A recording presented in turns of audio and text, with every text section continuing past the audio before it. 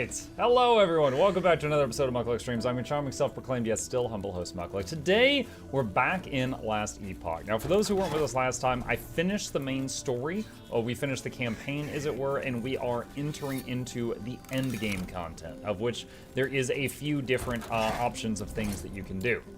So we are trying those out for the first time to see what we like of it, because if LastEpoch is going to be a game like Diablo or Grim Dawn, actually no, Grim Dawn's a bad example for this. Diablo or Path of Exile, where there's seasons and you're going to be replaying each season, this endgame content is going to be more than 50% of what you play. You're going to blast through the story because you have the dialogue and the cutscenes. After you've seen them a few times, you're just going to click through them, and it's going to dramatically shorten how long that is. And you're going to be doing a lot of this repeatable endgame stuff.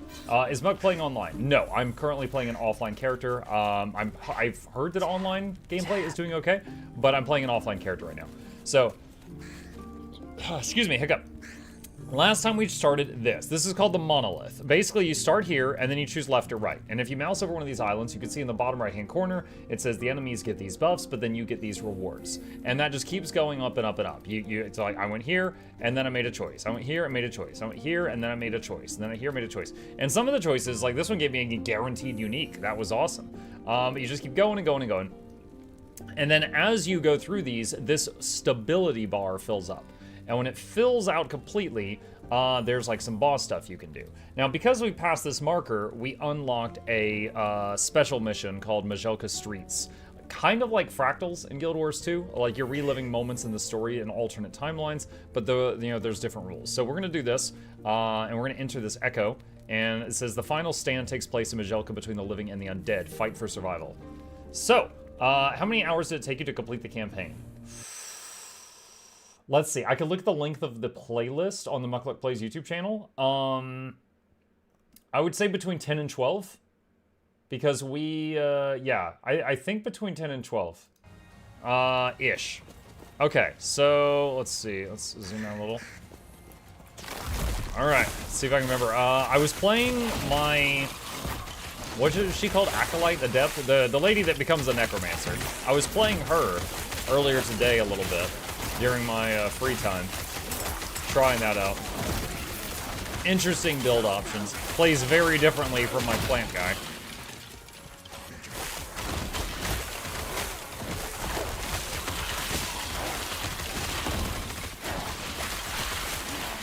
And for those who haven't seen my character, I'm playing a hybrid BeastMaster, which comes with animal friends, and Druid, which shapeshifts, and one of the shapeshifts is called Sylvan Form. And Sylvan Form is what we're playing right now, has abilities such as summon angry plants, and also healing totems, which are constantly spamming heals on me. So as long as I don't get one shot, even if I get hit by attack, Sylvan Form is actually pretty slow moving around, but it makes up for it with high armor and healing skills. So, very druidy. If you prefer to just bash heads, there's also a shapeshift for Werebear form, which is very melee-oriented, and Swarmblade form, which is kind of like playing Scythe with a Pokemon. Very nasty creature.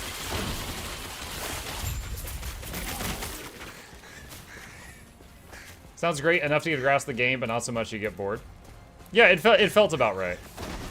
And the story definitely had a bit of an, it didn't perfectly tie up everything in a knot. Like, some of the big bads escape. So they've left it open where they could easily do expansion content, just continuing that story and stuff like that. But it definitely revealed more of, like, how the world became the mess that it was. I think it was pretty good storytelling. Like, it's kind of a small shame that they don't have, like, the cinematic department that Blizzard has, because I think they actually wrote a really good story. They just, didn't have the cinematography to show it,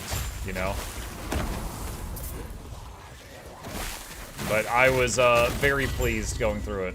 Alright, quest complete, Echo conquered. Now, you can just continue running around here, but I am going to port back to my world.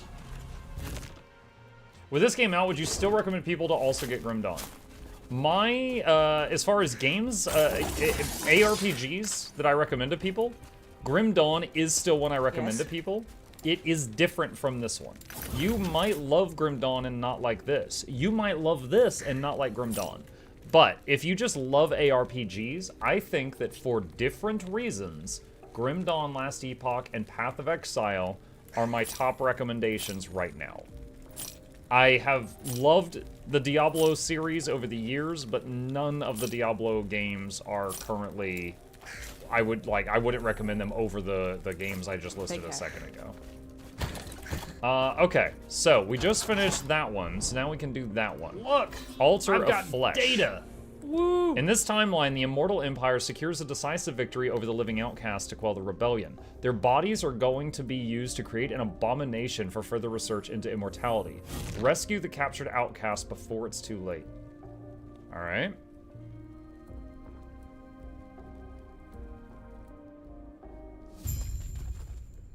Impossible. Find the captured outcasts. Oh. Oh my, I think it's too late. I think it's too late. Invulnerable until soul vessels are destroyed. Alright, so... there we go. I'm manually telling my pets to hit that target. Alright, that one's done.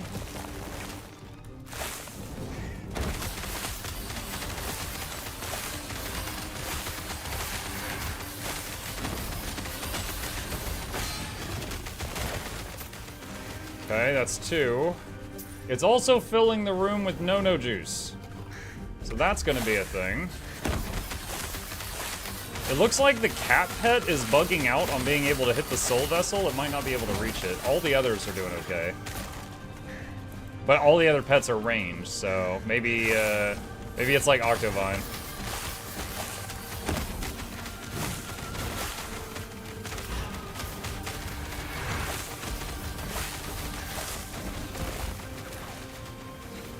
Alright, manually calling everyone over to the middle, out of the no-no juice.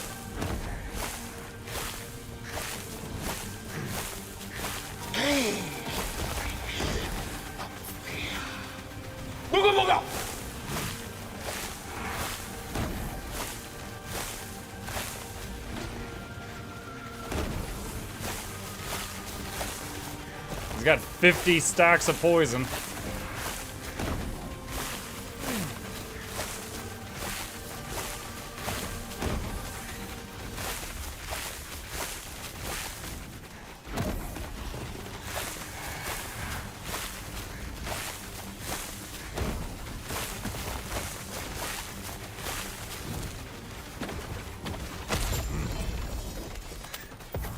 Alright.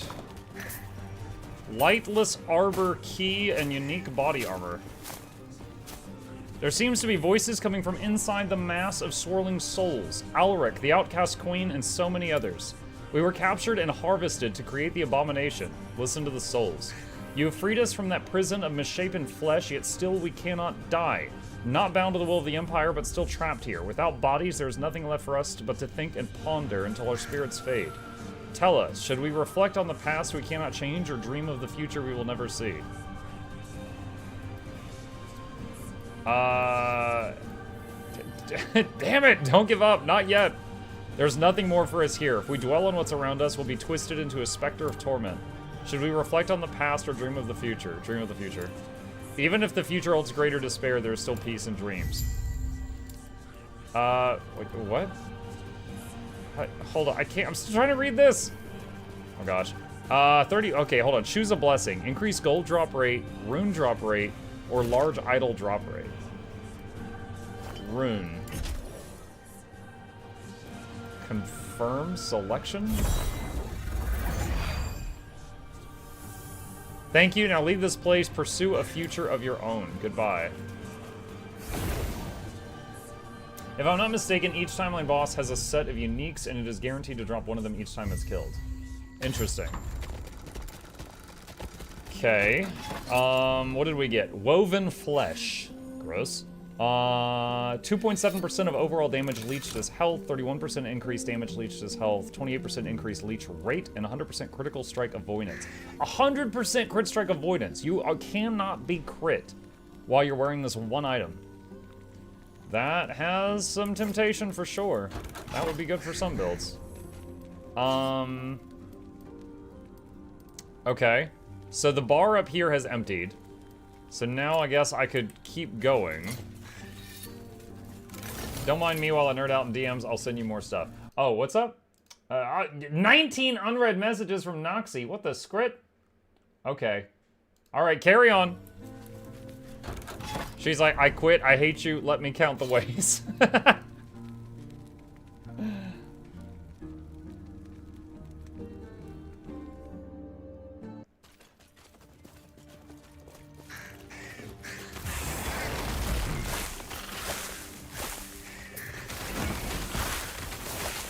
Oh wow, my life just dropped really low, and then the healing totems immediately snapped me back up.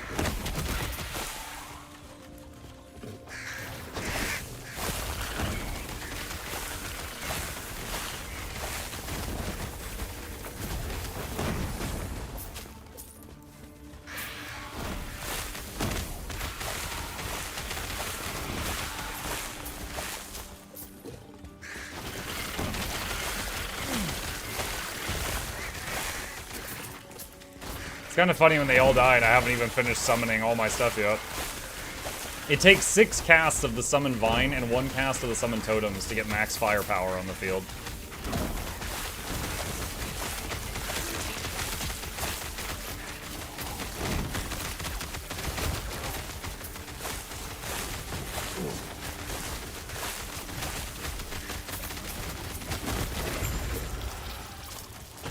Echo conquered. We out? The disadvantage of Monk's build is that if I'm not watching the stream, it just sounds like someone's stumbling through a hedge. How is that a disadvantage? Arena key. Probably Noxxi wants to tell you how she nailed pylons on Wing 7 today. Oh, nice job, Noxxi. You know, I don't think I've ever done pylons.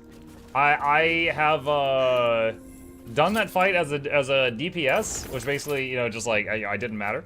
And I've done that fight as the tank. So I've done, you know, dealt with the carpet crap. All right, let's see. All right, so I guess we've done 1 full monolith. I think, because like we did it. Oh wait, what is this? Oh, there's different monoliths. So this is 58, this is 62. Okay, so there's higher level ones when you get higher level. What level am I? I'm 61. All right. What does this give? Glyphs, or rare daggers, or piles of gold. What is that thing? Let's try for the glyphs. I never did Kadim 2. We did raid training, so I was a pylon on my old Deadeye. Really? A job that Scourge is perfect for, and you didn't do it as Scourge? What the heck?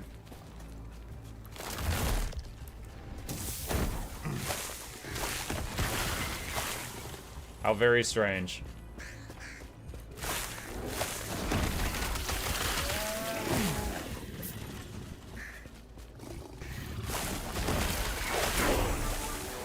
Level 62.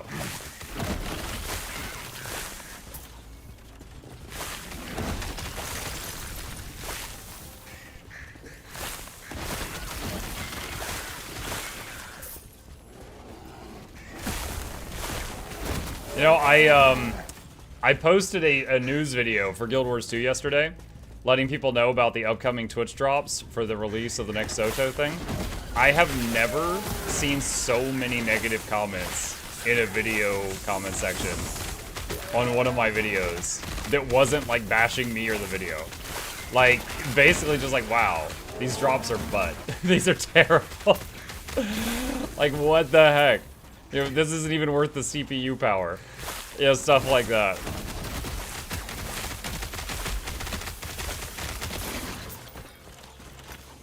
People, not really, fans of it.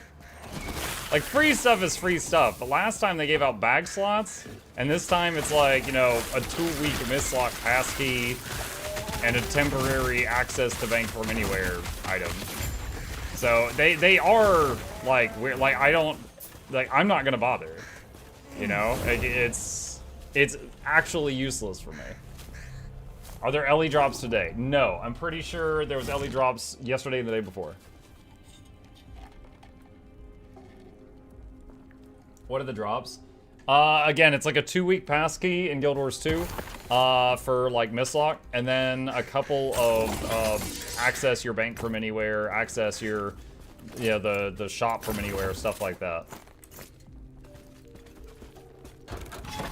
Alright, what is this thing? Charge the beacon in this echo to reveal echoes in a large area around it. I've never seen one of those. Alright, let's try it.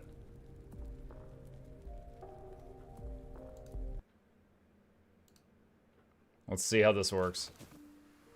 Let's see. Hold on. I've got a extra level here. That's right. I was going for this. 5-point bonus in this was really juicy.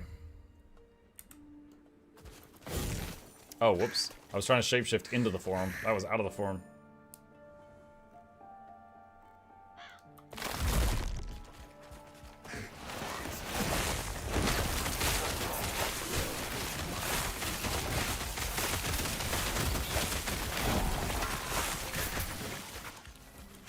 Those are some big, gross, tapeworm-looking things.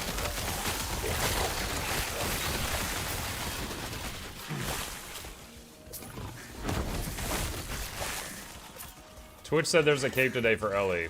Wait, what? I literally checked midday today if there was any. Last Epoch, week 1, day 1, cape. This campaign has closed. Week 1, day 2, iguana. This campaign has closed. Oh, why is it down here? Oh my god, look at this. Last Epoch, skip 6 lines, Last Epoch. Oh my god. Yeah, there is a cape. What's day 4? Balls. Alright, well, screw it then. I'm putting drops in the title. Jeez. Oh my gosh. Drops. There we go. That's right. Get in here. Get in here. Skill issue? Yo, the freaking ordering issue. They need to alphabetize their rows. They sorted by random.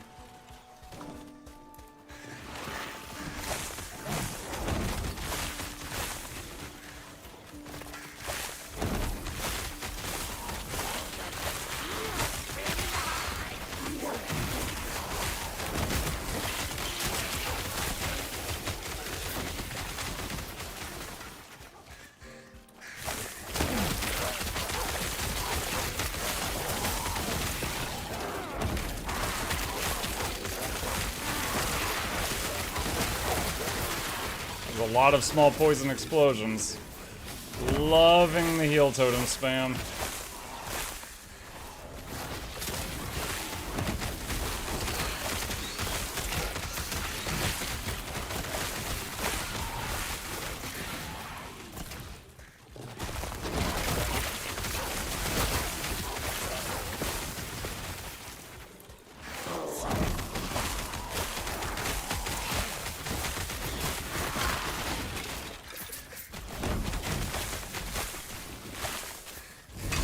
Alright, so I've activated this thing. Remain in the circle to charge the beacon. Alright, one of those, huh? Honestly, this build is great at staying in one place. I'll just keep growing my garden, bring them to me.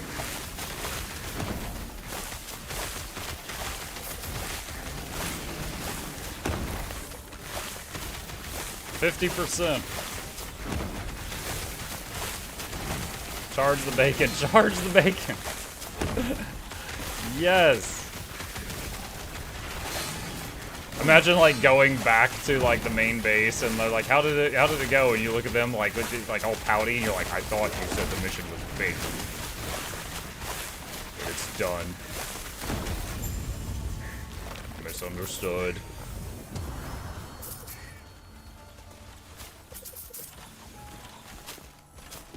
Alright, we have charged the bacon.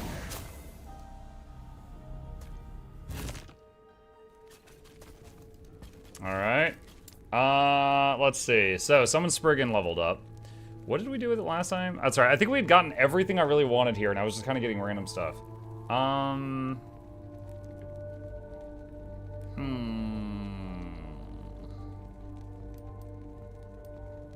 Spriggan's healing aura restores significantly more health to minions.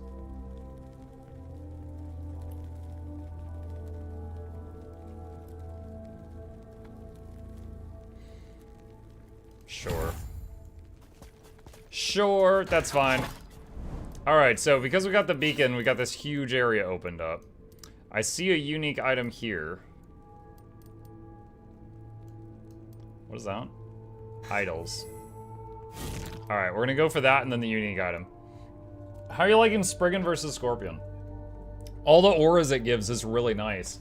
I don't know if I'm happy with the cat over the Scorpion.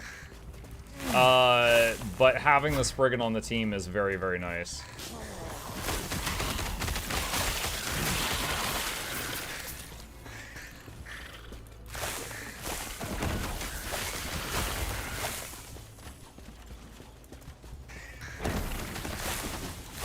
He has a Spriggan. Yeah, the summoned Spriggan will summon its own vines, will root enemies, and has a bunch of auras. One is making us have like an 80% reduced chance to be crit by enemies.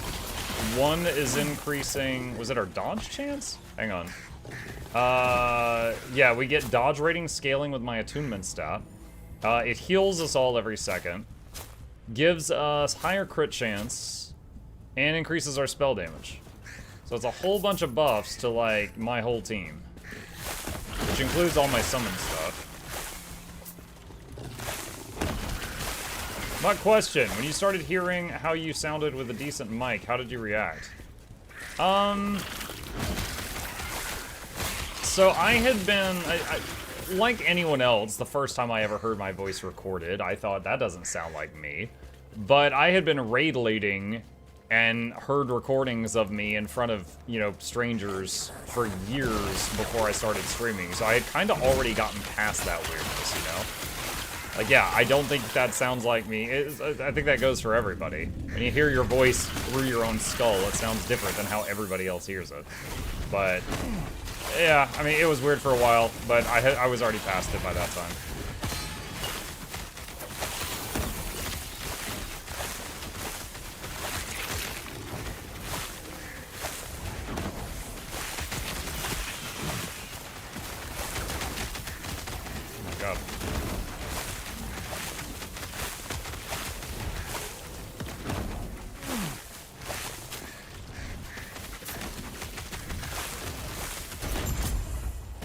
That guy hurt. Okay. Alright, this one's done. Yep. This ain't AZ Odyssey. It's not! We finished it! The real Odyssey was the friends we made along the way. Alright. Get that. And what's going on here?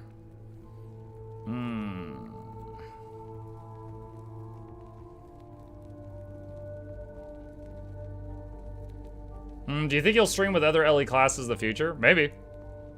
I've played Falconer and the Acolyte, I think, during my off time. Just, like, since launch.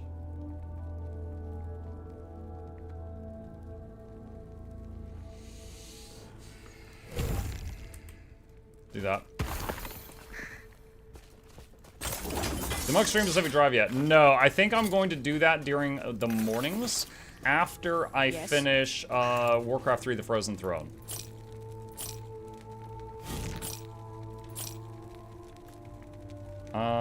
Plus 46% increase in minion physical damage.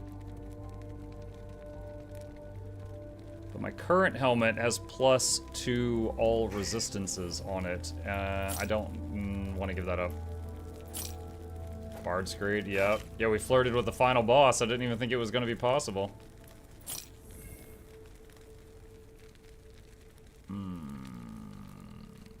27% increased spell damage if you have an active totem.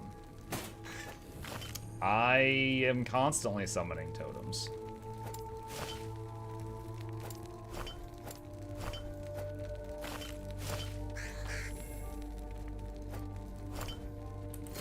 Take care. Yeah, no, my bank is a mess. You guys know how clean I am. This isn't normal for me. I'll take care of it later. All right. Well, at this point, we've done one. We've done one of these things, monoliths, up until we got to a big boss. I do want to do more, but I also want to check out the other stuff. What damage do the vines do? By default, they're like a melee whipping vine. But then I upgraded it to where it does a ranged attack, and then I upgraded it again, let's see, right here, the vines now fire thorns from range, and it's physical. But because of this, they're also applying poison on hit, so they're doing physical and poison. And then also we've got the healing totems, and the healing totems also count as thorn totems, and the thorn totems are applying poison also. So we have many dots.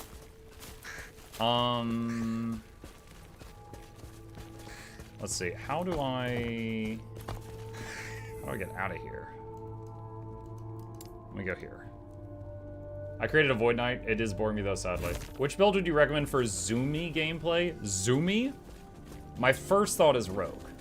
Rogue is, you know, get in, stab, stab, stab.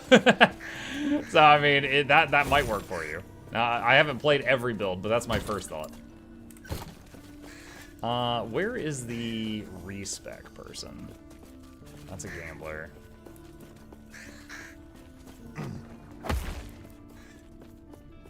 Hello, traveler.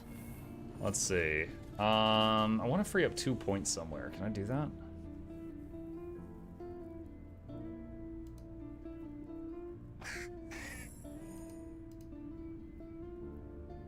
I could do it from here. All right, hang Hello, on. traveler.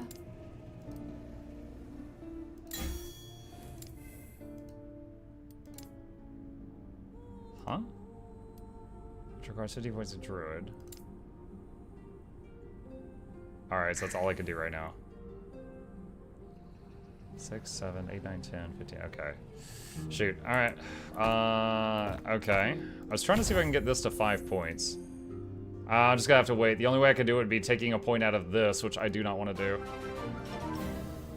This looks like it's gonna be insane. You and your minions have a 40% chance. We need more pets. Yes. MuklukYoutube. You and your minions have a 40% chance to do Frostbite, which is a cold dot on hit. And, for example, every time each of my 6 vines attack, they do 3 hits. So that's like 18 hits from vines per second, not even counting the animals. So that's going to be a lot of Frostbite dots. So I think that's going to be quite a damage increase. Thank you, Angelos. Appreciate you. Welcome. Okay. The Stormcrows are not doing as much anymore. During the leveling process, the Stormcrows were amazing because I was using Crowstorm a lot, but I can't use it while I'm in Shapeshift form, and the good berries would save you if your health dips, but now I've got healing totems for that. So there is a temptation to swap out crows for, I don't know, wolves or something.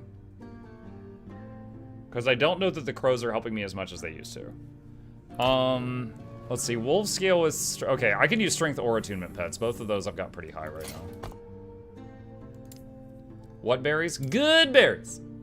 Yeah, it's a trait where if your health goes below 50%, any of your minions or you, if their health goes below half health, the bird swoops over and gives them a berry, which gives you a heal and a shield, but it's instant. So it's like your health might go poof before you even realize what happened. Like, the instantaneous reaction of the good berries is insane. However, it's the insane healing of this totem field I can now summon is kind of like overtaken it for how, for that job. So, might swap this out for wolves? I think I'll try it. Because if I get rid of this, I have 2 minions. Right now I'm getting 1, 2, 3, 4 minions. 2 birds, 1 this, 1 that. So if I swap this for Scorpion, I'd have an unused minion, and that feels bad. The only minions where you get multiple minions for having one thing there would be the wolves or the, what is it called? The birds. There is, I'm not gonna have enough points to reach it. There is a Spriggan form trait where you summon an extra summon Spriggan when you're in this form, but I can't get the stuff I want and reach that. Let's try that idea. Let's see. Despecialize the bird skill, which is oof, because it was level 18. All right, put wolf there. And put wolf here. All right, so you can summon wolves up to number of companions. All right, how do I want to do this? Wolves cannot be stunned. Wolves gain a leap attack. Additional dodge. Chance to make enemies bleed. Bleed inflicted by wolves lasts longer, and wolves have a chance to slow on hit and win hit. Where's the game glossary? Slow. Slow. Each stack of slow reduces movement speed by 20%. This effect is multiplicative with other modifiers. Slow can stack up to 3 times and lasts 4 seconds by default. Movement speed, not attack speed. Still good though. Bleed inflicted was less longer. Okay.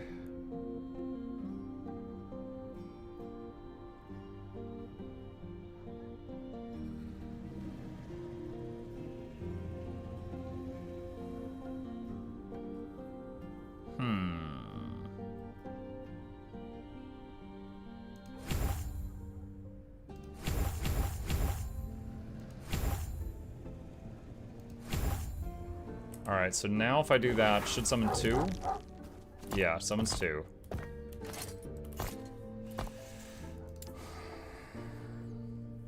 Wolves deal more damage over time, and bleed they inflict has additional fizz pen.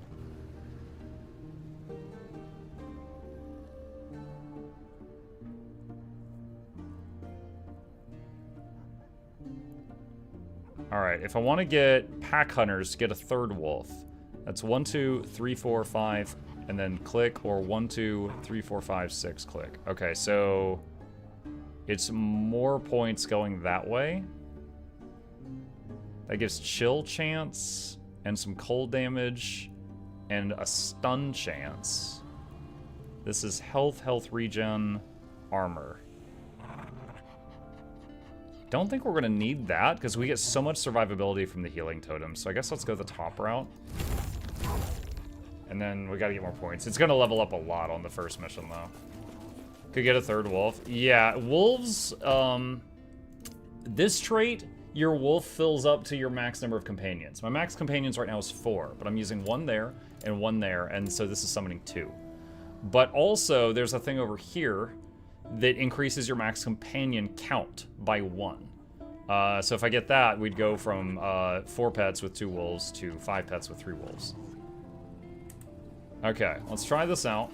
I'll do another Monolith run because it should get the wolf a bunch of levels before I jump into the arena with a experimental thing.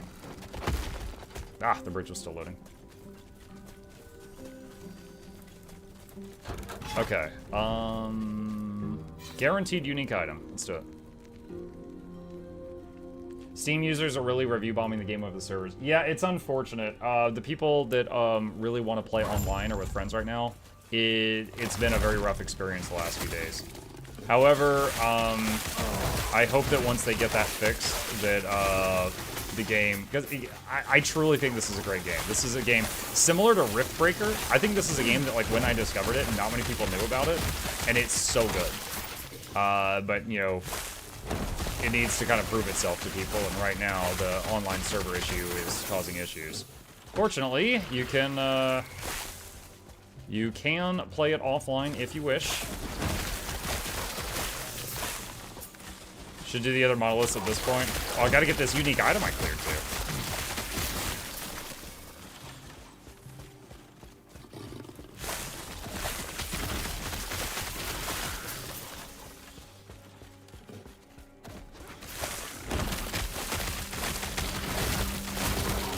What about you guys? Any of you had success with online play today?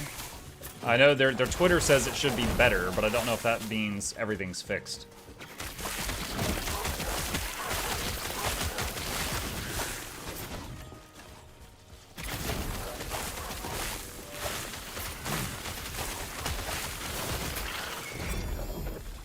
Lightless Arbor key.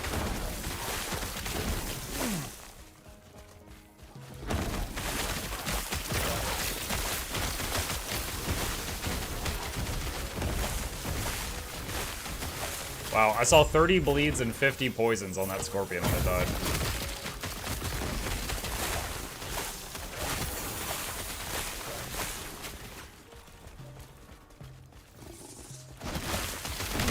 Oh, wait, did I finish this level?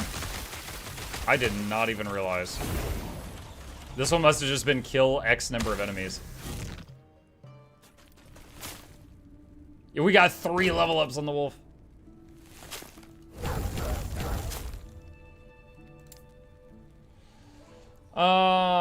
Let's see. This is where it gets tricky. I'm gonna have this point and 1 more point for Spriggan Form. So I could do... I'm thinking maybe 1 more point into Unbound Garden. So that this now summons... Oh, wait. Oh, wait. Oh, it takes 2 casts now. Did you see that? So I can have 4 totems out now, but it takes 2 casts to do that.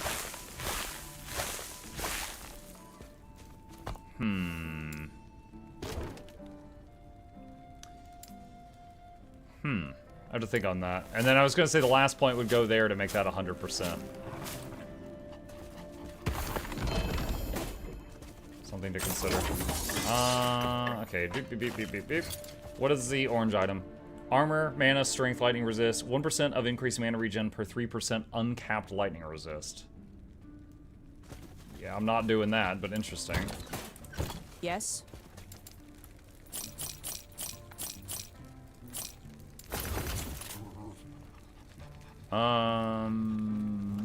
Take care. Weird. What? Oh, there's no room. Alright, let's do this.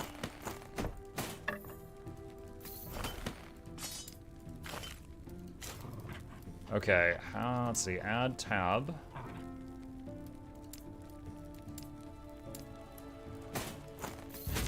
Let's put my oranges here. Okay.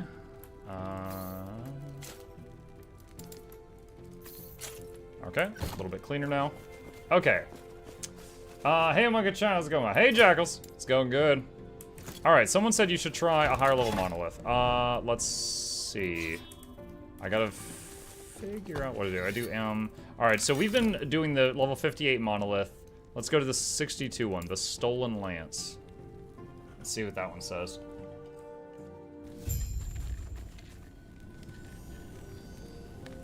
By the way, shameless plug. This is a very bad salesman of me, but I found out after most people had already bought the game, I actually did have a referral link for the game through Nexus. That's a link to it if you find yourself thinking that this game might be for you and you haven't picked it up yet. There's a shameless plug. Alright, back to the show. Alright, let's see. Enemies have more endurance or enemies in rage? No, I am not giving the enemies in rage. We'll go this way. We'll be going this way.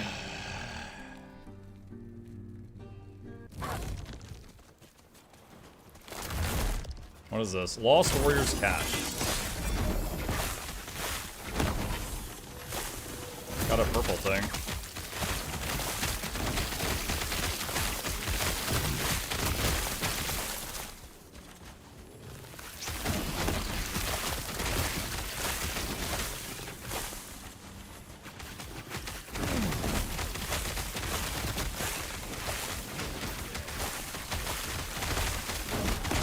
At least the cast time of the totems is very quick.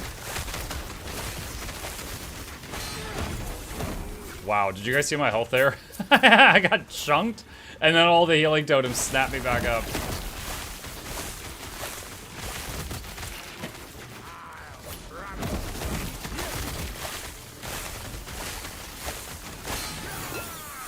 Ow. Dude, those meteors hurt. Clearly fire damage. My fire resist is 18%. That's not good. I should do something about that.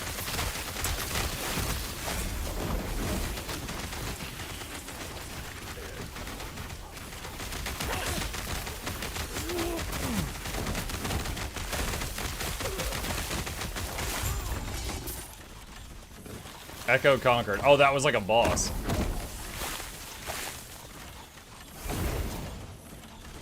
Okay. What level am I? I am 62 right now. And yes, it shows it right here on the XP bar.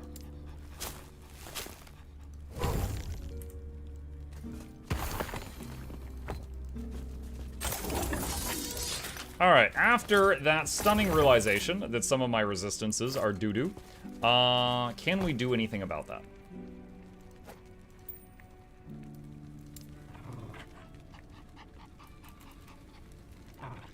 Cannot apply fire resist to this item. Boo. Okay. Not that.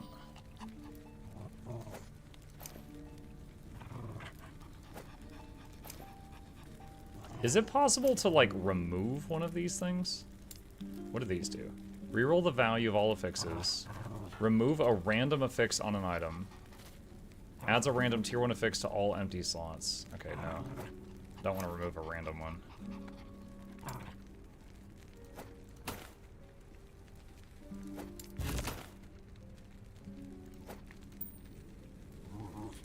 Here we go. Fire resist.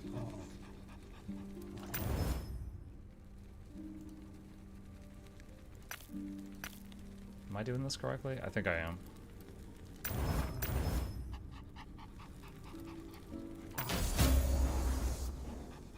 Critical success +1 tier fire resist. Alright, well, it's something. We've gone from 17 to 57. Alright, don't think I could put resistances on a weapon.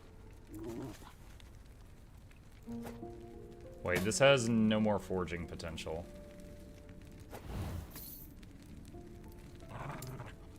Crap! I just realized by unequipping that, it messed up the skills. Ah, where were those points?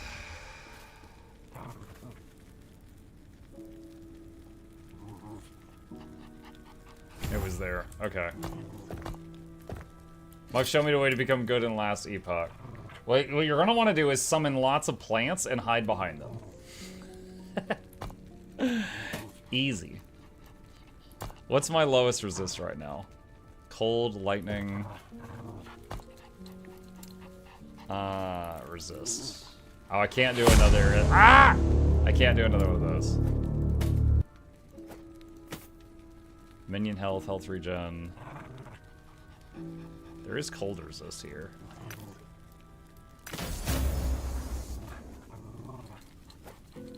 I got a critical success. Alright, well, my cold resist is maxed out. Alright, well, that's not, we'd have to swap out some gear to get any better. Actually, wait, there's some physical resistance on this.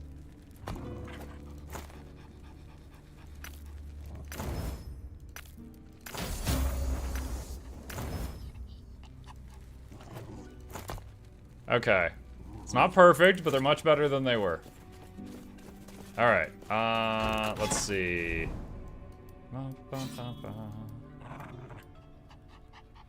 Enemies, yeah, sure. Why not? I'll just pick one. Which game would you recommend if I only have time for one? Grim Dawn or LastEpoch? Let me answer that by telling you a bit about them. Grim Dawn is an older game. It came out in 2016, so it's not ancient or anything, but it still runs really well. So the movement in this game does feel more fluid. But that's almost offset by the fact that Grim Dawn now has a dodge button. So you can be moving one way and then rapidly dodge, you know, it's kind of like a dodge roll in the other direction when you need to get out of something. But the feel of it is a little, you know, older. But you have multi-classing in that game. You pick 2 classes, you get 2 talent trees, and, you know, a common example I use is if you want to be like a Death Knight, you can be a Necromancer and a Warrior, and then just split your points between those. Last time I played it, I took Necromancy and Shaman, and I summoned a bunch of undead, and then used Shaman Nature Magic to buff them and make them stronger. And it was great. There's so many ways to play that game. This game is newer, so of course it's shinier right now. It has its own unique way of customization, where you pick a class, and then you specialize in a thing, and then the things that you don't specialize in, you can still put points in them. And then also the skills on your bar each have their own small talent trees. So you can really make a character and make it feel like it's yours, and, you know, no one else has one just like what yours is. The story of both games is good. Grim Dawn is about, there's an event called the Grim Dawn.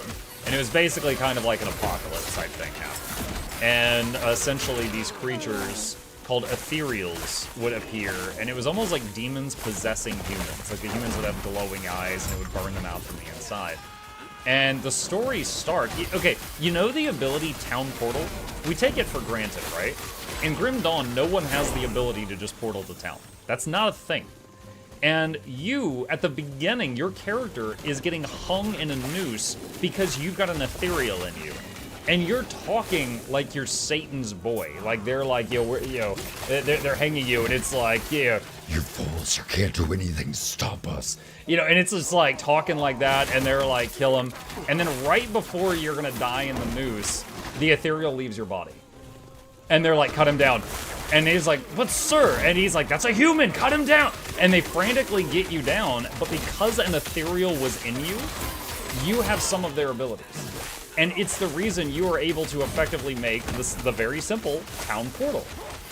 And you are, you go behind enemy lines, make a portal, which effectively is like a new waypoint for the other people to use. And you're spearheading an attack simply because you've got this skill no one else does. And I love the premise of it. It's really good.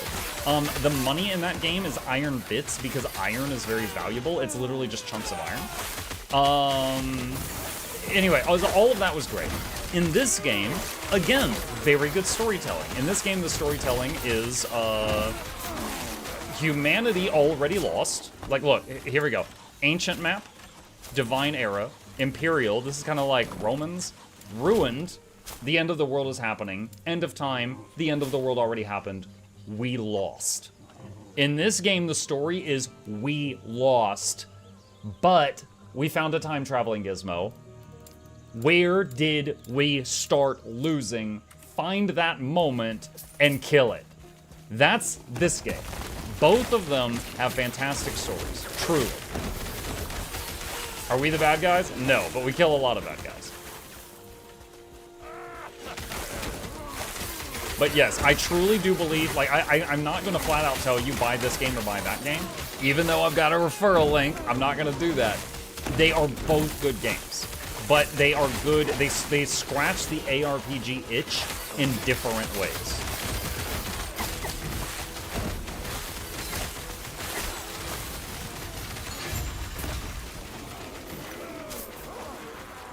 Echo Conquered, alright. What I like about LE is that is one of the few stories where time traveling is done right. How does this game compare to Path of Exile? Much easier to digest. Okay, I like Path of Exile, great game. I got 1,000 hours in it. However, if you were playing if you were like, hey, I've got a friend, he's never played an ARPG, what should I recommend him? I would not recommend him Path of Exile. The big talent tree in Path of Exile, and then there's another big talent tree in it for when you get to mapping. It's so overwhelming. And worst of all, respecking is a pain in that game. So you can't just be like, oh, try things out, you can change them later. No, you can't. You can't change them later. Changing your build in Path of Exile is like pulling teeth. You might as well roll a new character. And so I would say that if you're an experienced ARPG player and you love depth, Path of Exile is amazing. It is amazing. But if you are anything short of that, LastEpoch or Grim Dawn is my recommendation. They are so much easier to digest and like, accumulate. Like it is so much easier looking at these trees than it is that massive Path of Exile one. Plus, respecking in this game is very easy. It's painless. Speaking of, I think I am going to have another wolf. There we go. Wonderful. And let's try this out. 5-point bonus just kicked in. 40% chance for all minions to frostbite on hit. Let's see how it works. And again, if you end up picking this one, shameless plug, that's my LastEpoch referral link. But I don't want you to feel like you got tricked and you bought something that you didn't end up liking. So if you have questions, ask me. Let's see. Buff rare enemies, but get more items. Let's go there. Am I gonna go squirrels? The squirrel, okay, so there's a squirrel build in this game where for every summon you have, you trade it for 2 squirrel summons, but it's a helmet, and I haven't found that helmet. If I find it, maybe I'll try it.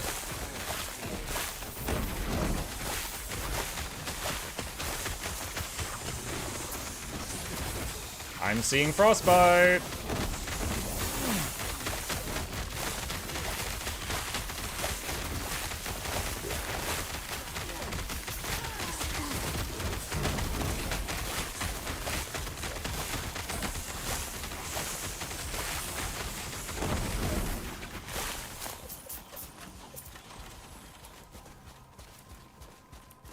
Slay enemies to locate the Savage Gate.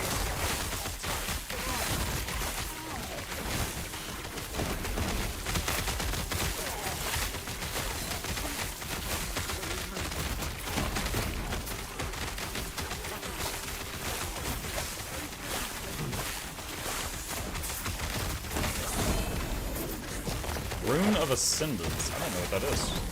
We'll find out in a bit.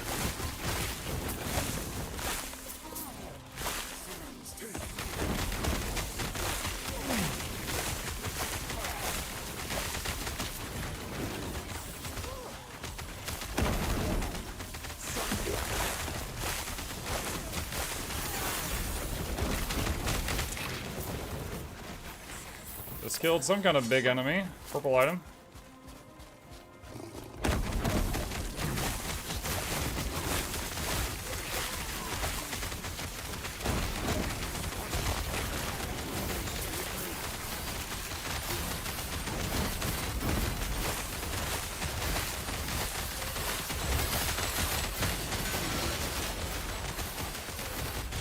Look at his debuffs. They are getting like I just saw 50 poison, 20 bleed, and 20 frostbite on that guy before he died. Time to start Ali again. Totally forgot about. Wonder if my characters are still there. I think if they're from early access, I think they're not. But they've added a lot. Muck, you have a point for the wolf skill. Yeah, I think I got it during that run. Alright, so I got it the main thing I wanted, which was more quantity. Let me take a look at the other stuff here. Frozen Fangs, Ice Bite.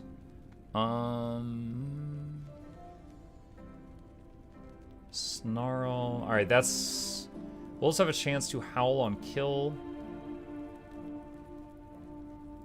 On kill, not on hit, so they have to get the last hit. Ugh. I don't... Because I'm doing sources, so many different sources of damage, I don't want something that only procs when a specific source of damage gets the killing blow. This is interesting. Your wolves do increased damage and have increased health for each point of attunement you have, which means that would scale. So like right now I've got 20-something attunement, so that'd be like 80% bonus damage and health. But that would be 1, 2, 3, 4... 1, 2, 3, 4, 5. It'd be 5 points to get there, which means we'd be level 19 by the time we finish that.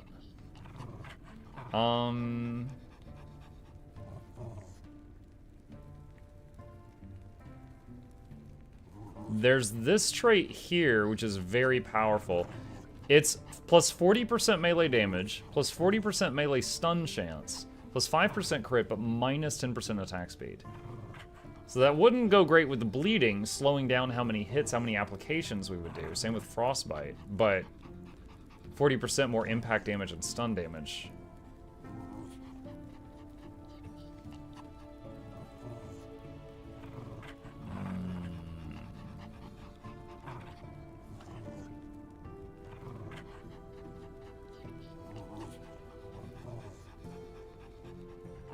Alright, let's for now up this to 100% chance to bleed from 75. Alright, and what's going on here? Oh, we were gonna get Nightshade Briar. Thorn Totems do 4% more damage per poison on their target, up to 80% damage. So, 80% bonus damage! Oh my god. Well. No room. Yeah. Yes.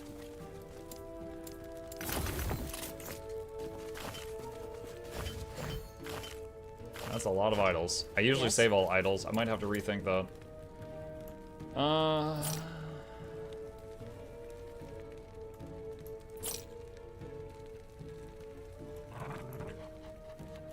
Oh my god. Plus 25% minion chance to bleed on hit.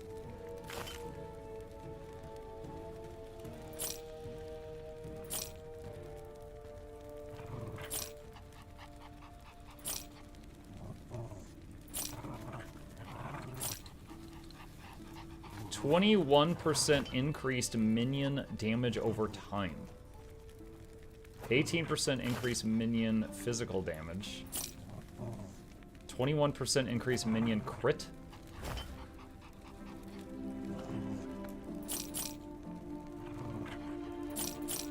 Okay, what do we have in here? 30% increased minion melee.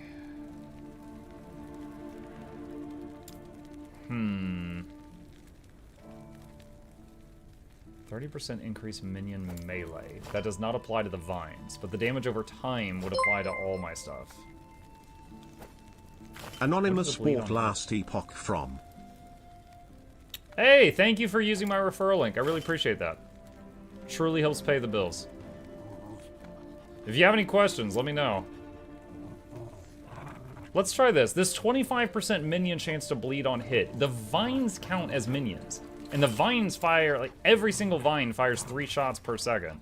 I want to see if all of them will be stacking up more bleeds. That could be really cool, really cool. Alright, there's no way to fit the sideways longy boy with the tall longy boy. That's not gonna happen. 21% increase. Wait, what? Oh, this is only for acolytes. Oh, I can't use that.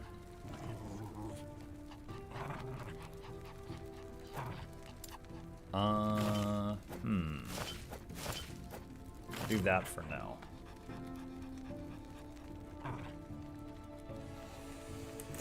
Yes.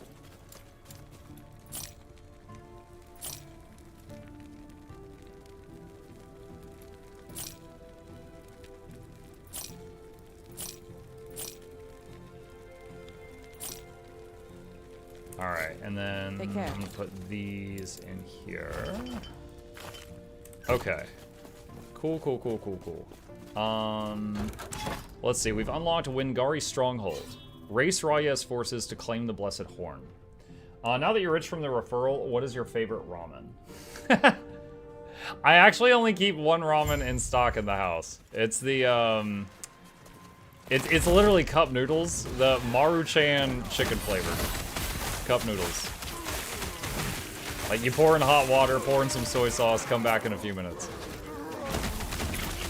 You know what? Hey, yo, talk about food. Brag about my wife for a second. She actually made shrimp fried rice at home for the first time ever. Like, I don't think she's ever done that before. It was very tasty. Like, she made the white rice like earlier, and then she fried it today, and then she made shrimp and veggies and egg and like mixed it all together. Like, she knows that, like, at restaurants, that's one of my favorite meals. And she's like, yeah, I just goes ahead, they were to try and make it. It was very good. Like, I got up from the table, and she looked at me, and I was like, I'm going to get seconds. And she was like, yes! Because she wasn't sure if I liked it yet. What dish? Shrimp fried rice. I hit her with the, are you telling me a shrimp fried this rice? And she was like, what? And I was like, oh god. She doesn't internet much, chat.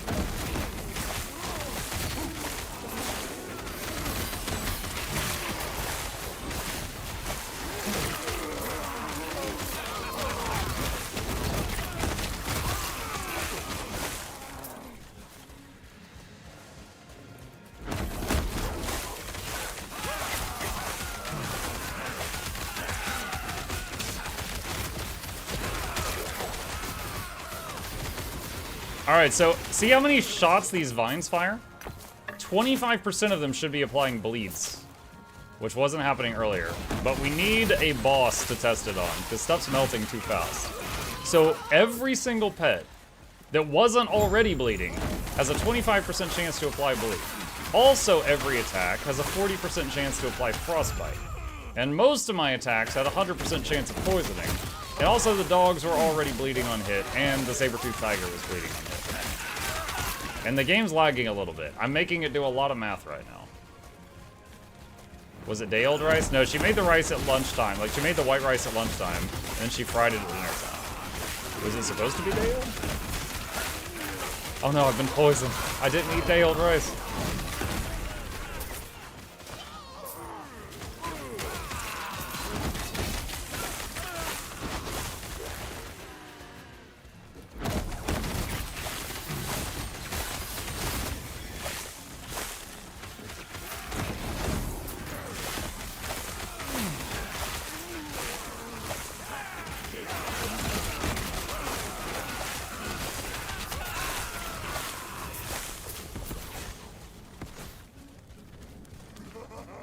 Can you kill target enemies with poison? I don't know.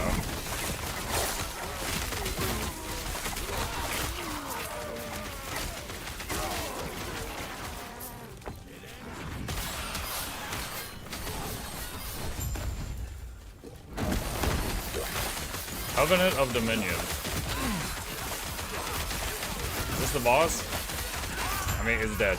Well, that was a bad example. I didn't get to see it all. Inspect the sacked altar. The sacked altar has no signs of the blessed horn. It has already been taken. Echo conquered. It's like, well, I guess you lose, buddy.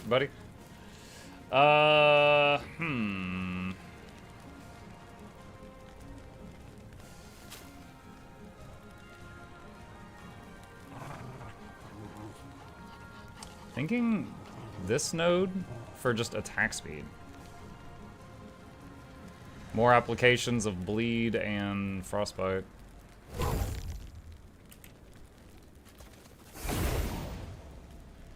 You can use fresh rice, there's a bit more water in it, so gotta account for that.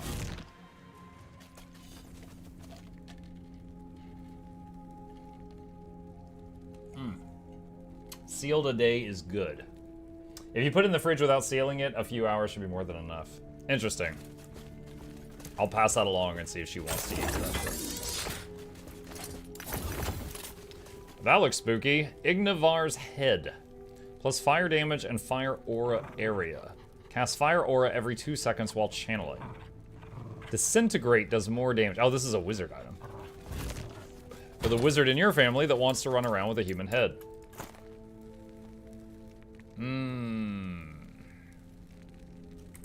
Yes.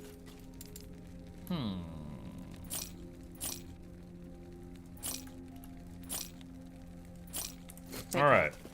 What level is the arena stuff? Champions Arena. Waypoint locked. I am gonna try to go there. Does anyone choose Merchant Guild or is everyone going Fortune? Well, I'm playing single player, so I've been going Fortune. I totally forgot about that. Where? Oh, no, not that. There we go. Oh, I'm rank 3. Whenever an idol drops, there's a 25% chance for 2 more to drop at the same time. Neat. Yeah, I have a lot of favor. I haven't been doing that at all.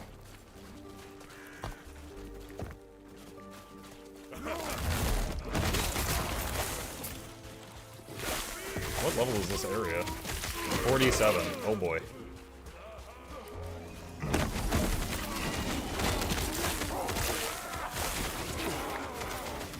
If I had been playing on online, I might have considered the merchant thing.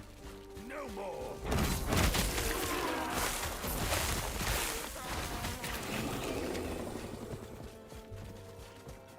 But it's just little old me.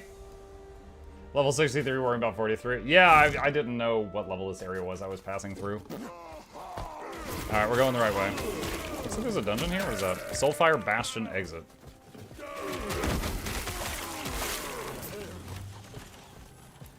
How's the circle? I mean, it's basically just a lot of magic finds so far. I had kind of forgotten about it, so I haven't done any of their side quest stuff.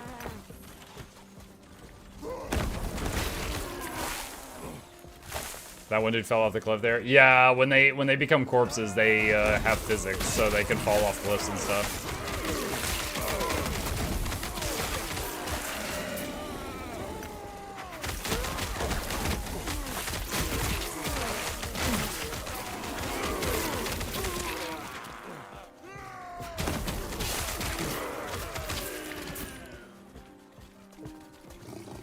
Nothing up there.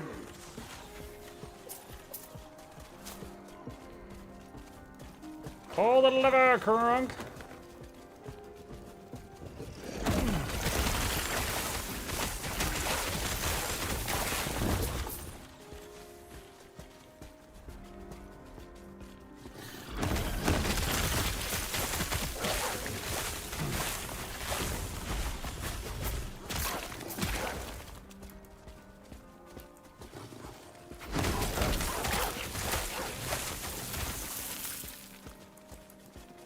So much physics, I saw one get stretched all over the screen and fly all over the place. I haven't seen that.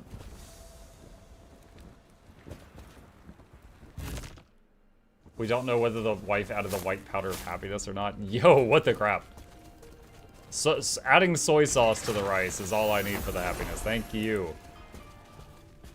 Okay. Enter Champion's Gate. Alright. Target dummies. How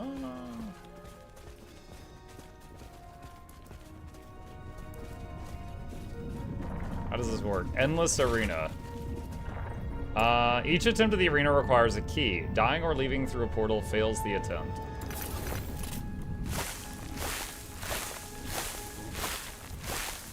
Just filling my rage bar back up. Arena key. Enter arena. Tier 1, level 50. Alright.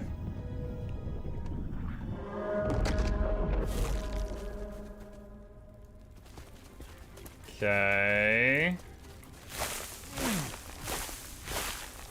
Slay waves of enemies until a champion arrives. Oh, I out-leveled him right now. But the waves are supposed to get stronger as it goes.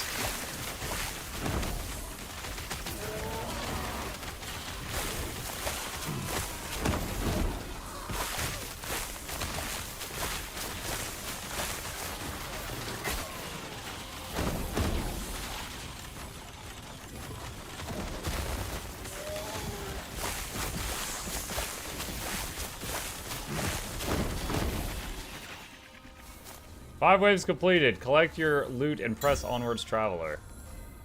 Yeah, keep going. Oh, wait. Did I just skip the loot? Oh, I didn't. Okay, well, I learned. I think the loot despawned when I hit continue.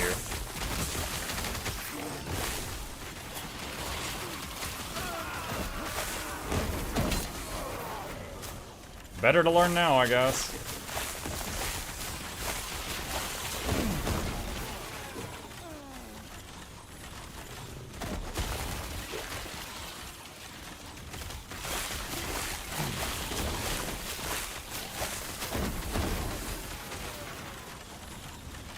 You don't miss much from the first wave. Yeah, but it's gonna keep me awake at night.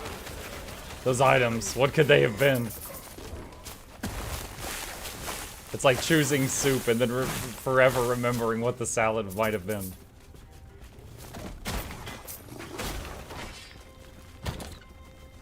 Oh, that's just my stash.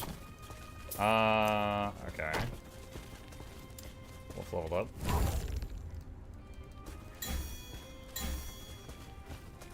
Choose a modifier. Arena champion drops additional glyphs, but enemies' damage and health is increased. Or it drops exalted items, but enemies get 50% more damage and health. I don't even know what an exalted item is. Give me that. Give me fuel, give me fire, exalted I desire. Let's go.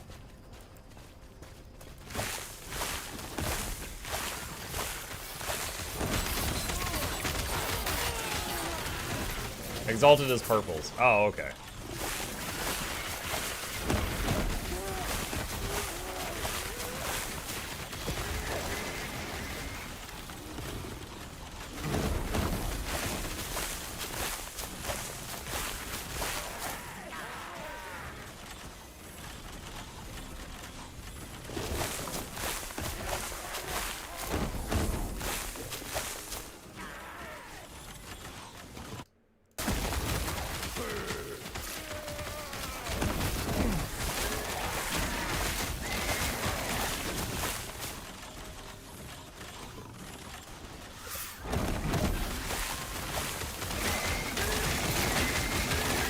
I don't know when we get to the arena champion, but apparently there is one.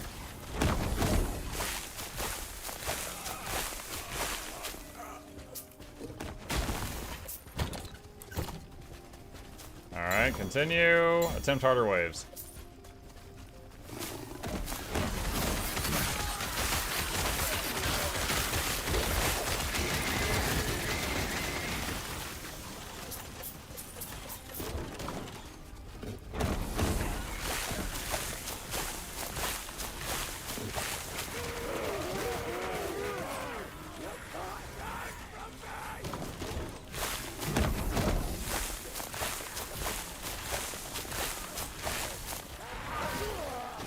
Does it say on the screen anywhere what level my enemies are at this point?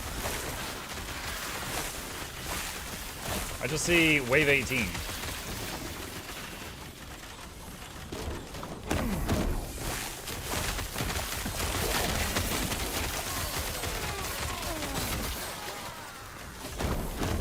Press tab and check top right under map.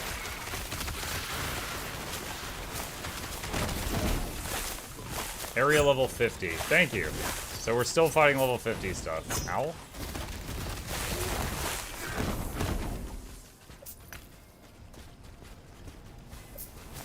Collect your loot. There's no loot. You didn't give me any loot. I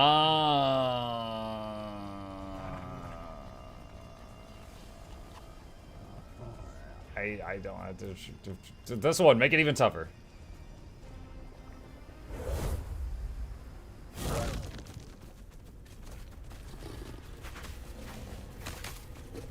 What's this? Stunning Shrine.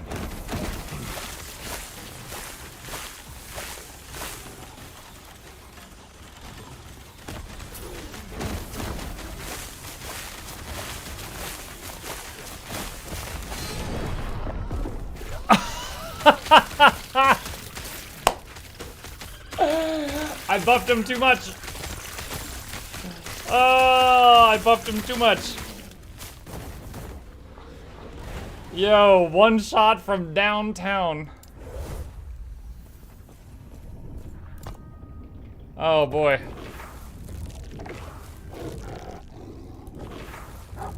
Let's see. Do I have any more arena keys? I think I do, but they're in the box. Alright, so less buffing them. Wait, do I? Hold on. Arena. Oh no, I've got keys, but not arena keys. Alright, let's try one of the other things. Lightless Arbor. How does this work? Open the door to the Lightless Arbor dungeon beneath Shrouded Ridge. Waypoint locked. Okay.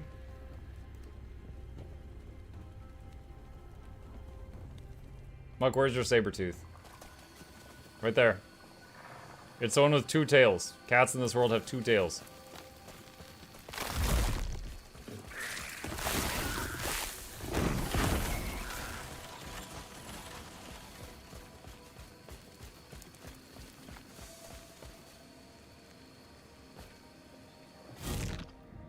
Where's your griffin? I don't see Marauder gear. Feel unsafe.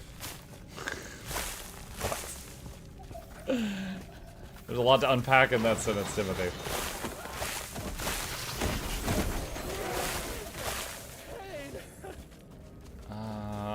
Last Hermit's Cache. Is there a difference in playing solo self-found if I play offline anyway? No. Well, if you hit the solo self-found button when you're offline, your stash won't be shared with your other characters. So, like, if you want to, like, maybe you loot a really good wizard item and you're like, oh, I want to move this over to my wizard. You can't if your character is solo self-found. So if you're playing offline, I would not hit the solo self-found button.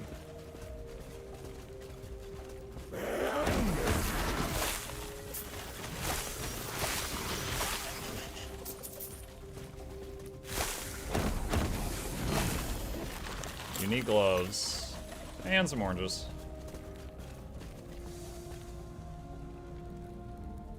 How many people can party up an online play?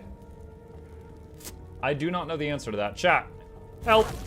Do any of you know?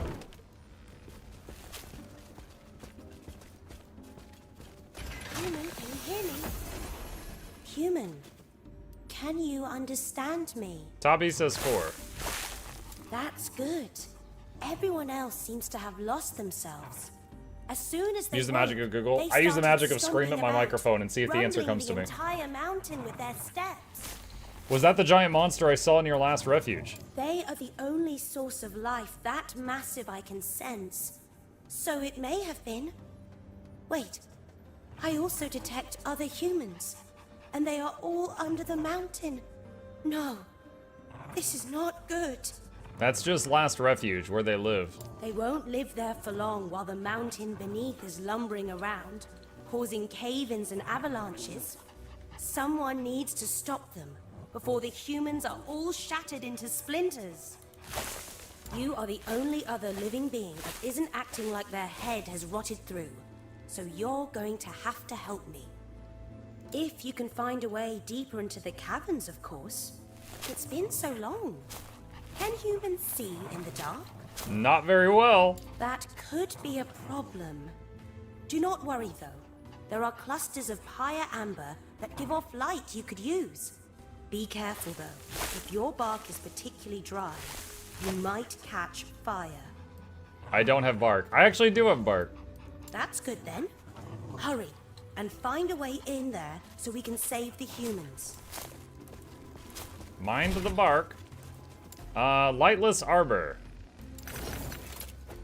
Key. Tier 2, level 65. I'm 63. Sure. The dungeon boss drops additional idols. 20% increased damage and health. Okay.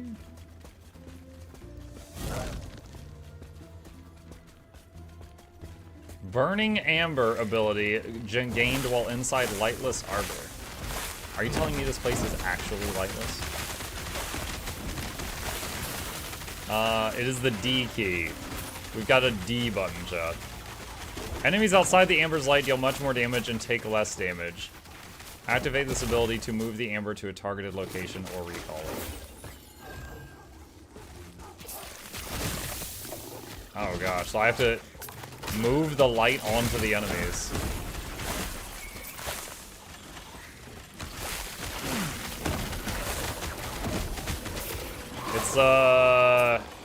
It's Delve.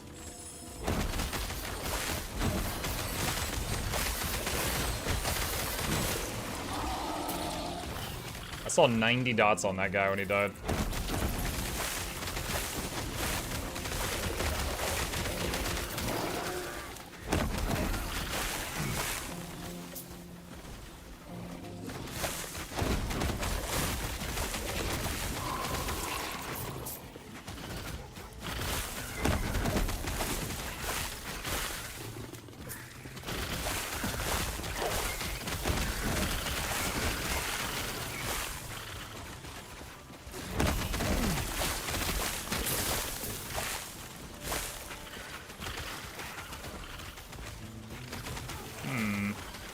It looks like there's a passage there.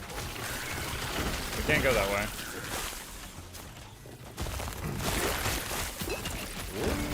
I used my heal, I was scared there.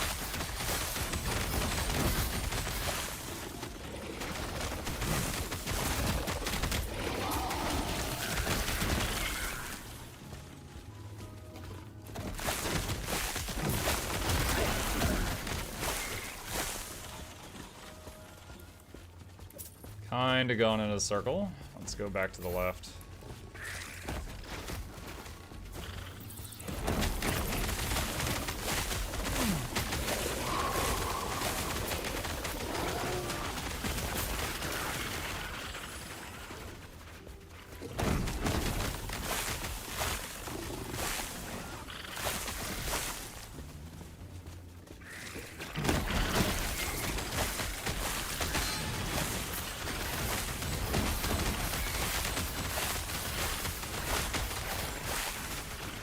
Would be nice if the dialogue reflected that you were a Spriggan when she said you don't have bark. Well, I mean, it's not Baldur's Gate 3, you know, they're not trying to do that, I don't think. Like, of all the classes and all the subclasses, this is the only ability of any subclass of any class where I think I do have bark.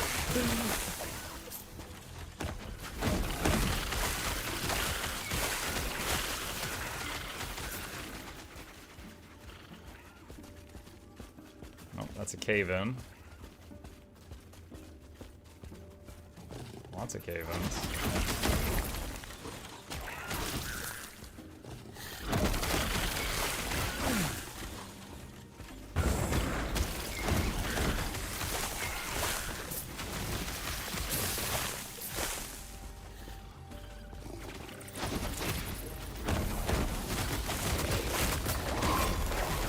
Purple item.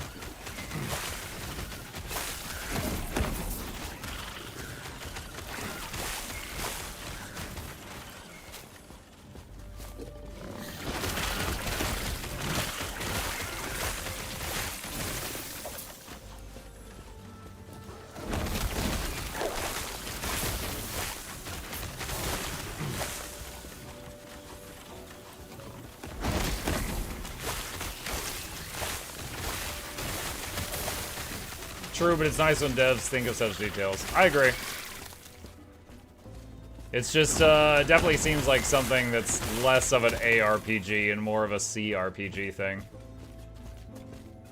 I actually saw a YouTube video yesterday. They've, Baldur's Gate team has gone back and made it to where when you kill a certain near-end boss, and then you use, Talk to Dead on it, it will, you'll hear Bane, the god, pick up the phone, because Bane took his soul, and you talk to Bane.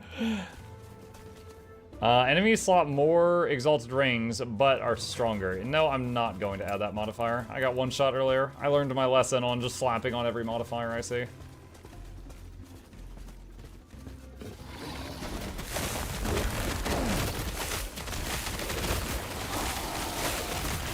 Fool me 3 times, shame on you. Fool me 4 more times. Shame on me.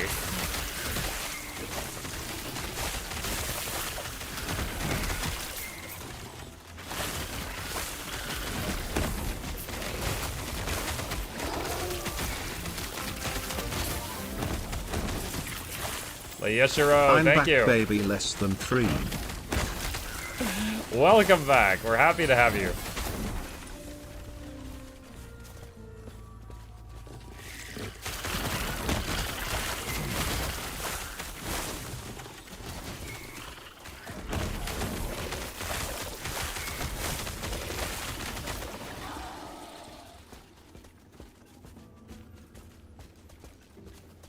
Enemies drop more glyphs, 20% more damage. Do I have to take one of these to continue? I guess I had to take one of those to continue. Okay.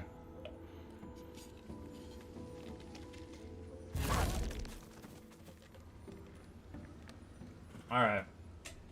Now I get it. So you pick one of them and it's a door.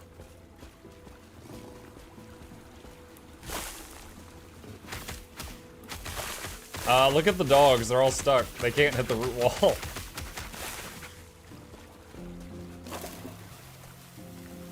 Light the kindling to get through.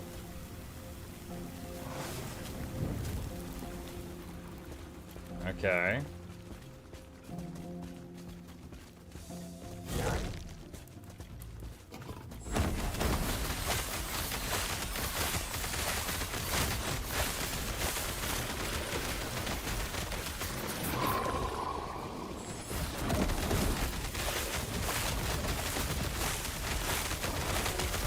Whoa!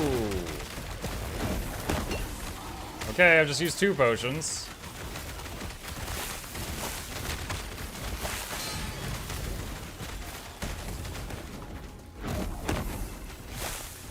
Bro, what the heck? I'm getting like just stack upon stack upon stack of burning on me.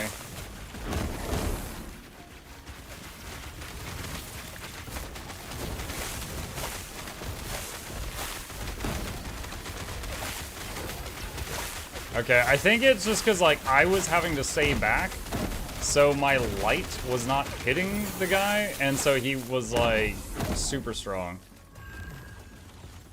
Let me read that again. Enemies outside the Amber's light do much more damage. Alright. So if I have to stay that far back, I have to throw the light at him.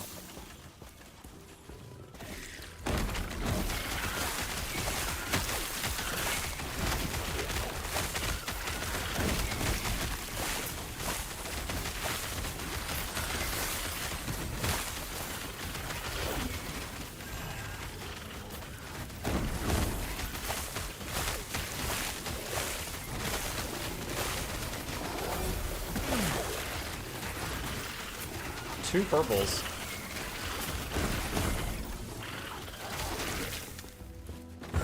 A haste shrine. Got a skill point. I'll deal with it after we finish this dungeon though. Because momentum, I don't want to stop. Ow, ow, ow, ow, ow.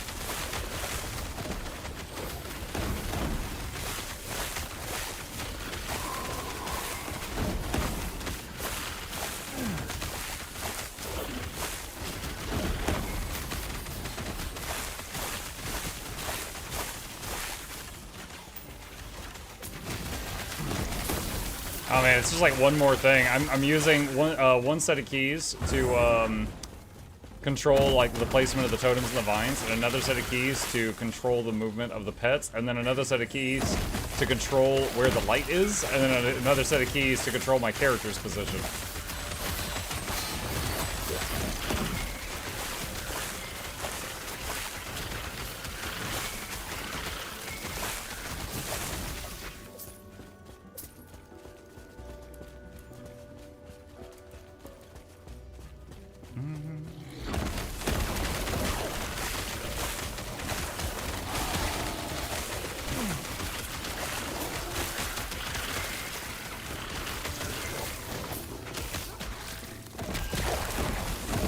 How many hands is that? Yes.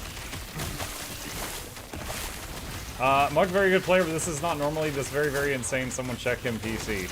Someone check him PC. My PC's clean, buddy.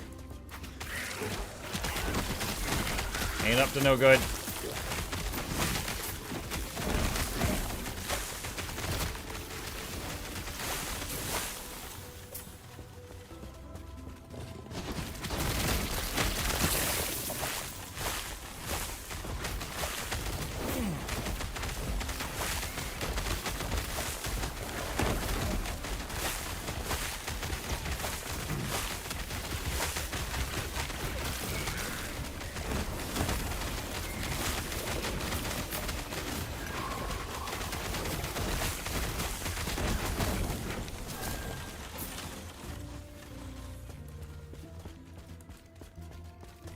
That's a dead end. I wonder if you can leap over that, but I don't want to drop Sylvan Form.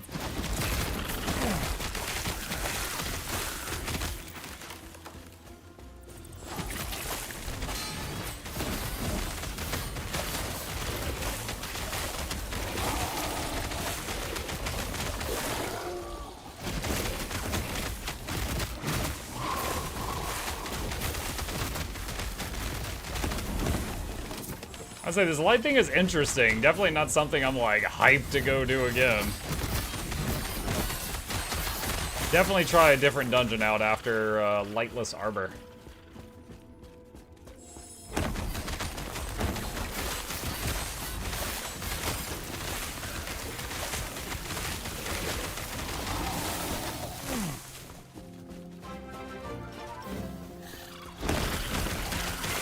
Years, here we go.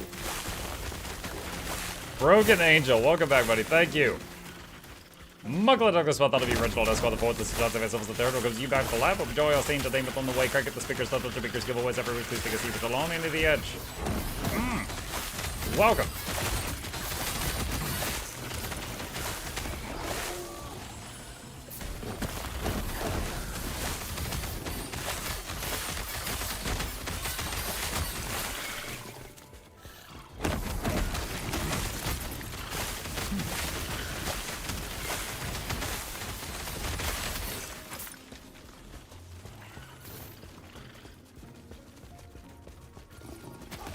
Cat, gotta block urinary tract, cost me $1,500. What?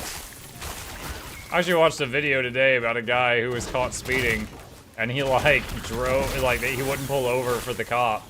So the cop called in backup, and then like they were following the guy, and you know, the sirens blare and trying to get him to pull over. And he pulls into a vet, and like starts to jump out of the car holding like a cat crate. And like, then like he realizes he didn't even put the car in park. The car starts to roll away. And then he gets back at the car, puts it in park, jumps out again with a cat crate, and then he gets tased. And then he's screaming, "My cat's dying! My cat's dying!" And they're like, "What?" And then like the vet people run out and they take the cat, and then the guy like surrendered to the officers. And they ended up like going easy on him because they found out he was trying to save his pet.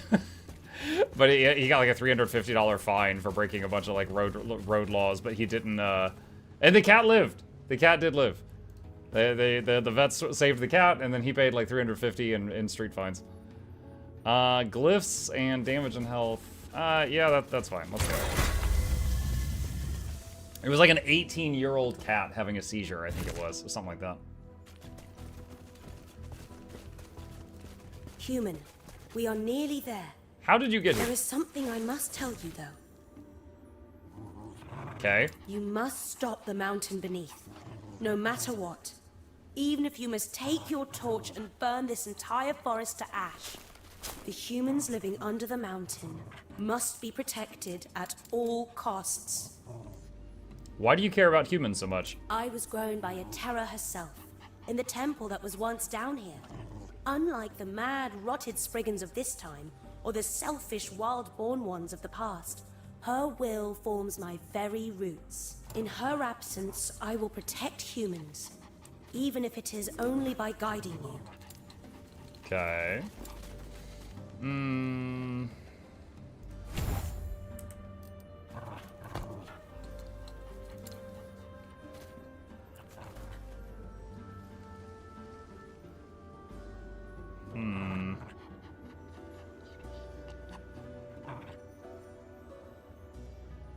Wolf is 17.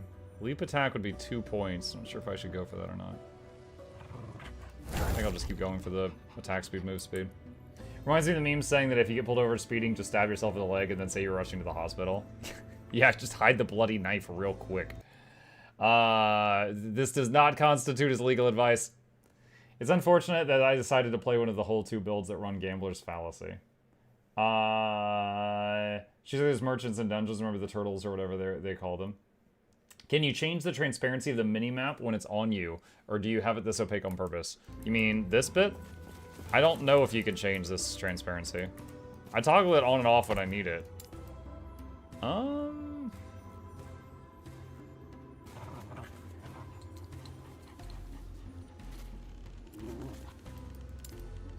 not sure. It's not something I've ever looked for. Phoenix says you can change it. Boss the mountain beneath. After the votes are complete, those who choose to proceed will enter Titan's Rest. The votes? Huh. Alright, let's see. We finished that. Oh, we got this row. What's going on here? No rage decay out of combat. Health leech on crit. Chance to summon healing totem when hit.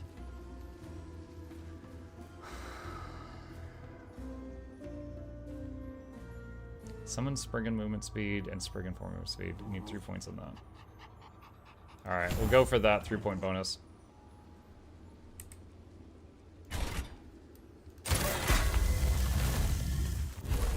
Please don't one-shot me. Oh my god.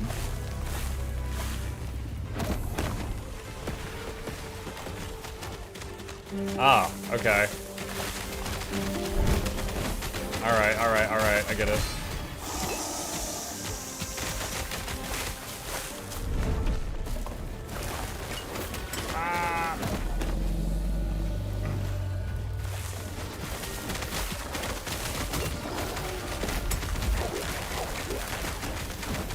Oh my god, I don't even know if I'm doing this correctly. No!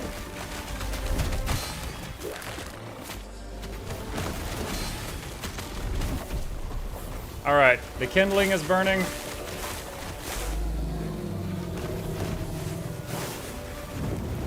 Alright, that thing is burning.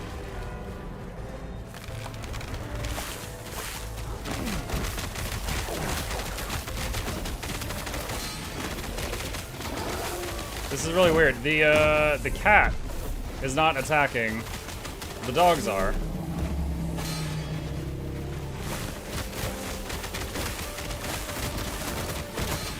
Dang it, while I have the light in there burning the kindling, these things are not dying because there's no light on them. Enter the mountain. Ew!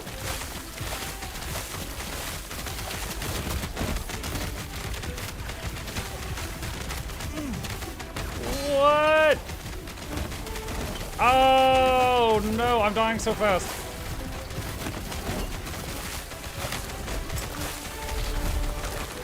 No, everything's made of bad. Oh my god, what the heck? I can barely move in here. All my pets are dead. Oh man, Spore Beam from the Stone Titan's heart.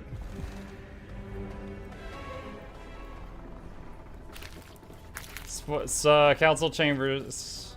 Alright, so did I fail the whole dungeon? Yo, that was awful. weird that put me all the way back here. Hello? Yeah, I guess you failed the whole dungeon. I have to start over. I'm curious what the primary... I'm guessing he was doing physical and poison damage. I think it was mostly physical and poison.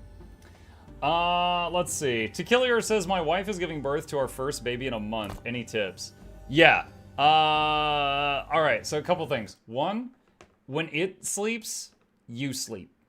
Alright? At first, you're going to like have no time for your hobbies, right? You're gonna be like, oh man, when the baby gets to sleep, I could finally get back to my stamp collection and opening my Magic the Gathering booster packs and leveling up in World of Warcraft. No, none of that. No. When it sleeps, you sleep. It is going to sleep at weird times and sporadically. When this is not a thing where when it rests, you suddenly catch up on chores. No, just accept the fact you're going to be behind on chores for like the next 2 years. Get that out of your mind. No, it does. When it takes a rest, you take a rest because you will be a zombie of a person very, very soon. Even if your wife is able to nurse the child, don't have her do everything related to that, right? If the kid has to be woken up at 3 a.m., 6 a.m., and 9 a.m. to nurse, you know, don't make the wife do everything. If, like, she handles the 3 a.m. one, then at 6, you set an alarm, you get up, you get the kid, you bring it to her, and you set him up before you go back to sleep. You know, take turns. Take turns with that crap. Because, you know, do what you can. She's already going to have done enough by, you know, pushing the thing out. Next thing is you're going to be stressing about the stuff that you have to do to, like, teach it and stuff like that. Don't worry about that. The first, like, year, you just got to make it not die. All right? That sounds almost criminal, but that is absolutely the truth. You just have to make it keep breathing. That's it. It's not going to pick up on your bad habits in the first year. Just make it not die. All right? Those are the big ones. Those are the big ones. A couple of other random tips. You know, if your wife is able to nurse, not all women are able to do that. It'll save you a lot of money, and it's very healthy for her and the kid. Cloth diapers are disgusting, but will save you hundreds to thousands of dollars over disposable diapers if you're willing to deal with that. All right, that's it. That's all I got off the cuff. All right.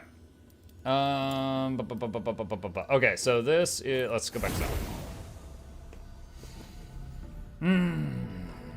I'm stressing out. It's not that bad. Look, Tequilier, it's not difficult in like the, oh man, I'm not going to have the information I need. I don't know what I need to know.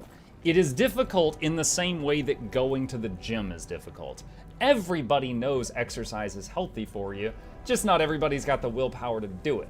But you're going to be thrown in a situation where you're going to be, your sleep is going to be taxed and you are going to be exhausted a lot. And the difficult part is just continuing to do the things, right? Just continuing to exist through those weeks is the difficult part. It's not like challenging because of knowledge, it's challenging because you're going to be worn down. That's it. So yeah, it's not really something to look forward to, but at the same time, it's not something that you should stress about either. This has 288% increased minion health on it, but 58% reduced minion damage. And like no cold resist. I might be able to put cold resist on it. Very low armor though. Oh, wait, this is kind of low level.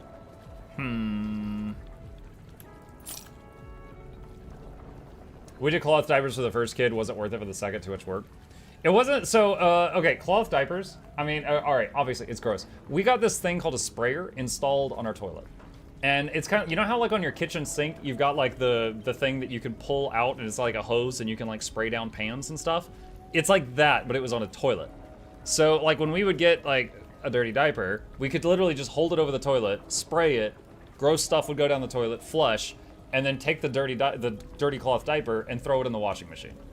And you know that's it. Like once the setup was complete, it was really easy. Also afterward, we sold the cloth diapers to another parent, and like we bought them from somebody else, and then we sold them to somebody else. So we got back almost all the money on that. So we saved thousands of dollars by doing that. But yeah, it took some getting used to, but it wasn't that bad. Ew, ew, ew, ew, you! Everybody poops, Bowser.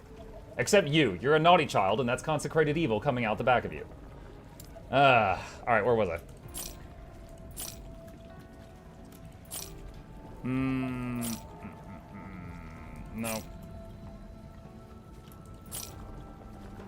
Yep. 106% increase my health. Poison resist. Chance to summon a swarm of bees on melee hit, lol.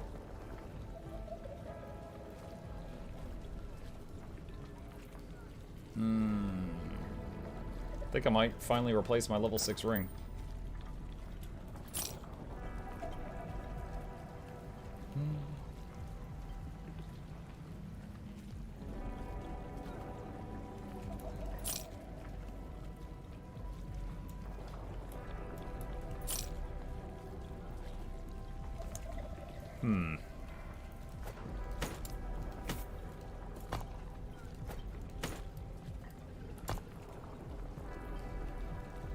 Can I get all resists on this?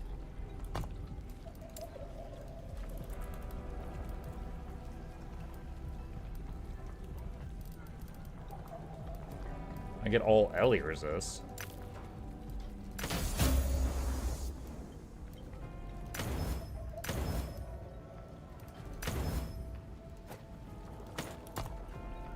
Well, that puts us at cap for fire, lightning, and almost cold.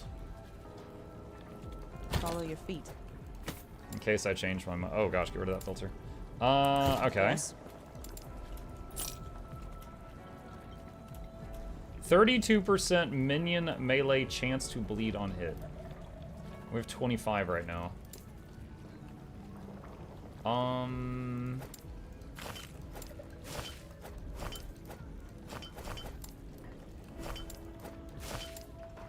Let's do Follow your that. feet.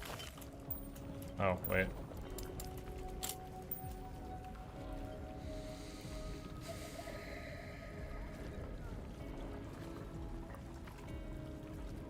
Alright, so survivability for Yes. both me and the minions should have gone up quite a bit there.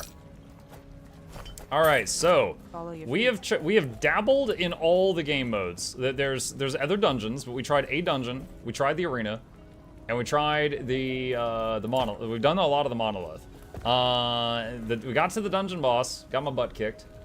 Got to a part in the arena where I had added too many damage modifiers to the enemy and I got one shot. So we gotta increase our defenses. This is pretty cool. Let's see, what other, do I have any other dungeon keys? Maybe I can go get beat up in another dungeon. I have another Lightless Arbor. I don't want to do another Lightless Arbor right now. Temporal Sanctum. I've got a Temporal Sanctum. Oh gosh. What? No. No! There, okay.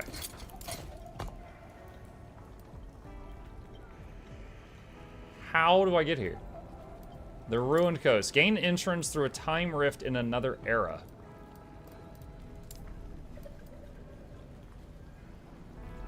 Shining Cove from the Imperial era. Oh, interesting. You haven't done as much as you think of the Monolith. There's a lot I haven't done. I just wanted to discover, like, the game mode. Buttermilk Park. Buttermilk Park? Thank you, Artsmith. I don't understand you. Appreciate you.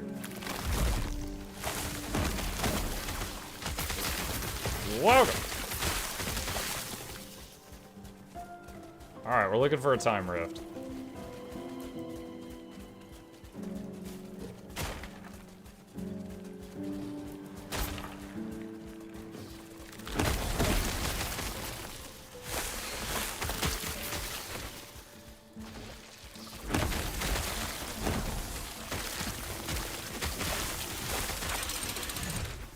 Oh, this door opens if you stand here long enough. Ruined Coast. Okay. Probably walked right by this in the past.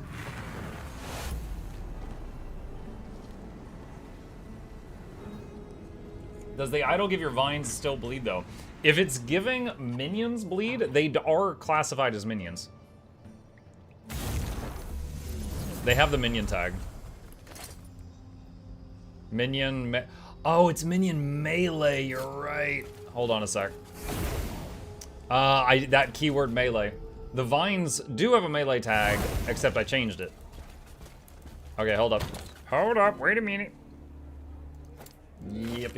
Okay, so let's do this, and this, and this, this, and this, and this, and this. All right, fixed it.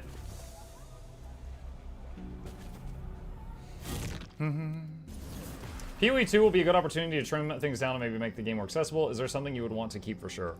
Oh man, the main thing I'm looking forward to in Path of Exile 2 is the ability to use WASD to move the character.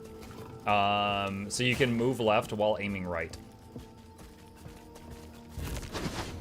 Hold on a sec. I'm waiting on Shapeshift.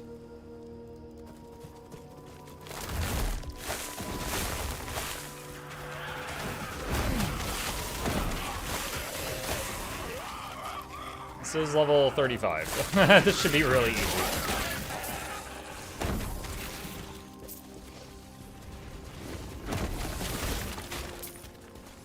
Alright, that's a dead end.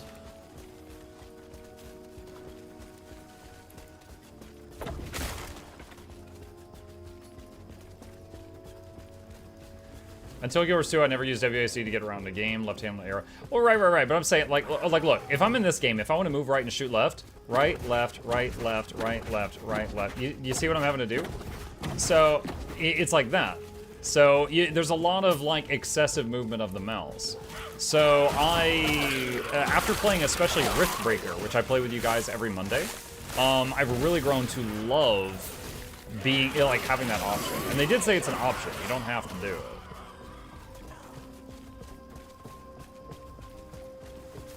That's something new, not something to keep.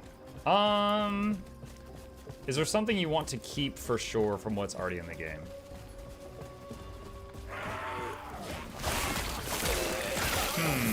I mean, PoE's a big game. You got like skill gems and like fusing and hideout and the giant skill tree. I think this giant skill tree, while daunting, you know, PoE has the market cornered, I think, for the ARPG to play if you like hella amounts of depth. I don't think they should give that up. I will still say that if you're new to ARPGs, I'll recommend you something else, and then you could go to PoE later. But I don't think they should give that up or change that.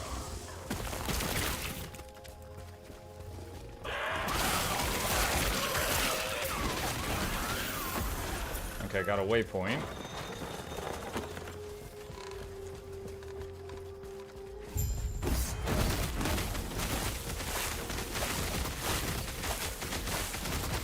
He has 130 dots on him, and slow.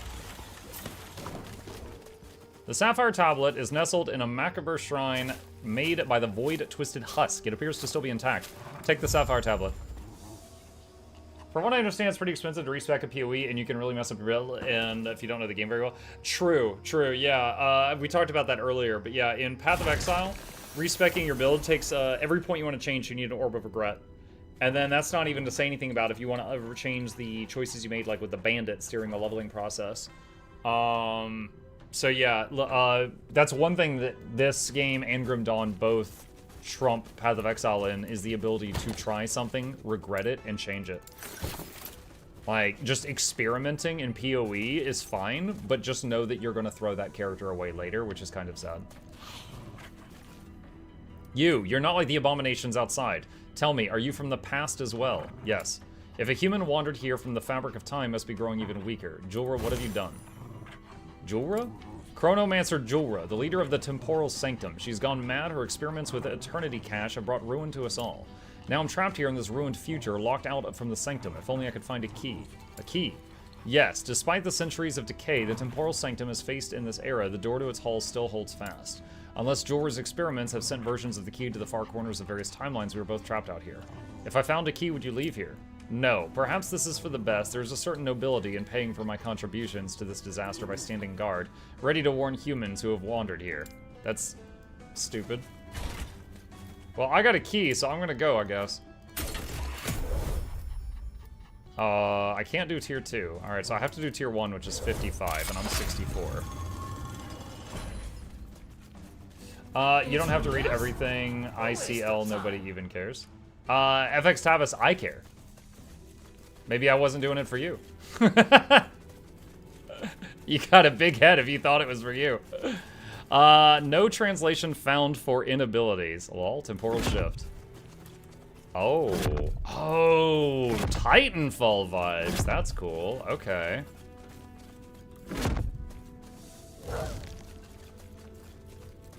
But if you're new here, we recently played 200 hours of Baldur's Gate 3, and I read everything. This is a community that does enjoy the story, even if you don't.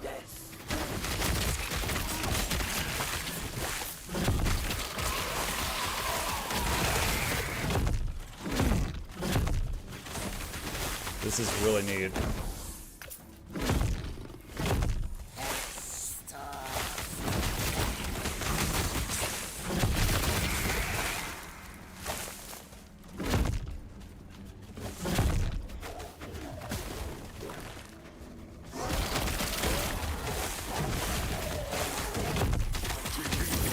Shrine of Wealth. Okay, I'm gonna go back.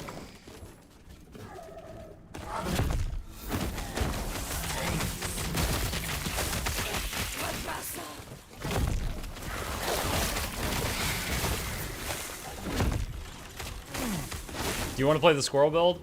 Squirrel build requires a certain unique item. I can only play it if I come across that item. That is one thing I never liked in ARPGs. When the thing that defines the build is an item, because then if you don't find it, you can't play it.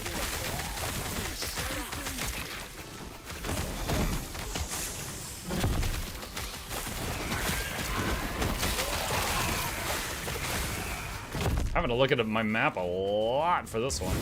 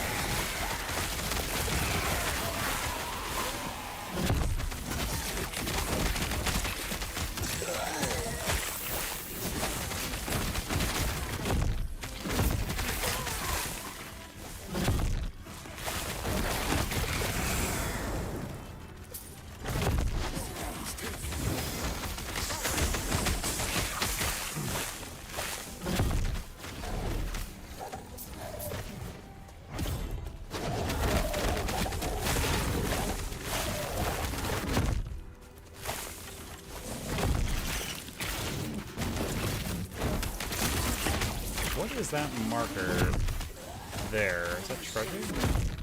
Okay, so I'm gonna go here, come past this pillar, and then shift. Okay.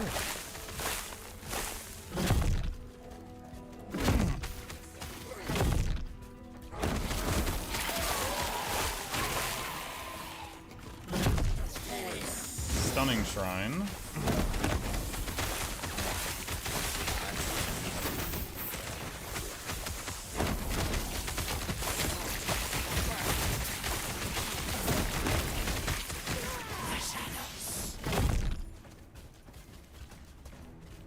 Enemies drop more exalted amulets, but 20% more enemy damage and health. Okay.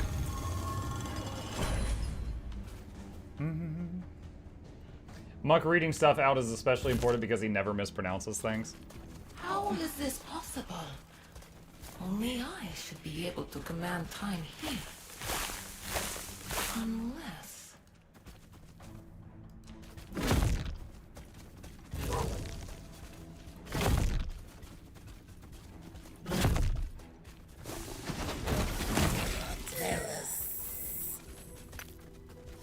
I forget what it was. In the last Guild Wars 2 patch notes video I did, there was something I read wrong on purpose. Like, it wasn't Archipelago, but it was something like that. Like, I saw it, and I was like, I don't want to say that. I'm just going to say it wrong. And I said it wrong, and there's like 10 comments in the comment section about it.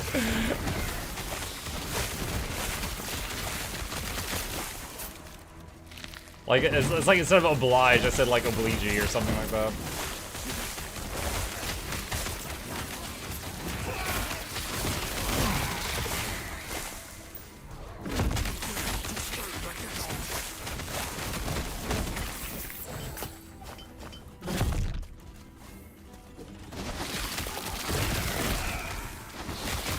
Ice Beetle Shrine.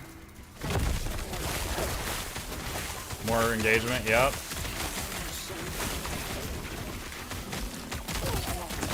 It's like when I put February 22 RD, the 22nd. Do little stuff like that on purpose just to get people to correct it.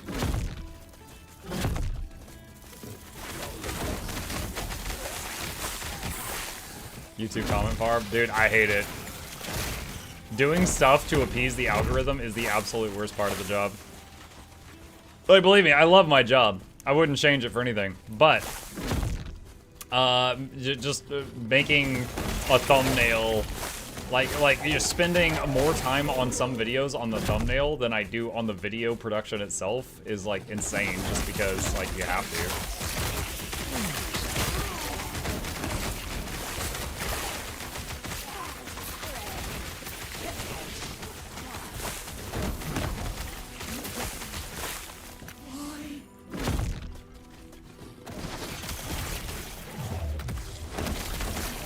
Noblisi oblige, that was it, yes.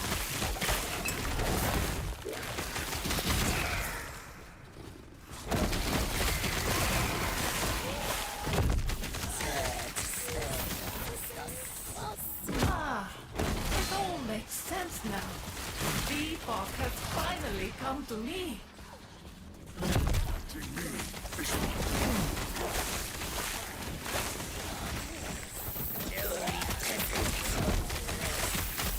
Just have chat make the thumbnails easy.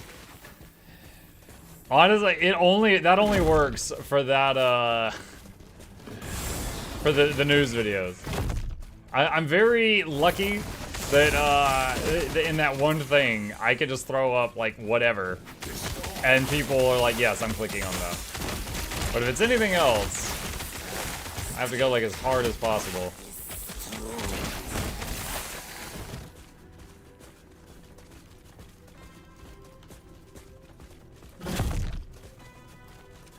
Boss drops exalted jewelry. 20% increased enemy damage, 30% more health. Oh my god. That one-shot me, bro.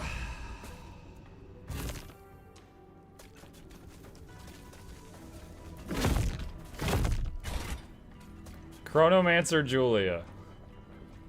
Oh, Julera, not Julia. Friggin' Julia. Ah, she's always giving me trouble. Hold on, I'm just gonna wait for the cooldown of this to refresh.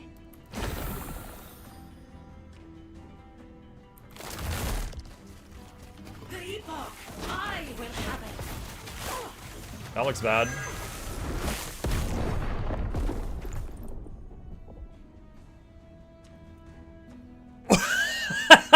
That was filling the whole room! What was I supposed to do? Oh my god. Void damage. I'm pretty sure I capped my elemental resistances and my void is doo-doo. You're supposed to change the time. Oh, you're supposed to use the shift button? Oh my god. Oh, well, that was a learning experience. Awesome. Well, to learn that one fact, we gave up 30 minutes of my life. Yay, getting one attempt.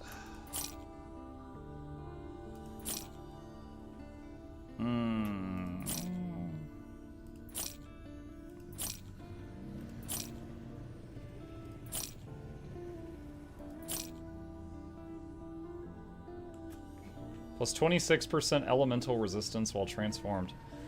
That's kind of cool. It says rank 2.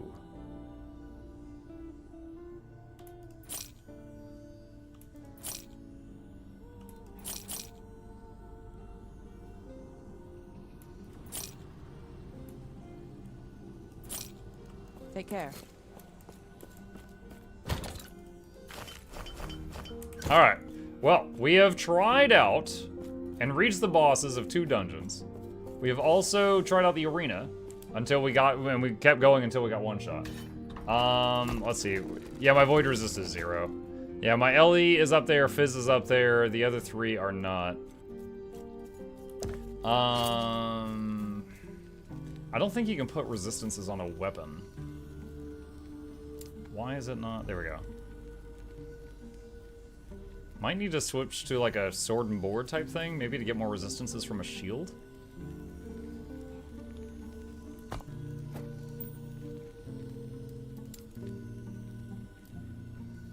Oh, it has poison resist, so I can't put another resist on it.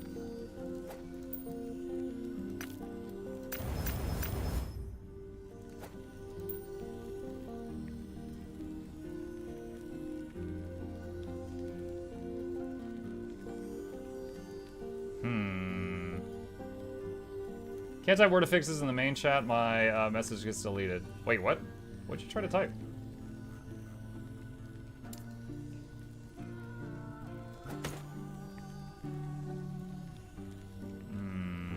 Affixes. Afflixes? Odd. Alright, let's see. We were... Wait, this is still the lower one. Hold on. We were here. Go there.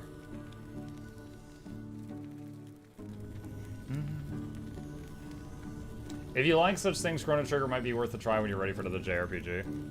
Yeah, not gonna be ready for another one yet, but maybe some point.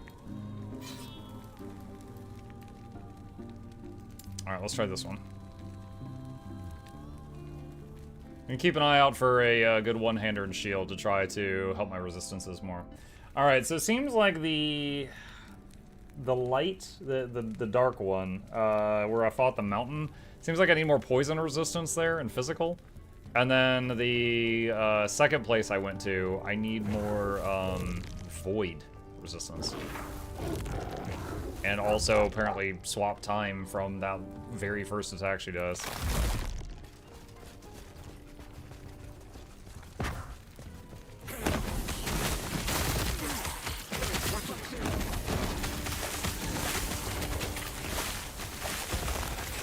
Or more damage. I think my damage is okay. We have like 100 forms of dots.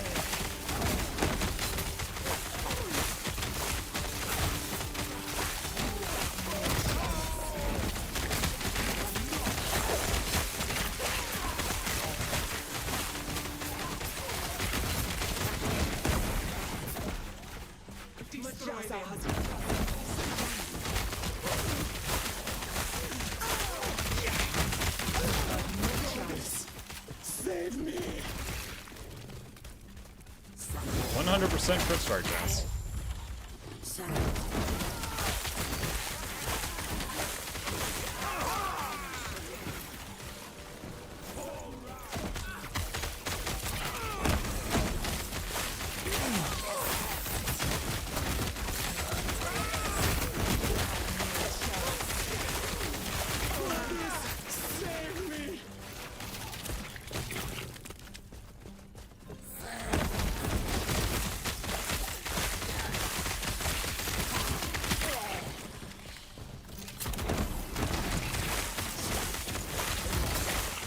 Morning Monk, would you be open to play up one military camp? It's finished out on early access last year, a bit cartoonish base building game. Military camp? If you send me a link to, wait, what? Military camp, that's the name of the game?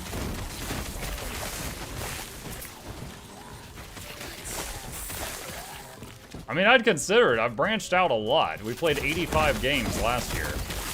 So, I mean, I'll take a look at anything. I won't promise I'll play it until I see it and see if it appeals to me.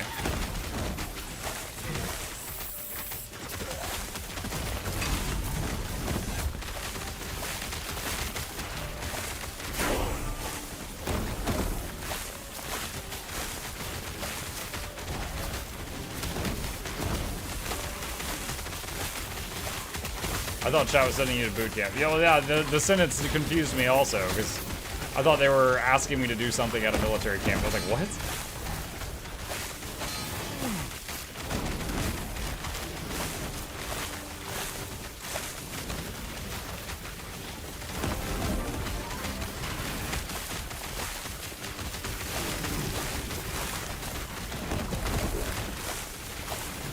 Noxxi, thank you for the tier 1 sub. Welcome. Appreciate the support. Thank you.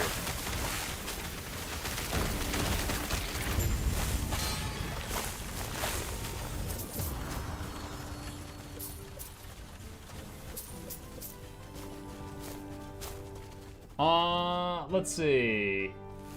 Another DA looks like is Solium Infernum, Turbo Strategy and Hell. Kind of feel like it got you right on it. Seems like cover T1 military camp. That's the game. One military camp? Hang on. One military camp game. Steam search?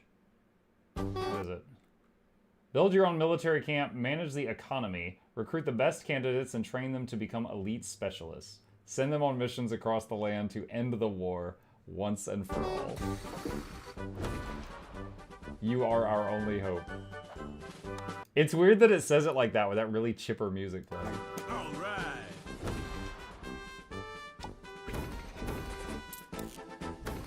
I'll say, up until the grid showed up, it looked like a phone game.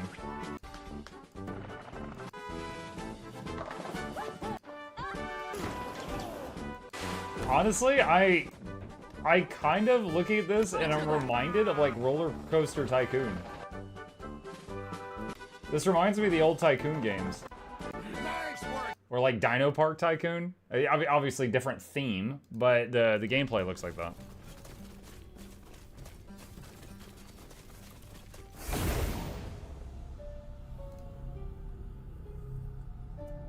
Don't worry, Muck. Boot camp involves a lot of being outside. We don't expect you to do that. I don't mean to brag, but I can do a push-up. Renegade's Will. Wait, is it one hand? That 5 to all stats, though. 11 attunement boots. That's pretty nutty. A lot of my pets scale with attunement.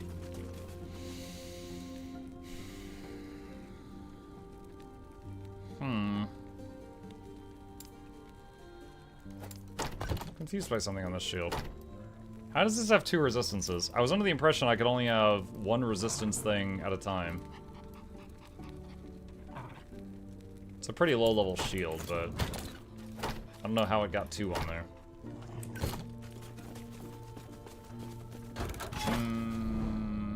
Wait, return to the Shrine Maiden in the Oracle's abode. What?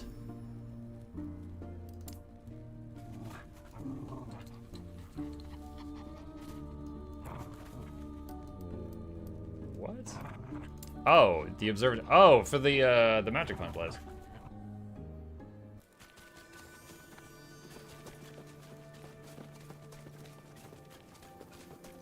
All right, so we can do a prophecy now.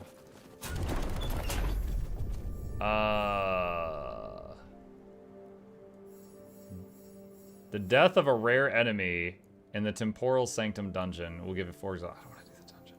Arena. Death of Arena Champion. Death of a boss anywhere gives 3 unique relics. I'll do it. Give me the Compass Prophecy. Wait, what?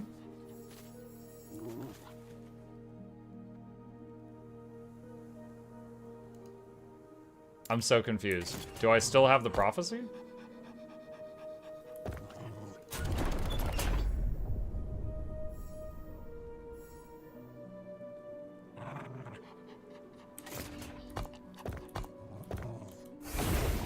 No, not that. Why?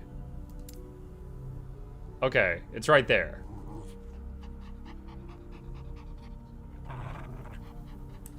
Talk to the guy in the center. Hello again. How may I aid you? This goes to the same screen. That did check off the thing, though.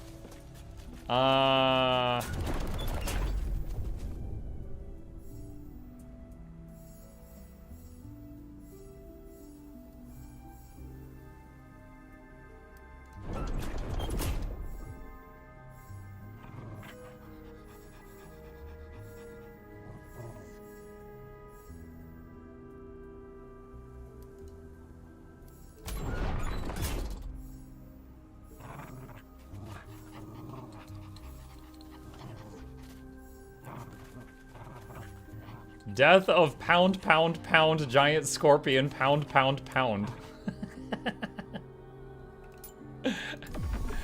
Yeah, we'll do it.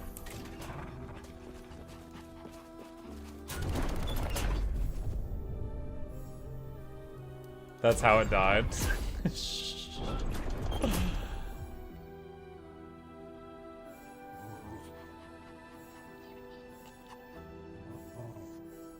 Death of a boss in the Monolith. Sure. Alright, okay, we got a few. Return to Shrine Maiden, the Oracle's abode.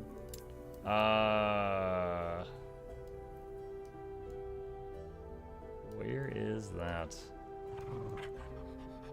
The Oracle's abode? Where's her abode?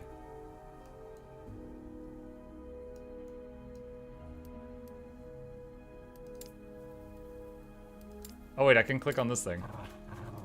Oracle's abode. There we go. Hey, I just learned something new. Click on the quest. I figured it out, Phoenix! Yes? Have you been able to find the shrine? It's in the Shining Cove, hidden behind a sealed wall. Show her the tablet. Oh yes, this matches the text exactly. Once we learn how to use it, we'll be able to purify enough water to last weeks. I'll take it from here. I've held you up long enough. We might not be able to fight, but now we can sneak through the city and retrieve water. Thanks to you. Be careful. Easy. Okay. Conquer the Stolen Lance timeline. Alright. Alright, let's go back there.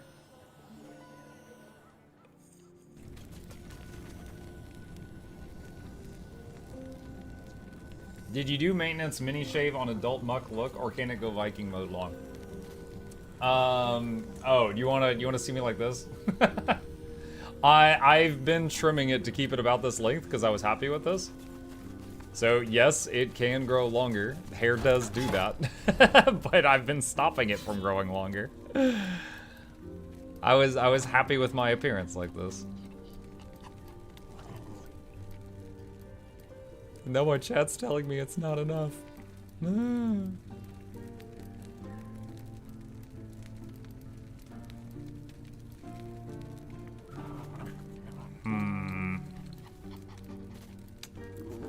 I guess I'll go toward this thing. Rare enemies regen health. Good luck regenning all this damage I'm gonna do to you.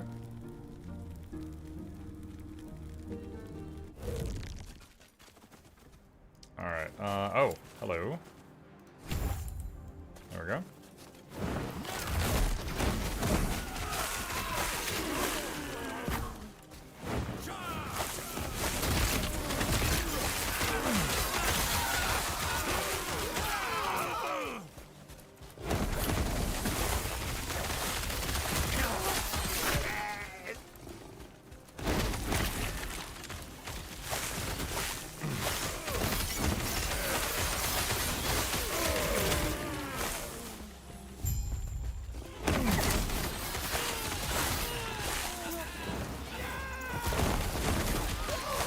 Whoa, hi. Get over here. What are you, Scorpion? Up and at him.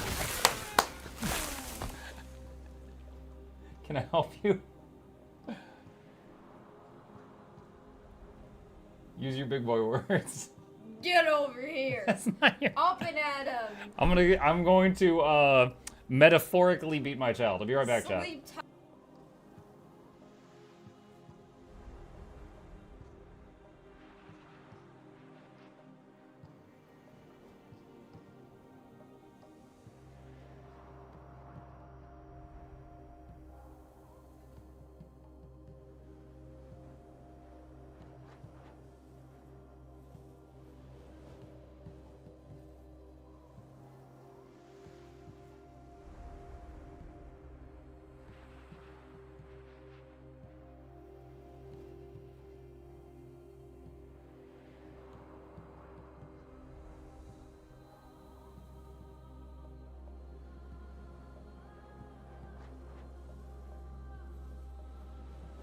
Alright, love you too. Good night. Let's see. Chat's opinion is as important as Lady Mug's. You're very wrong on that, Cal. It's a second after that. It's like wife's opinion, Chip's opinion, Chat's opinion. Gabe is somewhere below that.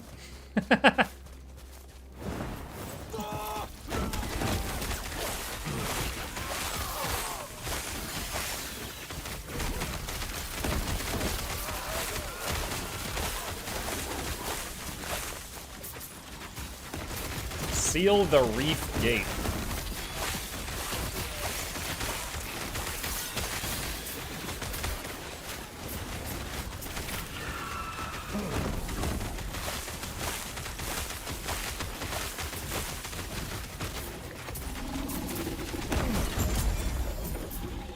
Got a purple thing. Alright, portal out. That one's done. I couldn't find a single streamer playing Shaman at all. It was all like Falcon or Void, Pal, Druid. Did you finish him with a Bedtality? God. Shaman, I mean, Shaman was like, you know, doing elemental stuff, right? I don't know, I just wasn't drawn to that. It's just not the gameplay style that I wanted to play. Not slamming it or anything, just wasn't for me. Okay. Echo reward exalted maces. Alright.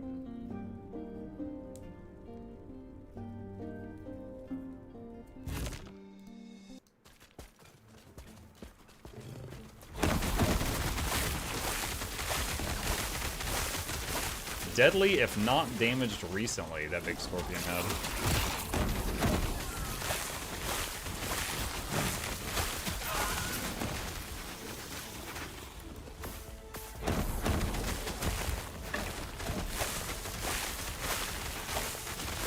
I didn't mean why you specifically were playing, just wondering if anyone knows why they were so sparse. Not sure. I mean, maybe just the Primalist appeals to like people who want to do pet classes, and Shaman is the one that's like least a pet class of the three. Decayed Skull Gladiator Helmet. 80% increase void and necrotic damage. Sounds like a warlock or a lich thing.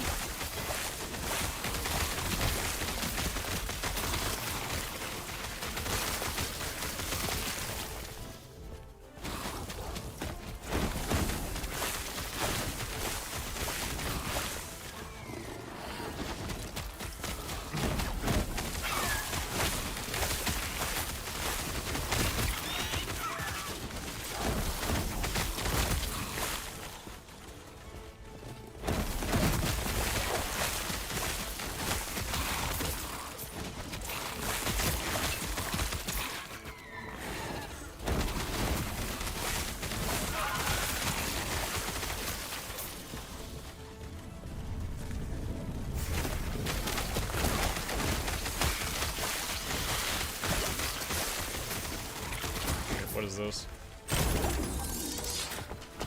Nice.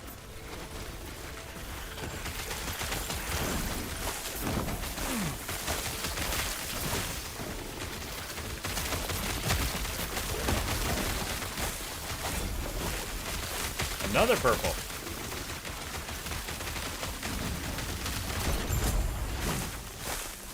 Echo Conquer. Out we go. I've heard chat say Shaman is bad, but don't know myself. Honestly, play what you'll enjoy. Their builds for it, tweak it to your liking. If the game is done right, they're capable of doing endgame. Internet only just thinks what's good, what's fastest. Yeah, like, I'm sure this build that I'm playing right now is not considered fast.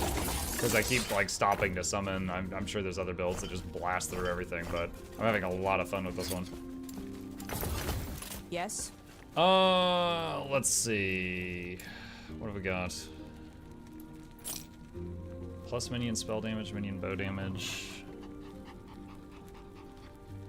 We don't use minion bow damage, we use spell damage and melee damage.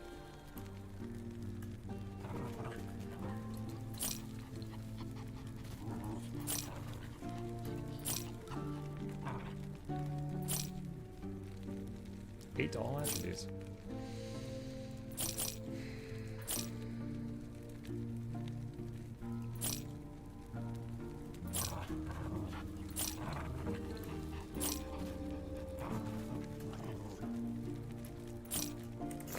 Take care. Can I rename this? Oranges. There we go. Still need, this is decent just because the 5 to all attributes, but need the offhand to go with it. Okay. Let's get this for the arena key.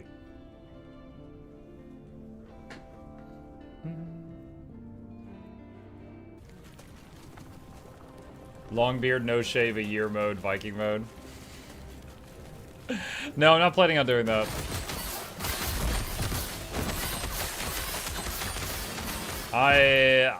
When I was like, I want to try out a beard, I was happy with the idea of me having like a, you know, the short trimmed beard, not one I could curl around my fingers.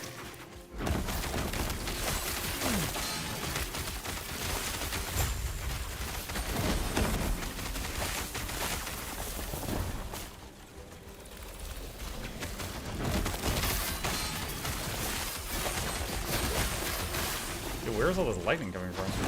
These things.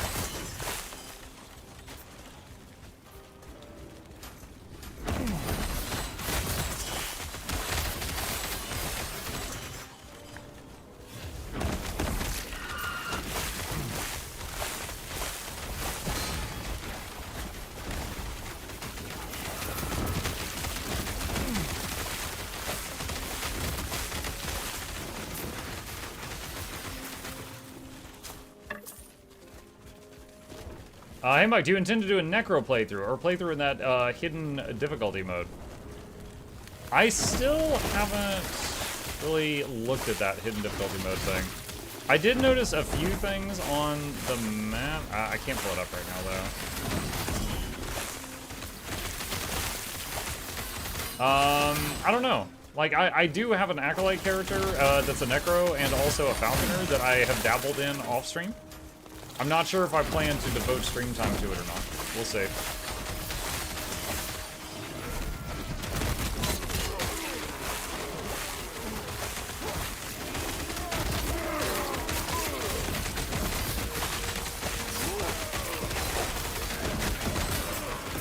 Pick a foul in the VIP lounge? Okay, hold on. Let me finish this event and then I'll look.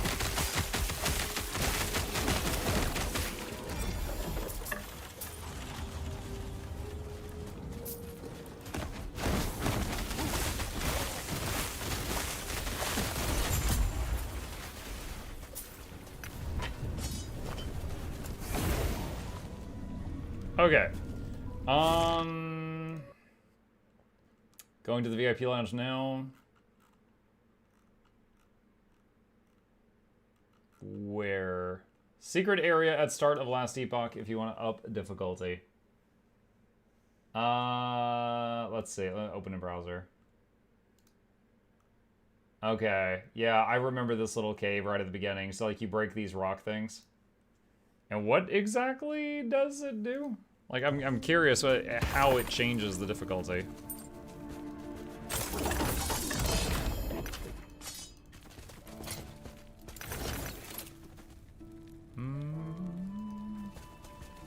Acid flask bonuses. This is meant for rogue.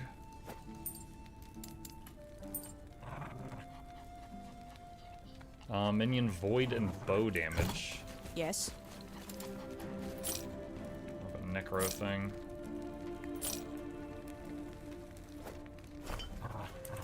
Take care. Okay. Let's see. Oh, we could do the second thing. Siege of Farwood. Raya's forces approach the Lance of Heorot.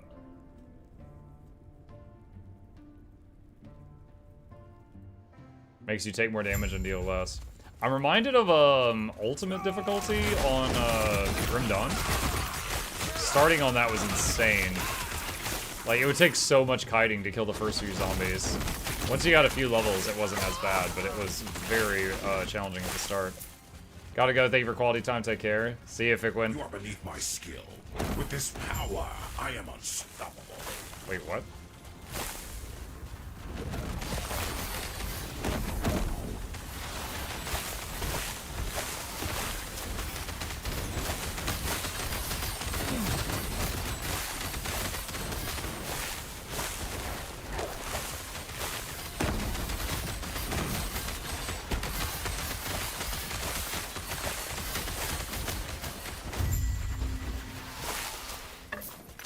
Okay, that was a very short echo.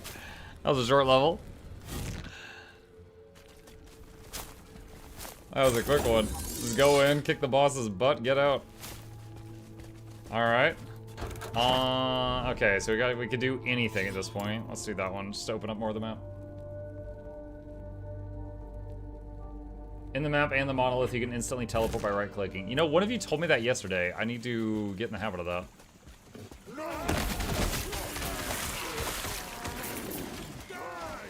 Shrine of Shards. Oh, what? I've never seen those red ones. Interesting.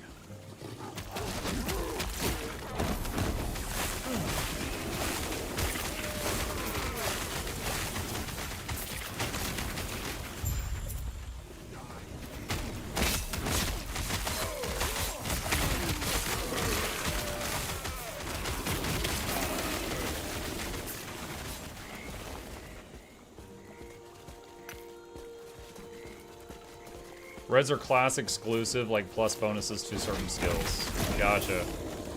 They must not start dropping till around level 65, because those are the first ones I've ever seen. Unique belt.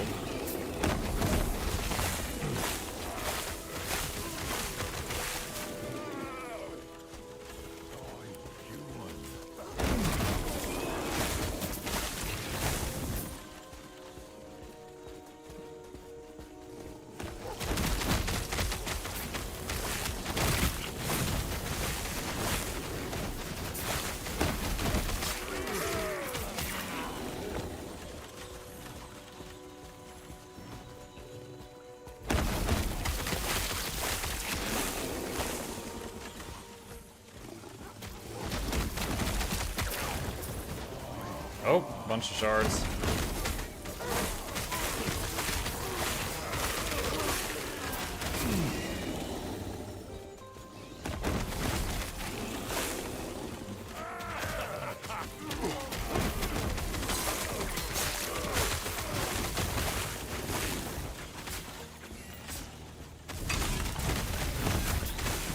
Charge the beacon.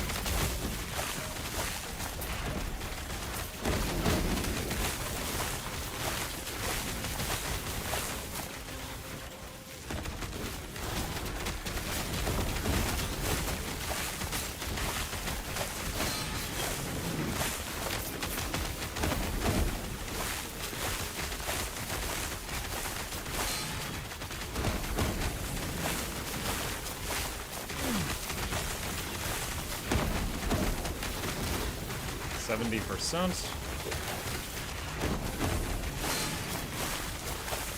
I think I'm still sporting 0 void resist, so these things sting when they hit me.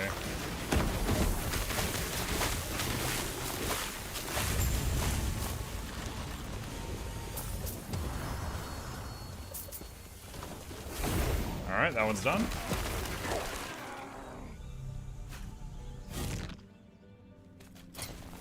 Alright, can I see any of those red ones here? There's one. Mage increased cold damage over time shard. Sentinel increased void damage over time. Rogue added physical throwing damage while dual wielding. Interesting. Harbinger of Stars, plus meteor fall speed, plus to meteor. Okay, this is a wizard thing. Let's throw that in there. Yes. Alright, what do we get?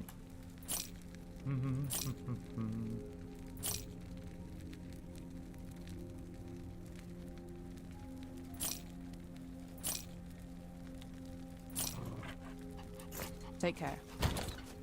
Read it more, the belt has more to it. 6% chance to cast Meteor on crit if above 0 mana, 1% less damage taken for each meteor you have cast recently, 9 mana gain, I'll push you user each meteor, 3 push slots to release 9 mana.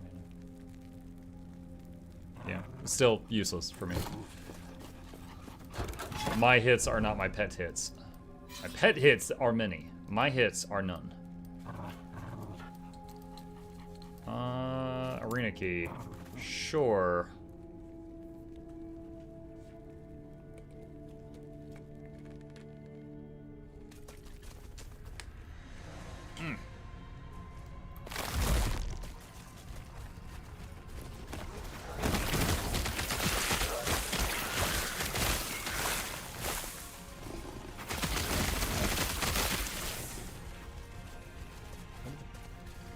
things. What are these? Hurt you? No, it's not doing damage. Maybe as a debuff?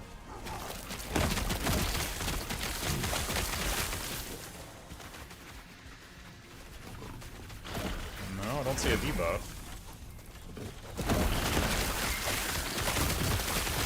Oh, it's probably a spawn location. This is an arena type level. I'm just I'm not even supposed to run around unless I've just gotta live. Alright, I'll just chill near the middle then.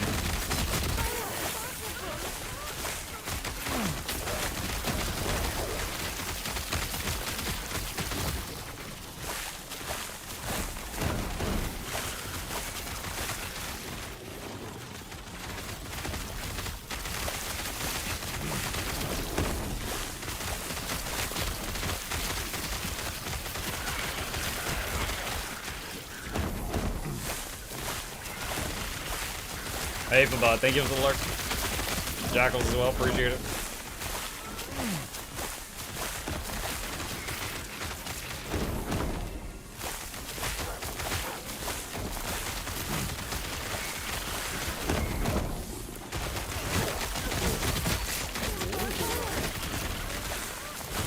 That's stun, actually. There's some kind of creature type that's just like blitzing at me from off screen. Healing totems are able to heal through it, but startled me a bit. Echo conquered. Okay. Easy peasy. Wolf leveled up. Let's take a look at it. Going from level 18 to 19.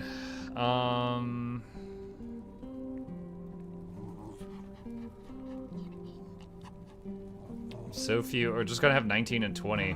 I think I'm still just gonna continue leveling attack speed because it applies to bleeds and frostbites when it hits. So more attack speed is more dots. There's just too much synergy there to pass up. All right, got another arena key. Let's see, we're nearing filling that up. Let's see, anything really juicy here? There's another key over there. Rare body armor.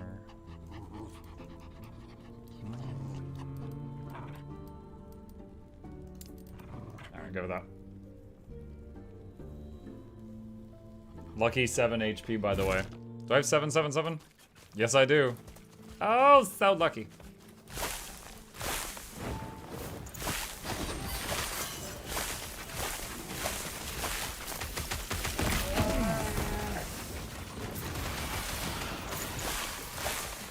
Well, this level takes me back. This is like the beginning of the game. Ah, yes, memories. So long ago. Being a few hours ago on my other character.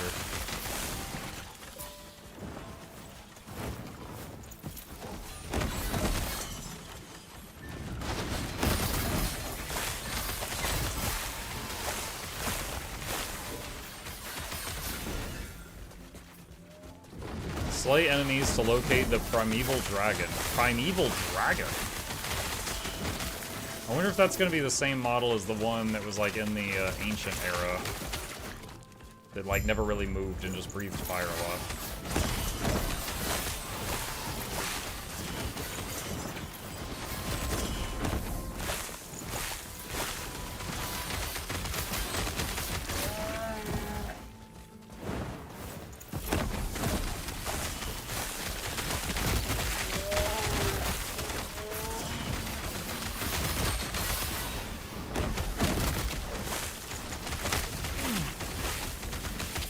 Yep, it is.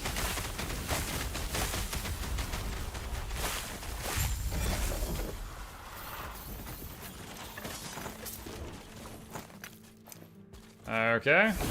Easy. I heard a Wookiee. It was like the death rattle for the bears sounds like a Wookiee.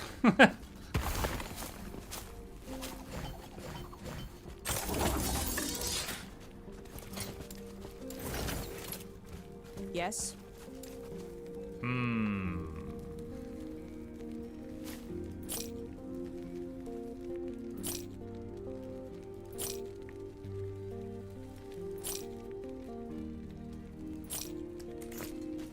Okay.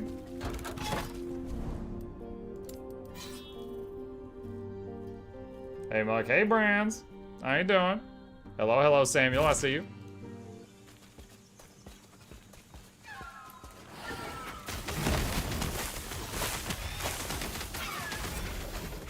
Oh, purple item. Dude, purple item's starting to become common for me now.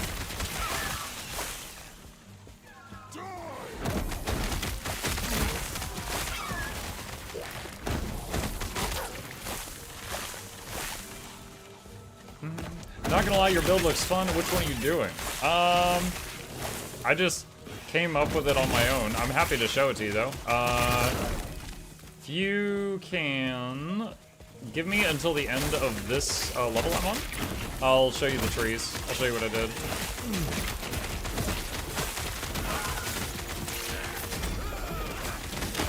Temporal Sanctum Key.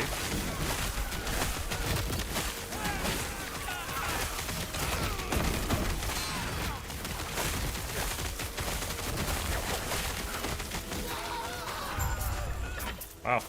Oh yeah, I started to say, wow, that guy was tough. I thought he was the boss, and he wasn't, and then it said level done, and I'm like, oh, he was.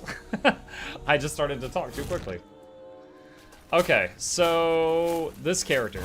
Started it off as a Primalist, got this far, then I specialized in BeastMaster.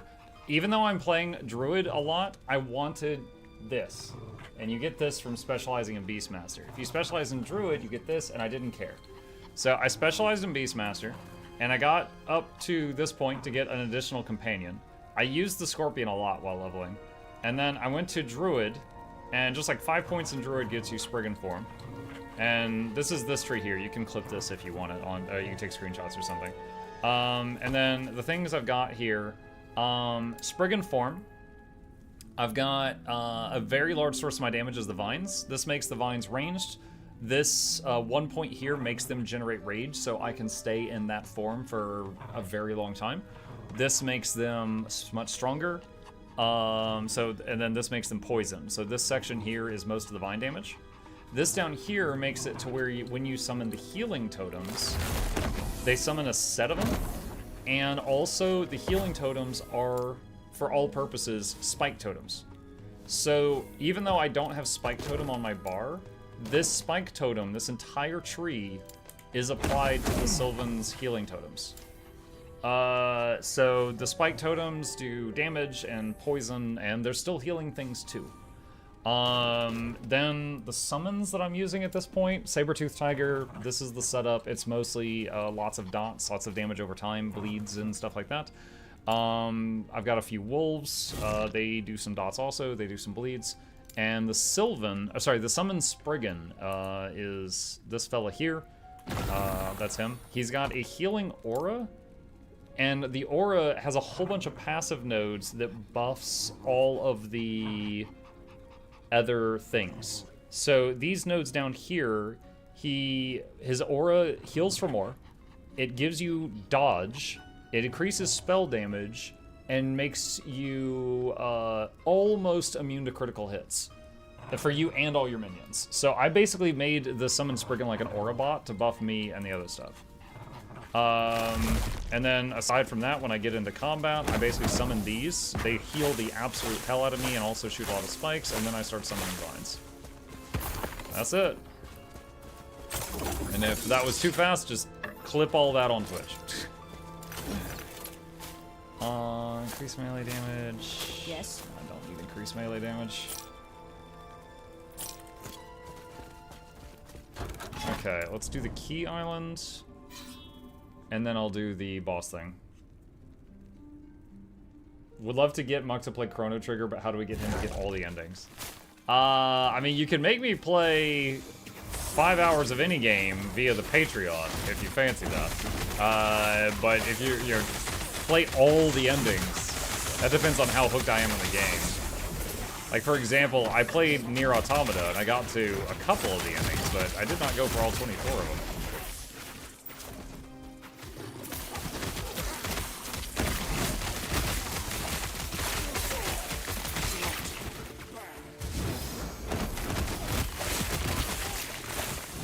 Yeah, if you watch my health, like anytime I get hit, you'll see it keep snapping back upward, and that's basically the healing totems that are just working.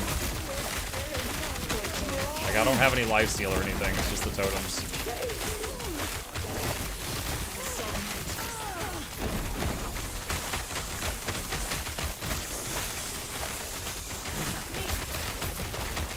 It doesn't protect me from one shot. I still, like right now, my biggest weakness is my resistances.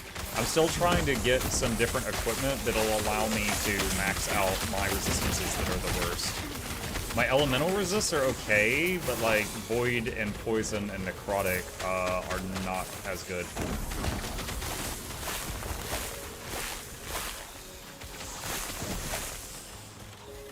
Can you pet your summons? Pet.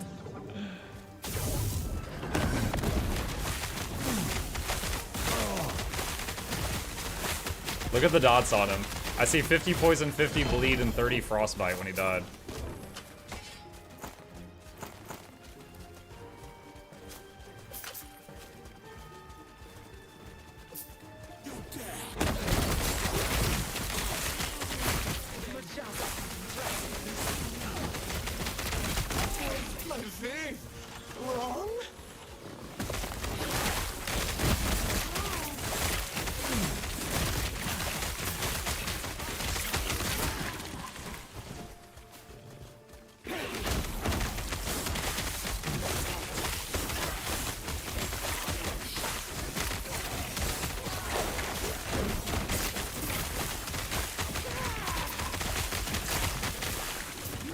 Glad they hit the healing totems there, because those enemies just kept on tunneling me. Wow. Yeah, just some of these enemies are smarter, and they're ignoring all the pets and the vines and stuff, and they're just tunneling me. Very painful.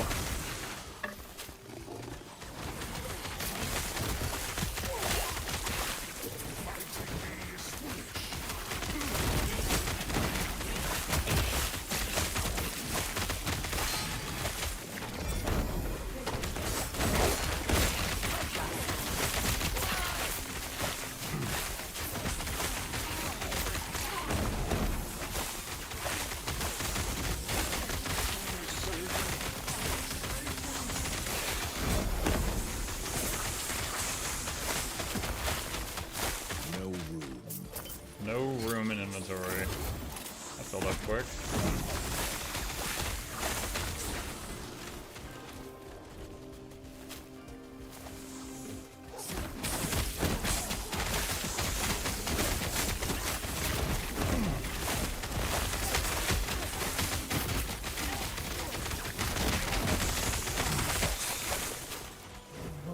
Or slay the patrolling siege golem. That's what I'm looking for.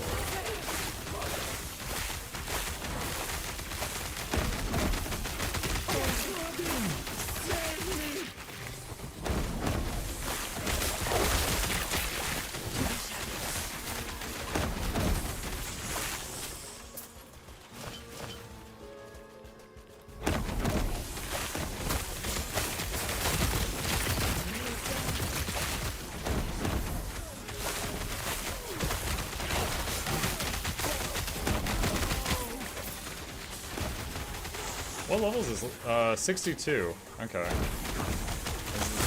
Some of these mobs have got some health. I'm actually getting to build up dots for a second or two, but then not just instantly dying.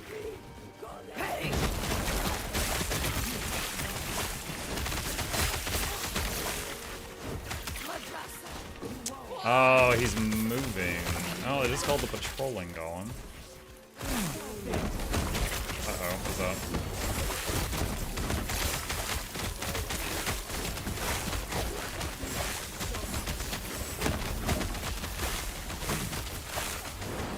This is a lot of stuff.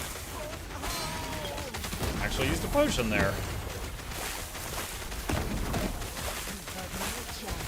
I think I've got 2 bosses right now. Okay, one's down. No, I had 3 bosses. Okay, 2 of them are down.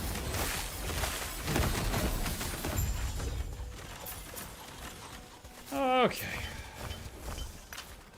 No room. No room. Do I need that? Probably not. It's close though, it's good. Alright.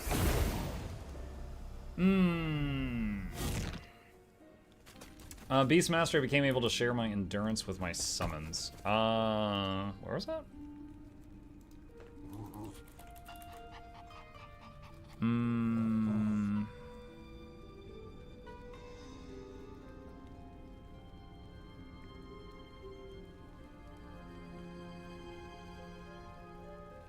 There's a lot of things blinking right now that I don't see endurance on. You have a higher endurance threshold, and you and your minions have additional physical resistance. I don't think that's what you're talking about. The search box is not helping much right now.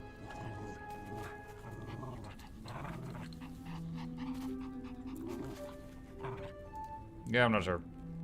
I did get more endurance from chitinous plating. Probably need to move those points over.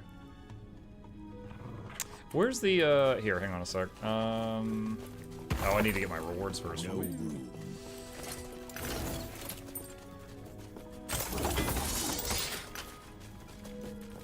Okay, can I just use the town portal to save effort? Yeah, okay, that's better. Getting to the point, loot filter for yellows might not be a bad idea. 2 a day, I am using a loot filter for yellows. Currently, it's rather simple. I've currently have it set to just show me ones that have something related to minion on it. But I do have one. Let's see. Marama's Hilt's curse damage. Legendary potential. I don't know what that means. Increased leech rate, more damage to ignited enemies, throwing fire damage with burning daggers. Burning dagger? Is that a rogue thing? 8 health, 10% increase in Weaver's Will. What is Weaver's Will? Press G. The glossary. +1 to all Primalist skills. 10% less damage over time taken from slowed enemies. 31% chance on hit to grant one of your minions aspect of the spider. Weaver's Will? Weaver's Will is a special mechanic on certain unique items representing the amount of total affixed tiers the unique item will gain at maximum when turned to a legendary item. Instead of combining items in the Eternity Cache, I don't know what that is, Weaver's Will uniques gain additional stats when slaying enemies and gaining experience while having it equipped. When Weaver's Will unique gains a stat, it can either add a new tier 1 affix or upgrade an existing one limited to tier 7. A Weaver's Will item with 28 Weaver's Will would eventually become a legendary version of that unique with 4 tier 7 affixes. Weaver's Will unique items found in higher level areas and higher corruption will have increased chance. Wait, so just equipping it, it will level up on its own?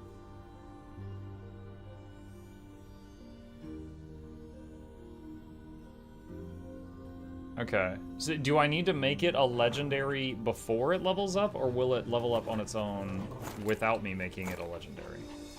I don't know, hold on, but legendary item. Legendary item is a composite item made up of a unique and an exalted. Unique items must have at least 1 legendary potential, up to 4, and the exalted item must have exactly 4 unsealed affixes. The exalted item can have a sealed affix, it just cannot be added to the legendary item. When combining in the Eternity Cache, you are granted a legendary item. The Eternity Cache is located within the Temporal Sanctum dungeon. Running higher tiers of the dungeon will allow you to create legendaries out of higher level stuff. Okay. Alright. So all of these just got a skill up because of that item I just equipped.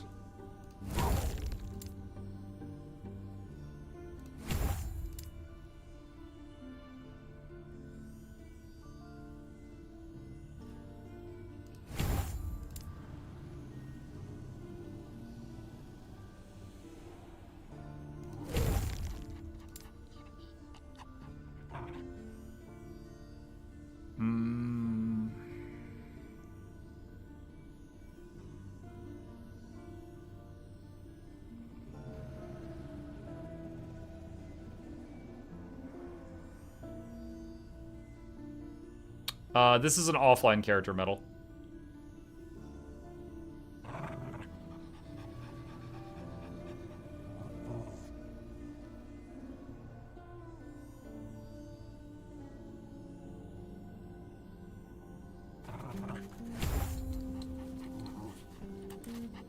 Okay.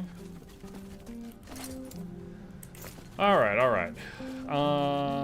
Where is the skill tree? Alright, so what I want to do, I want to move a few points. Let's see. Do Hello, that. traveler. Okay, I can't move another one. Alright, and then do that. Hello, traveler.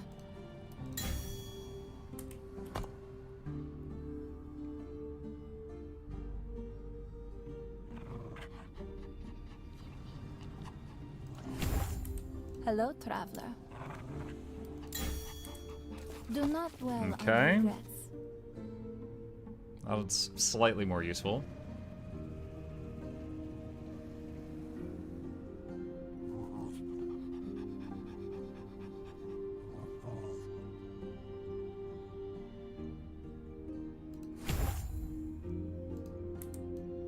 Alright. And what else do we got here? Let's go over to the shop. Parrying Spiked Maul of Legions. No. Minion health and fire. No. No. 51% reduced bonus damage taken from critical strikes. Is that different from this? What is this? This is a crit avoidance. Okay. So this is I'm getting crit, but it'll hurt less. The other one is I'm not getting crit. So crit avoidance is better. So minion bow. Increase health mana regen. No.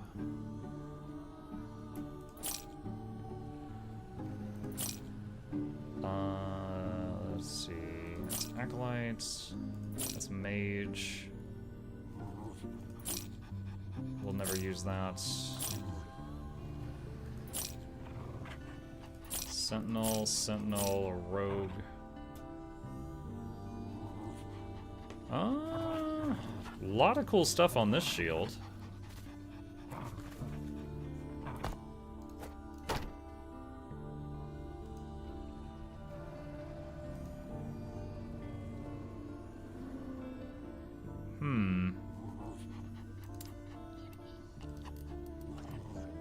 Minion health, LE resist health. Gain a block chance.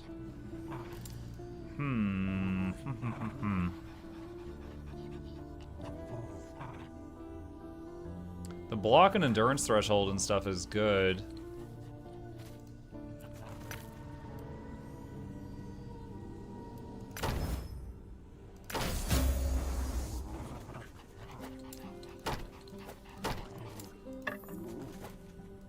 Do something like that. So fire, lightning, and cold are capped. Poison's up there. Void, necrotic, and physical are suffering. Muck use glyphs, please. It's the page button. Modifies the outcome of a craft, granting it a 25% chance to have no forging potential cost. But I've only got 105 of these left. Yeah, I haven't messed with these at all. Modifies the outcome of a craft when upgrading an affix. Randomly changes the upgraded affix to a different one that can spawn on that item type. It cannot change to a prefix into a suffix or vice versa. If you use a fire resistance shard to raise the tier of a fire resistance suffix, the tier would increase as normal, and then it would change to a different affix such as cold resist or increase health. Modify the outcome of a craft when upgrading an affix. Has a chance to seal an affix instead of upgrading it. Sealed affix is moved to its own slot, leaving its old slot open for you to add to a new affix.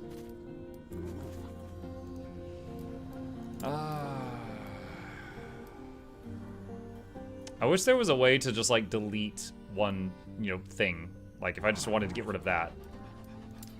But the only thing I see is remove a random affix on an item.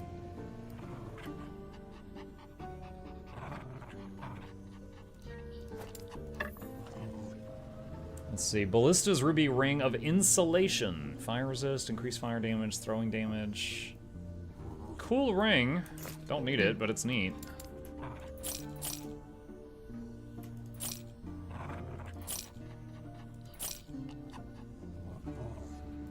You can use a Glyph of Chaos to re-roll one you don't like.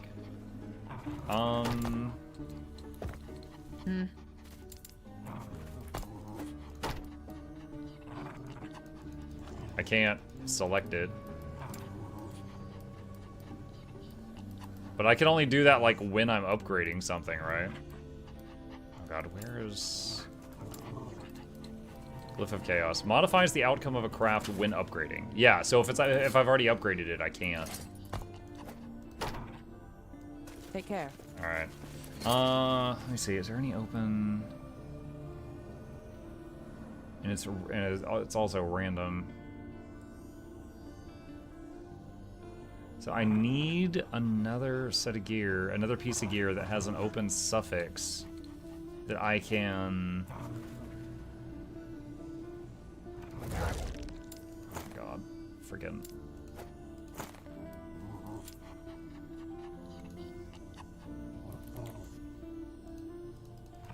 Why can I not add that?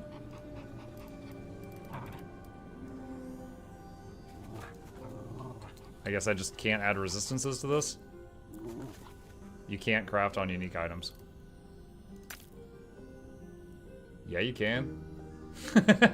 Why would you lie to me so easily?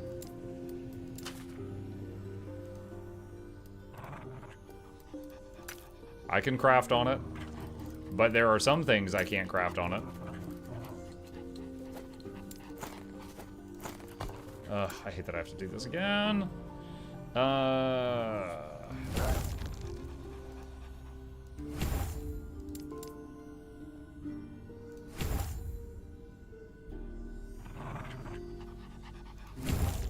wow, it didn't even unspend the same point that I had spent earlier.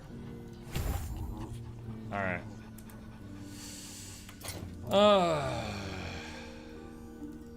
Alright. So with the gear I have now, I don't see an easy way to get void resistance.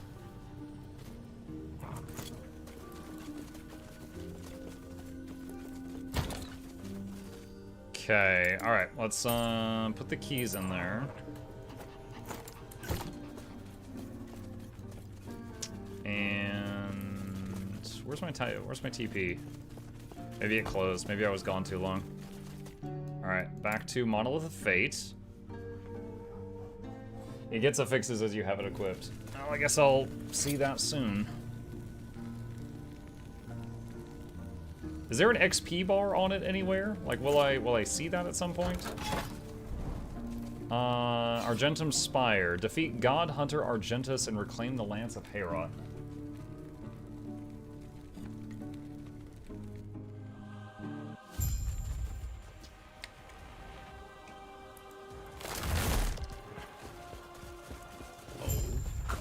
Oh my god. You shall die trying. This lance will make me a god.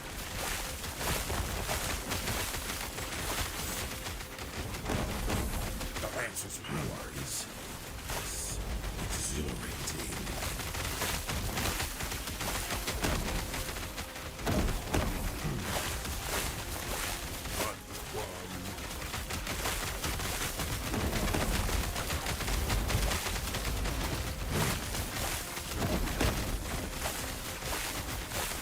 Burn brighter than Raya himself.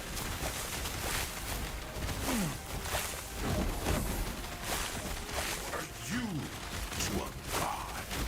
You are nothing.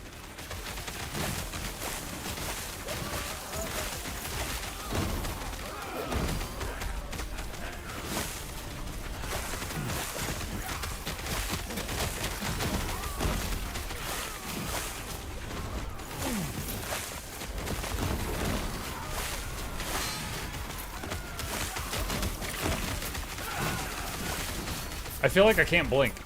Like there's too much going on.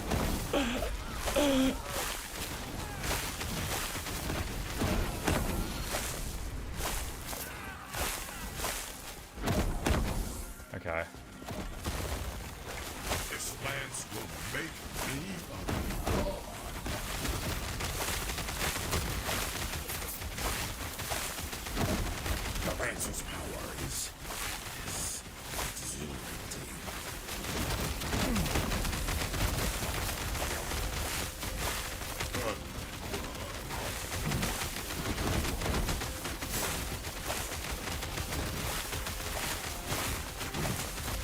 I will burn brighter than Raya himself.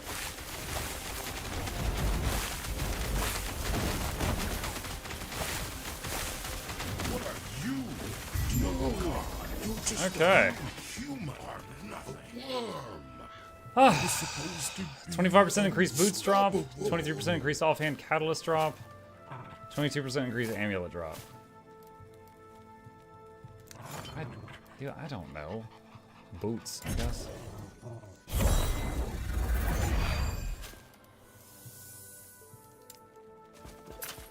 Soulfire Bastion key.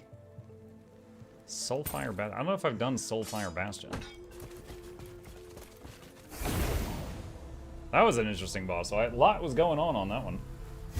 Use Rune of Ascendance on 2 helmets. Maybe you get a scroll helmet.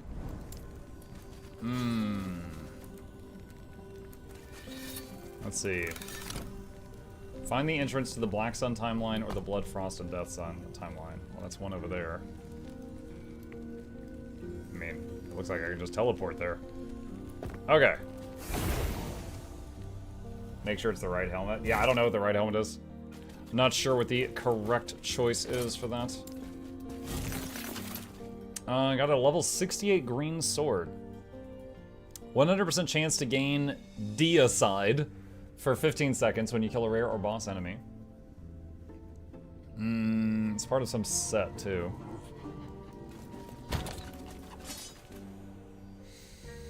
%70% increased damage over time for minions.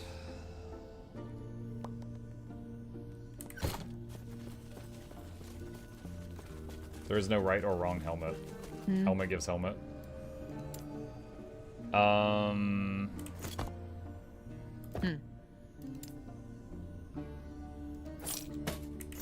Take care.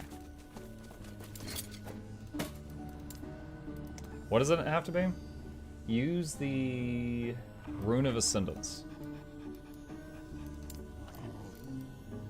Change the item into a unique or set item of the same item type. Using this on a silver ring could turn it into any unique ring, including ones that are not silver rings. However, it cannot turn it into a helmet.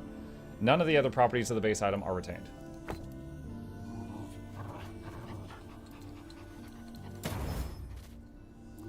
Snowblind. 33% cold resist, some freeze rate, some armor, chance to chill on hit with cold, chance to blind with cold. You cannot be blinded. Okay, that's not what we wanted. I need another hat. I'm out of hats, chat. I'm gonna try going to a different town to see if I can buy another hat, and I'll try using the other one. Cal Terran says, I disagree with chat. There are wrong helmets. Well, it might be too late. Can I help you?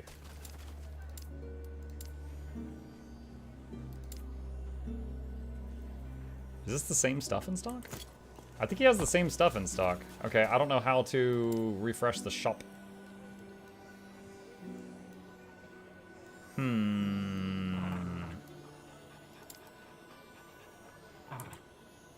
Alright.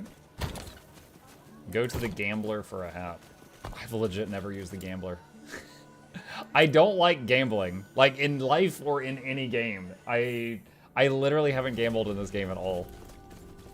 Gold won't save you. The blade might.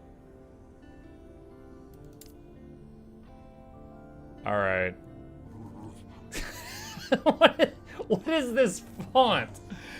Purchasing this item will reveal its rarity and magical property. S cannot be a unique or set item. Shift right click to buy. Alright. Interested in another try? Thanks. Alright, chat wants me to do this.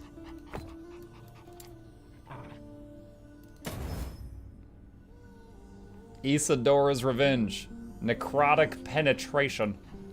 297 stun avoidance. 81 health. And duration of chill applied by necrotic spells increased.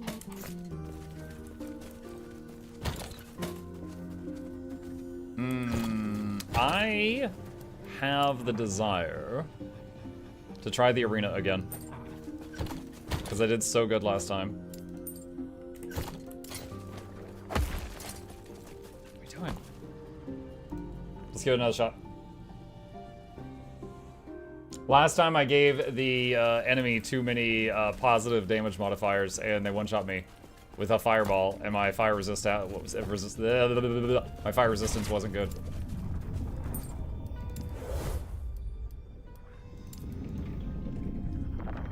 Seems like I have a pretty great acolyte thanks to Primalist, right? Necrotic Penetration, welcome to the Bone Zone. No.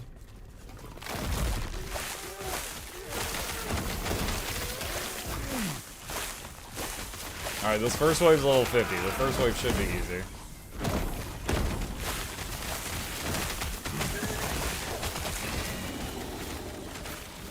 Belated thank you to everyone who has subbed at Resetting Sunny Stream. Thank you, yes.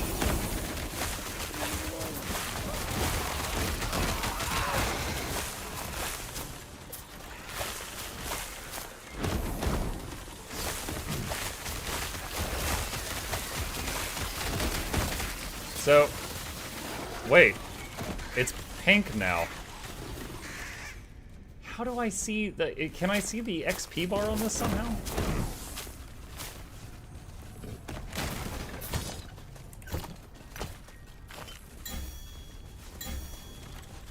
You can't.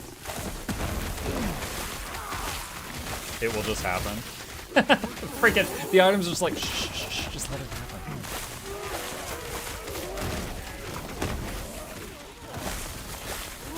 Is there a way to tell how many more before it's done? Like how many more I have to look forward to? The number? This is 10. So does that mean there will be 10 more stat upgrades? Oh, all these fireballs, my goodness. Is your build leveling posted anywhere? I don't know that it's posted anywhere. If you're still here when I finish this arena, I'm happy to show it though.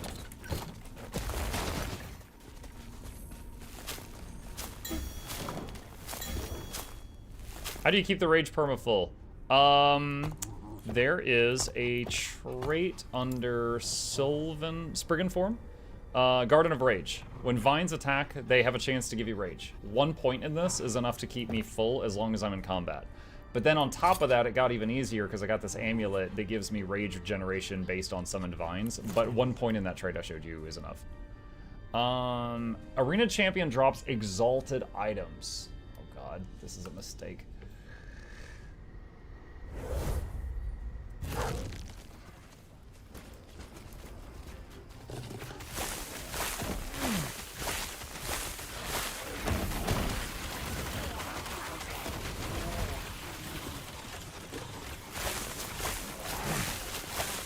But yeah, the big vines, I've got 6 of them, and they each fire 3 shots per attack. So that's 18 attacks per volley. And they can all proc the give me rage thing.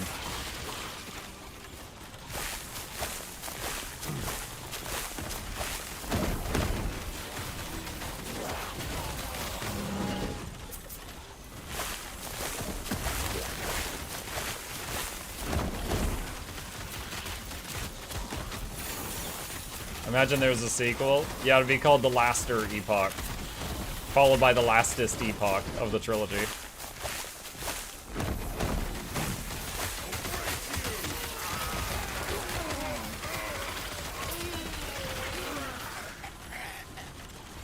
The Just Kidding Epoch.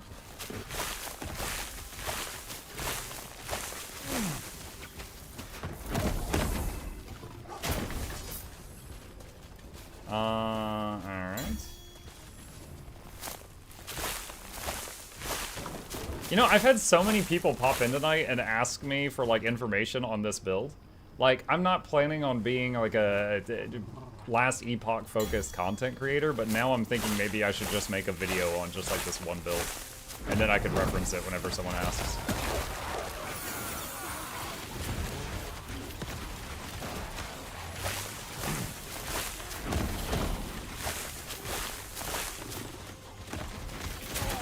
It certainly does have some strong points. Like, there's no gear requirements.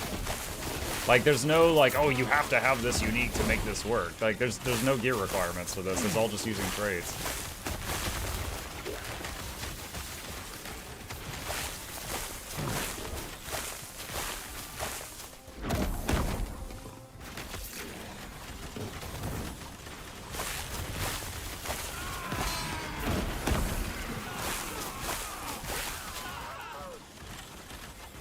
You can make the build in LastEpoch tools. I was not even aware we had a LastEpoch tools until this very moment. Like, I'm familiar with Grim tools.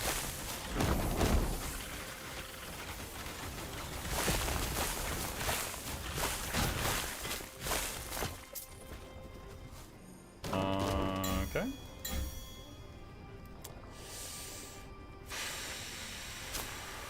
I'm scared of buffing, doing the big buff again. I'm gonna do the little buff.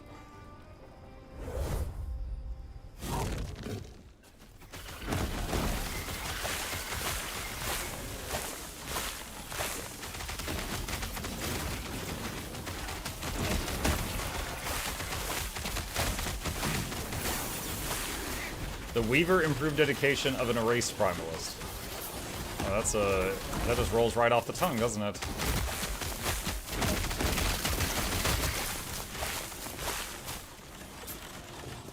If you were to make the build somewhere, would you do what you have right now, or would you include alternate options such as birds? I mean, yeah, you could, like, use birds instead of wolves if you wanted to. Like, heck, you could use scorpion instead of cat if you wanted to.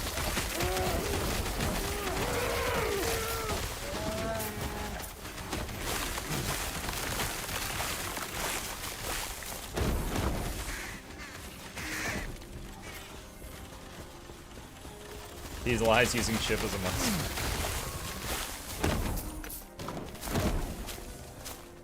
25 waves completed. Attempt harder waves. How many are there total? I think it was 40? It's 40 or 50 before the boss spawns.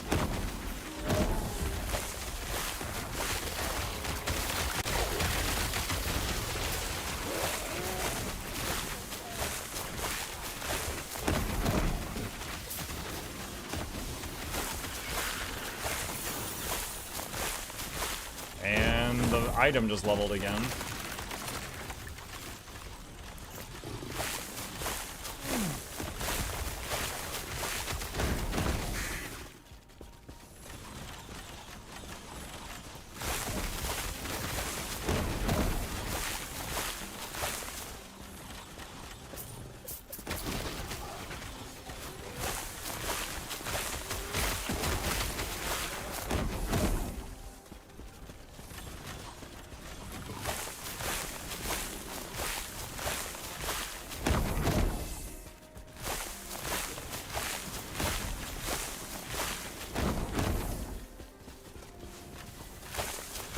Cal Tyrion says, I don't remember which game it was where Ultimate Edition wasn't Ultimate anymore.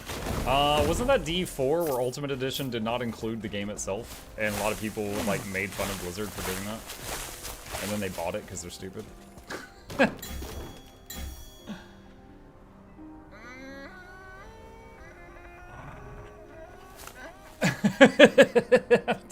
160% increased boss damage? No, I'm too scared.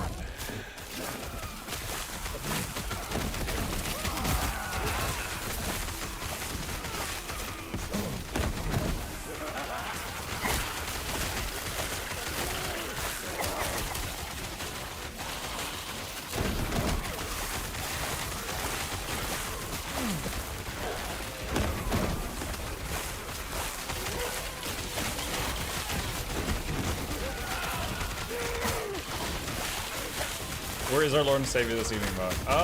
He hasn't come into the office since I started streaming, so he's probably just asleep somewhere.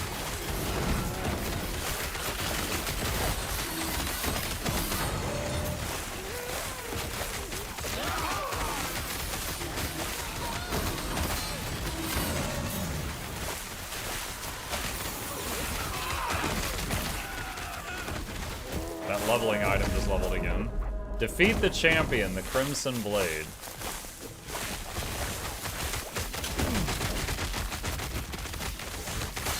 Oh my god.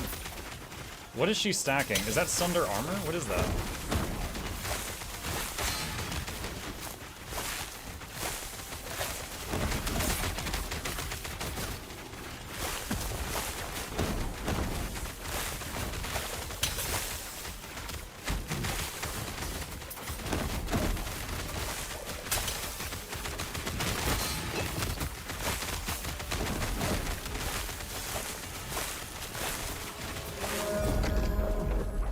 Alright, she was scary, and I did not go all in on buffing her.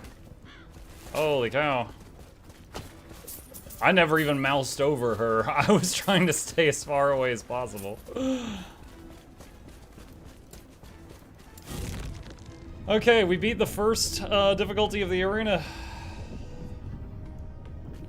Okay, is the person in chat that asked about my build still here? I don't want to waste time if they're not. But I'm happy to go over it now if they are.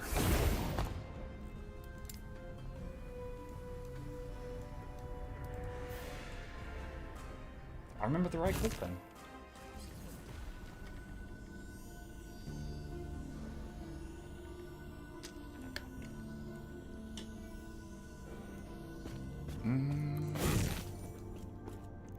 Oh, weird. It unsummoned like all my stuff when I left there. Okay, so you get a key back, apparently, after doing that. And what is this one? Soulfire Bastion. We've not seen Soulfire Bastion. Much love from Germany. Thank you, Mr. Alonzo. Hello. Chain Belt of Hope. 79% increased minion damage. 14% void resist. My worst resistance. Yes. I will take that. Thank you.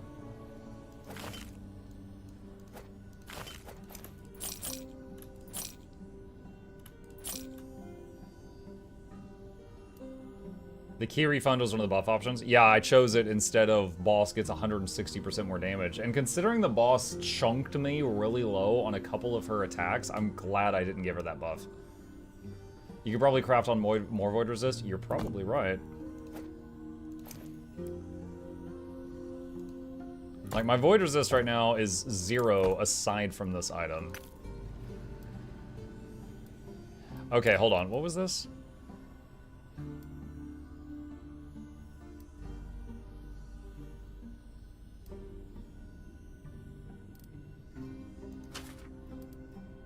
Glyph of Hope.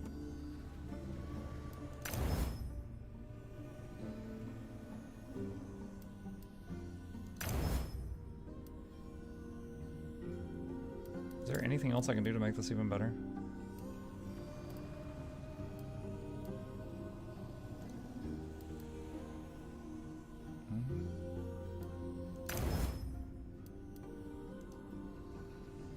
A fix is maxed.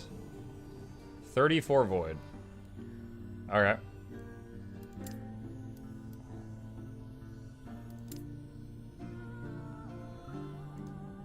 Alright.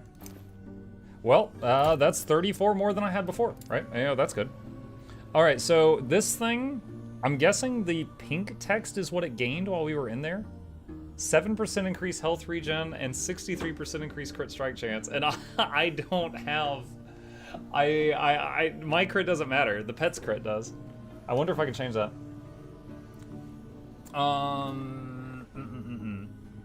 Let's see. If the person interested in the build is still here. Okay. All right. Okay. Let's try to go over it, and I'll try to do this in such a way that I can maybe cut this out and use this later. Okay, so while playing Last Epoch, I have had a lot of folks ask me about my build because they thought it looked interesting, so I'm going to do this just so I have something to point them to going forward and show them what it is. So first off, the strength of the build is basically you have just overwhelming amounts of friends, but it is not a standard BeastMaster build or Necromancer with an undead army or anything like that. It's more like a Mother Nature is pissed. Now, how to make the character. The good thing, it doesn't require any unique gear. There's unique gear that makes it better, but it doesn't require any of that. I started as a Primalist. I did these traits that you see here. There may be better ones, but these work just fine. While I was leveling, I was using Stormcrows a lot. They have a skill that you can get that is called Goodberry that makes it to where they will automatically, let me see if I can find it here. It's over here, Goodberry. They will automatically give you or an injured ally, like your minions, an instant heal the microsecond that you're injured. So I had this whole area filled in for the birds while I was leveling. Anytime I took a big hit, my health would just snap back to full with a 10-second cooldown faster than I could even react. Birds are great while leveling. As we leveled up, I slowly, went to BeastMaster.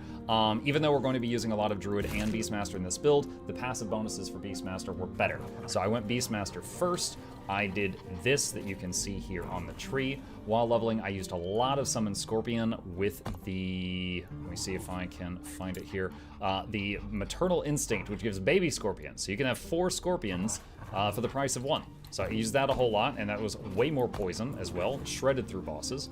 Got up to this point, got Druid, and 5 points in Druid gets you Spriggan Form, which is extremely powerful. Spriggan Form, on this skill, you want to first go up here to Ranged Vines, and then over here to Big Vine, and at least 1 point in Garden of Rage. 1 point in Garden of Rage makes it to where when your vines attack things, they generate rage, and that will allow you to stay in this form forever as long as you are in combat. So that made it just really, really comfy. The only reason my rage is regenerating out of combat right now is because of a unique item. It's not required for this build, don't worry about it. Other notable things that I ended up picking up over time was 3 points in this trait makes your Spriggan Form faster.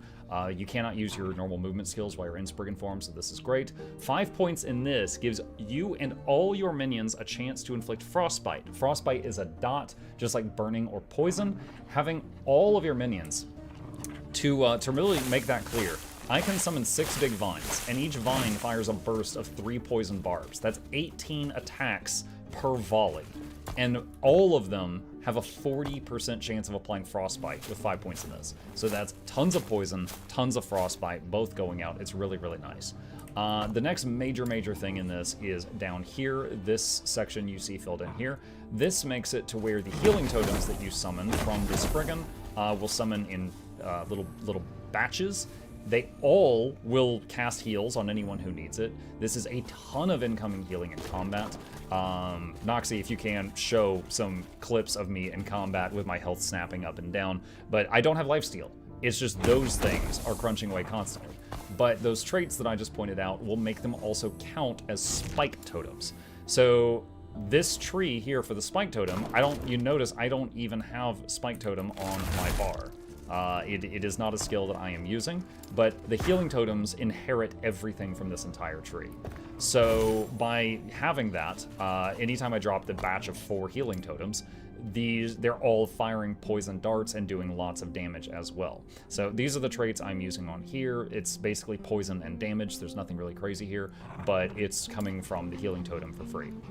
So Saber-Tooth Tiger, it's just a damage dealer. These are all just damage dealing things. Bleed, more flurry swipes, dot damage. It's just damage. You could put a Scorpion there if you preferred it, or something else.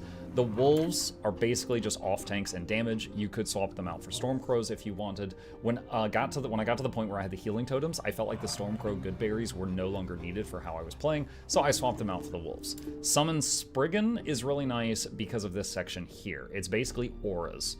I got this just because it was 1 point, and this just because it was 2 points, roots and vines. But the auras, while it's on screen, it's giving you massive regeneration, your pets 4 times that massive regeneration, a lot of dodge for you and all your minions, spell power for you and all your minions, and 72% crit avoidance for you and all your minions. That means if you can get 28% more crit avoidance somewhere else, you're immune to being crit. You and your minions are immune to being crit if you can just get 28% more on top of that. And so I bring him, for the auras. And that's it. That's how I'm playing. And none of that requires any gear at all. Now, I'm just getting into Endgame. I'm starting to get some nice gear. Some things to keep a lookout for are charms, or sorry, idols, wrong game. Idols like this with minions have a chance to bleed on hit.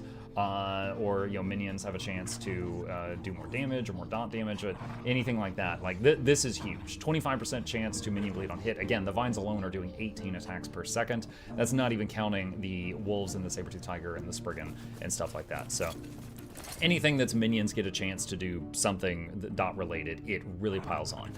When I'm fighting a boss, I often have over 100 dots on them. There will be a massive stack of bleeding and frostbite and poison on them, and also a bit of slow. The wolf, just 1 point right here in wolf will give you some slow on bosses and stuff too.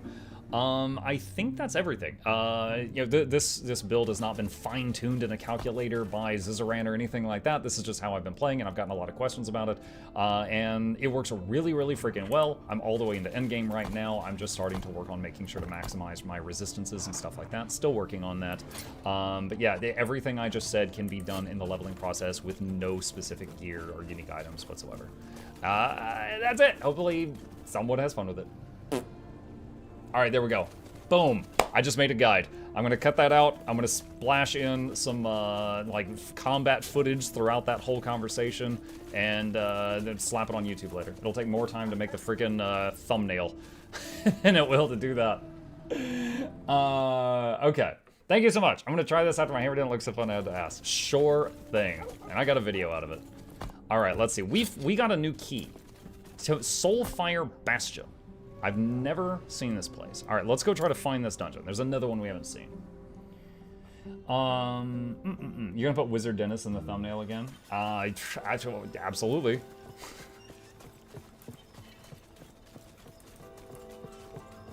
Let's see. I need to go like northeast. Dungeon's really cool. They all have different gimmicks. Enjoy. Hopefully, it's one that I can learn without getting one shot. That's what happened to me in the time one.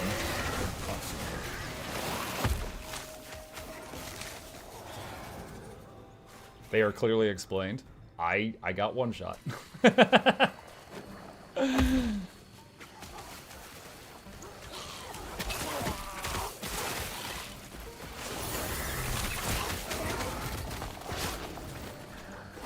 This is a much lower level area, so I'm just staying out of Sylvan Form to run through it.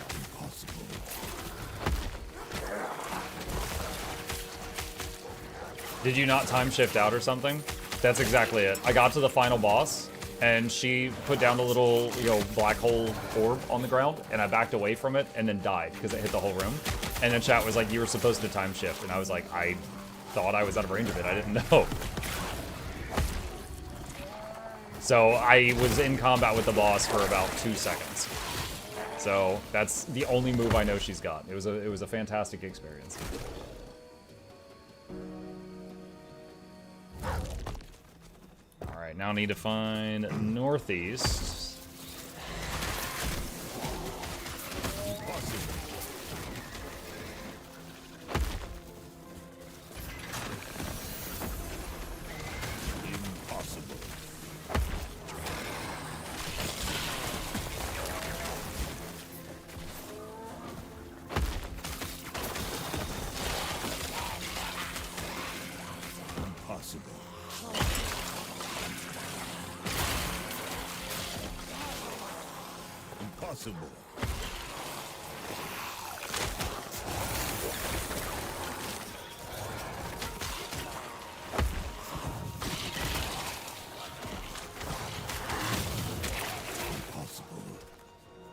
Do you enjoy this more than PoE? I love PoE and Grim Dawn and this for different reasons. Right now I'm enjoying this more. But I don't know if like every day of the week the answer would be the same, you know? A living so far from one of the cities. Though I shouldn't be surprised. I saw how easily you tore through our ranks. Why are you not attacking me? Be at ease. I have no desire to fight you. Even if I did, this would be no place for me to draw weapons. Some Imperial commanders are, how should I say, touchy about others acting in their territory. My friend running the Soulfire Bastion here, Cremorus, is particularly sensitive about this sort of thing. Which reminds me, I had a reason for striking up this conversation. Not that it hasn't been pleasant so far. I'm listening. You'd put a smile on my face if we undead weren't always grinning. Simply put, Cremorus has been experimenting with a new form of soul magic in there. Very interesting stuff. Could revolutionize how we process souls for power. But Unfortunately for Cremorus, my patron would not be very pleased by his Patron. success. And I happen to have met a living adventurer with a knack Chat, for sign up for slaying my undead. patron. Isn't that right? So what do you say? Barge in there in the name of the living, wreck up the place, and put Cremorus out of commission for a while. Now I even sweeten the deal a little. Bring me some of those soul embers he was experimenting with, and I'll see what I can trade you for them. all right. I knew you living still had gray matter sloshing around up there for a reason. Best decision you've ever made. Feel I need to warn you though. There is a bit of fire in there. And when I say a bit, I mean he keeps an inferno stocked in that place. Not to mention the necrotic fires he's been experimenting with. The soul embers may be able to help you though. Burn one of those soul embers up and you may be able to protect yourself from the fires in there. Though from what I've seen, it only protects you from one type at a time. You'll figure it out. From what you've seen, Oh, you're not the first living I've made this deal with. Here's to hoping you're the first one to meet me at the other end of this place. May the immortal Emperor smile on you. okay.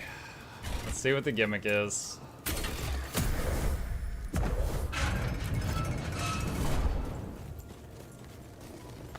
No translation found for inabilities. Remember when that guy a minute ago said it's clearly explained? No translation. Soulfire Shield toggles between fire immunity and necrotic immunity.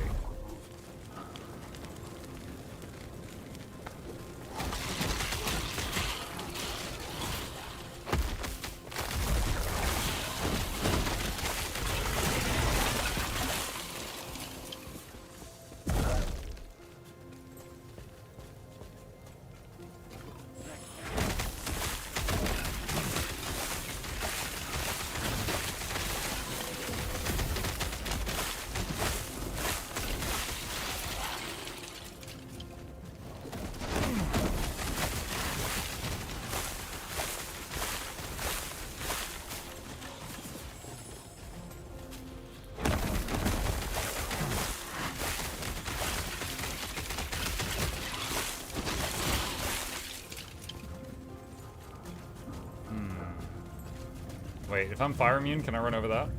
No, I can't. It's considered a wall.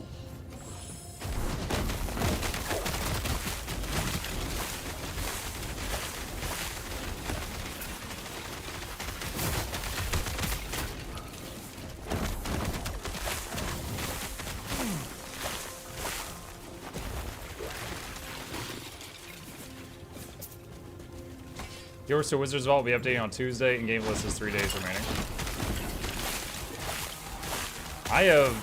I still am doing a bad job of making sure to click on that each day.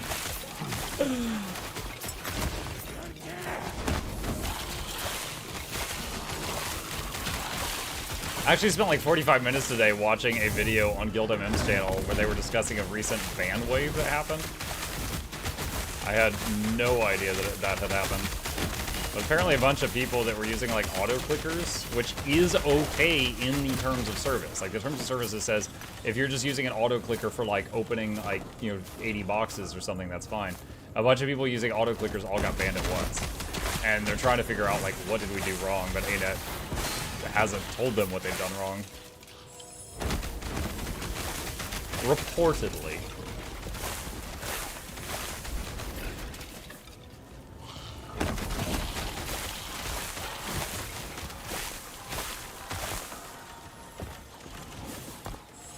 My necrotic resist is -9? What the heck? Am I cursed or something? Oh, now it's 16. I must have been cursed. Like, I knew it was low, but I was like, it was not negative last I looked at it.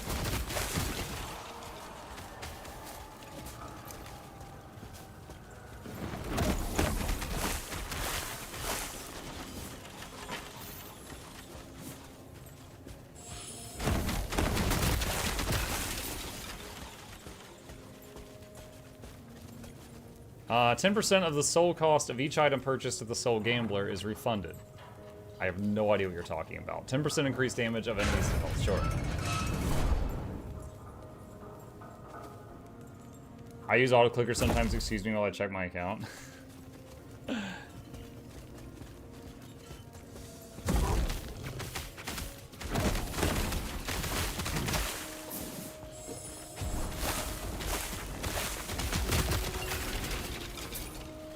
A lot of shards on that guy.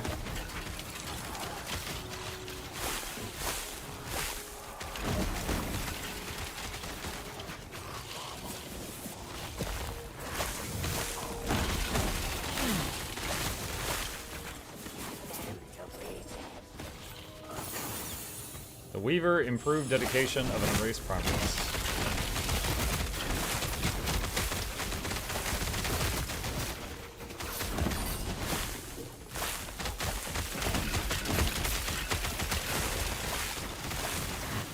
I wonder if there's any way with crafting. It's like, this thing is just getting crazy crit chance and health regen.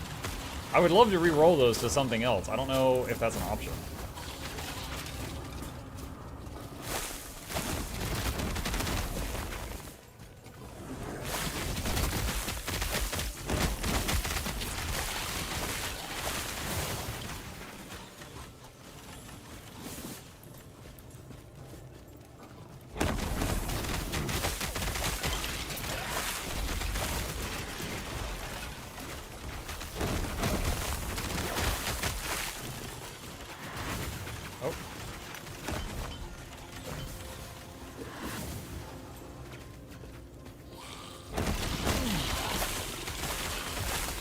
On auto clickers and goers too, remember those Quaggan pearls or whatever they were called?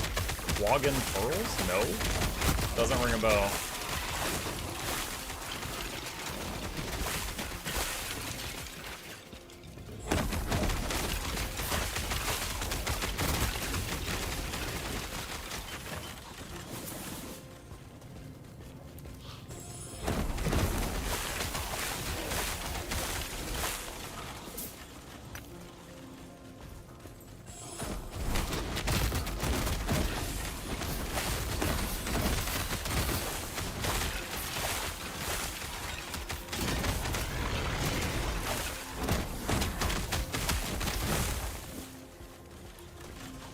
Not a door.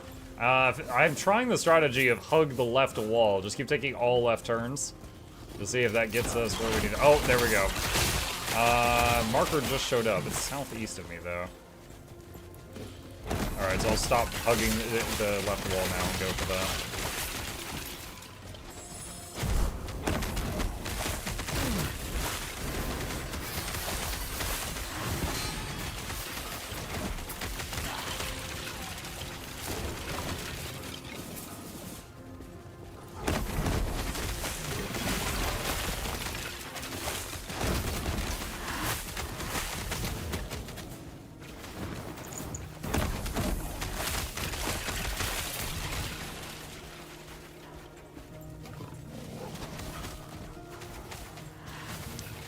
Forging potential of each item from the Soul Gamble. I don't know what that means. Let's go.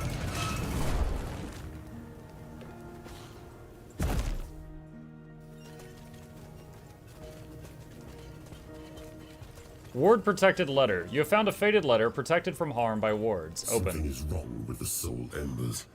The test subjects react as expected when exposed to the soul embers. At first, the flames then begin to consume the body in order to fuel the soul ember within. A minor setback, nothing more. Until I devise a means to better stabilize the soul embers, the addition of a way to consume outside sources of fuel rather than our own bodies will suffice. Before you dare to gloat over this, do not forget the trouble your pets in the north gave you before you brought them to heal.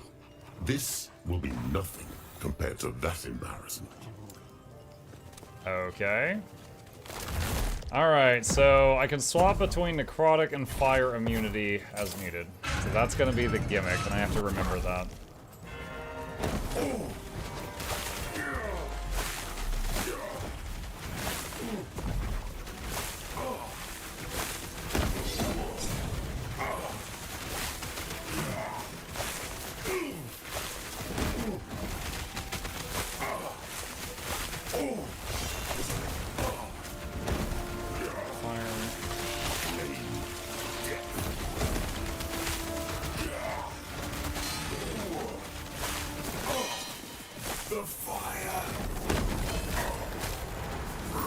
That will be much more of a pain when I fight him on higher difficulties and he has more health. Hey, I think that's my first dungeon beat.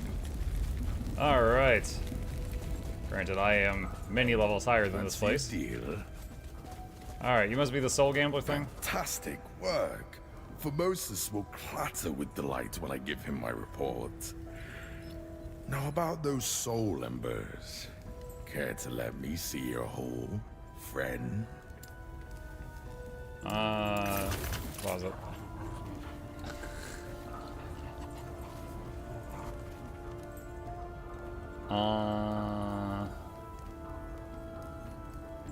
Soul Ember. How many Soul Embers do I have? Oh, 497.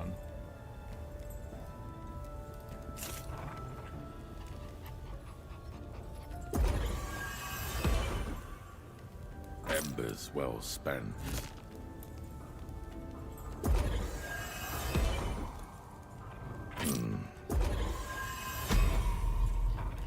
Oh, lucky you. Embers well spent. Yeah, lucky you. Well spent. Alright, what do we get?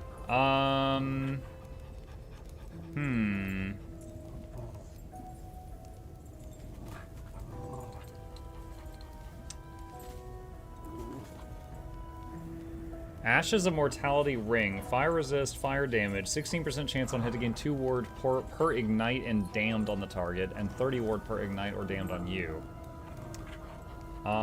Curse of Perseverance. +1 to necrotic spells, so Necromancer. 56% increase in necrotic damage. Hungering Souls projectiles are fired in sequence and can all hit the same target, but do 63% less damage. That ability normally fires 5 bolts in a fan, and no 2 can hit the same target. 1% of necrotic damage leaks to his health. Hey? I'm being ignored.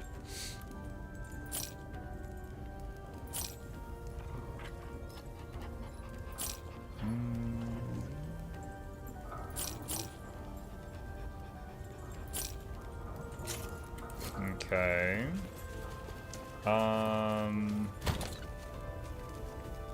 So think we're done in here. Alright. End of time. And let's go back here. What's up? What's up? Is it time for a chip break, chat?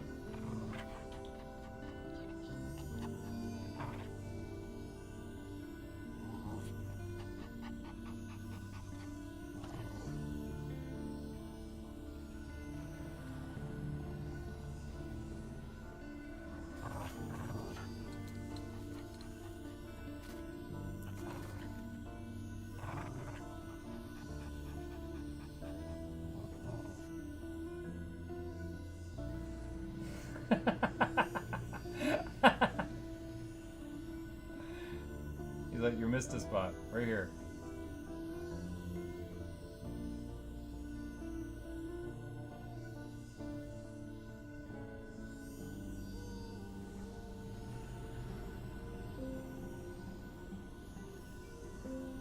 Okay.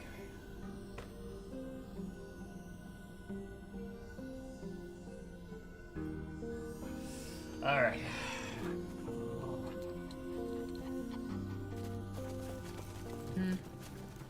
Let's see. Don't need that. I came here for waffles! Oh my goodness. 38% increase in minion critical strike chance. 21% increase minion poison damage. Oh, but that's rogue. I can't use that one. You won't let me.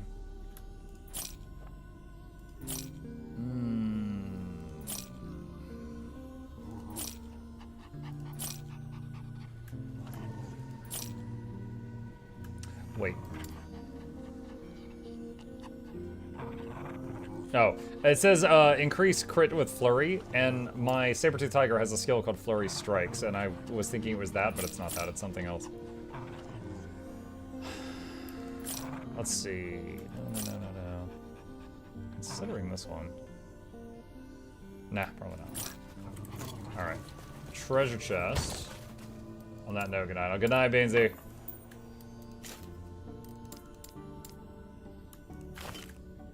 Mug will be getting an unanimated bongo emote for YouTube. So YouTube currently, Jackals, has max emotes. Similar to Twitch, Twitch, the maximum number of emote slots you can have is based on the highest sub count you've ever had at one time. YouTube, where, you know, have not been there nearly as long, the amount of emote slots you have is based on the highest number of YouTube memberships you've ever had at one time. So we have unlocked, holy crap, what in the hell? BTS.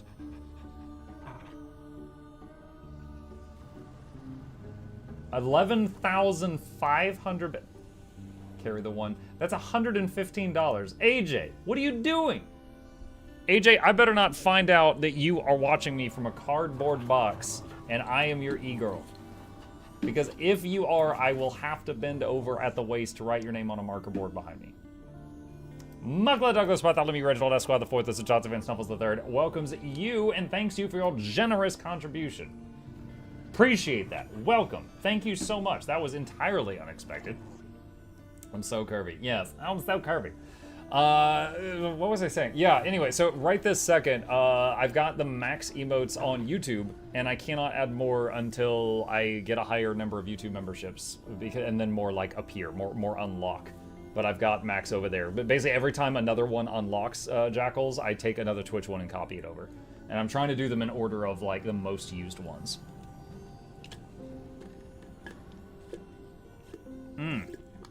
AJ, thank you again. That's incredibly generous. Thank you.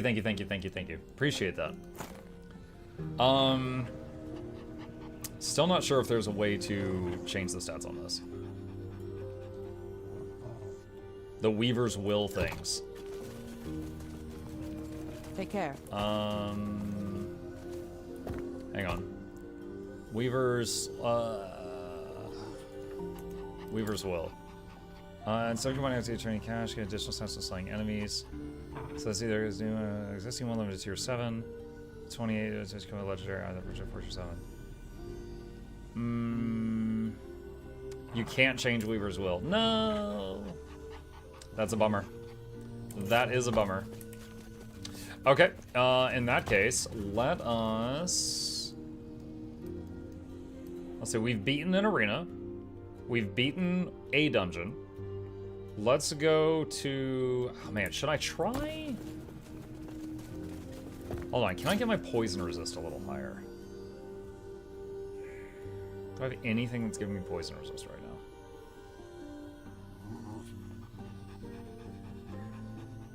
Am I still using the Ellie resistance on this hat? No, I'm maxed without it. If I can get another hat that has poison resist on it, that would be fine.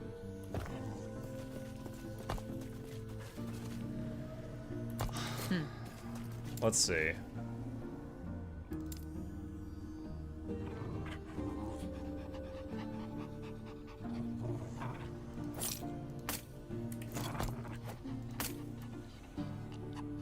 $12 forging potential. Okay, well, maybe not that. I was going to just start customizing a hat, but the forging potential is so bad. Take care. Feeling lucky?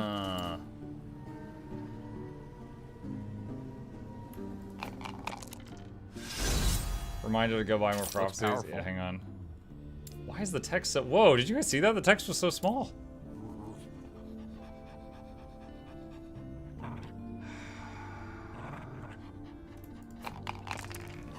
Is there a way to skip waiting Maybe on it'll help this you thing? along the way. Like the dice rolling time? That's a winner. Excellent choice.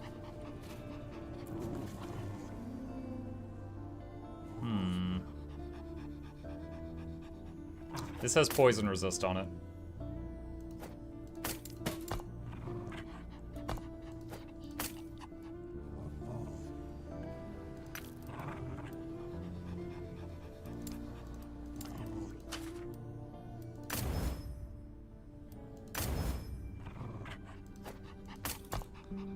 Okay, I maxed poison and the elementals.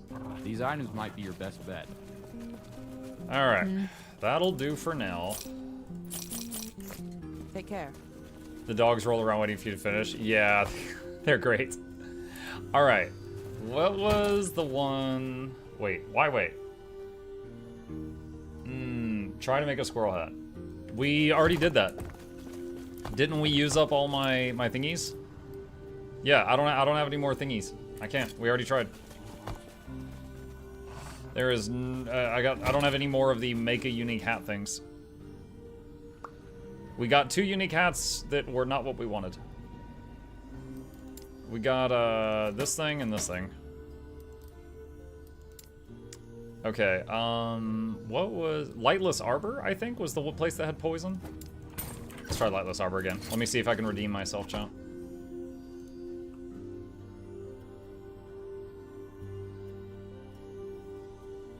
SAB is the next festival in Guild Wars 2.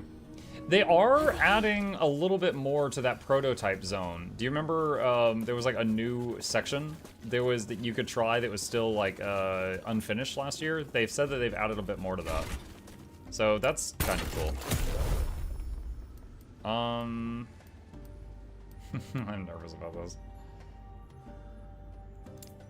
I lose here too.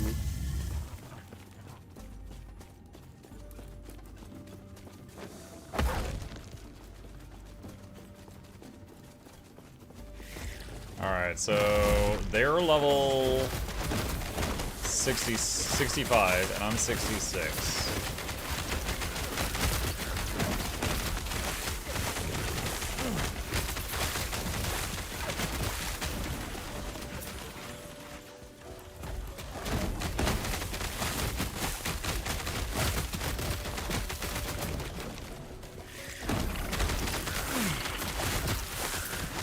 Yeah, in general, I love the skins of the items you can get during SAB, but I'm not really huge on playing SAB.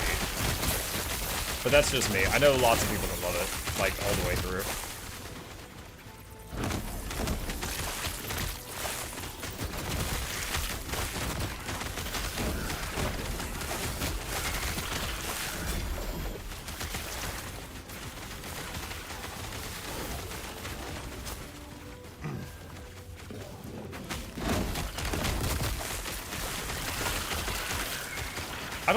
Usually I would open up the prison cell thing, but then that guy will, they usually, oh my god, that hurt. They usually like dash all over the place, and I don't think I could keep the light on him easily. And if he moves out of the light, he might be able to one-shot me.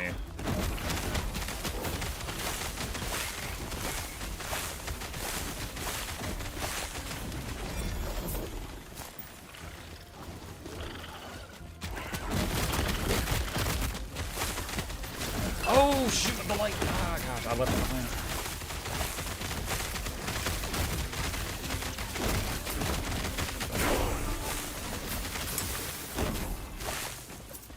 Q to summon Vine, W to summon Healing Totem, A to move the pet, and D to move the light.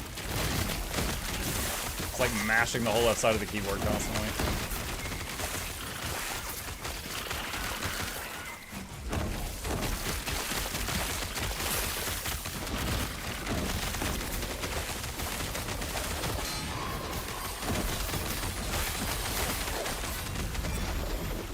Purple thing.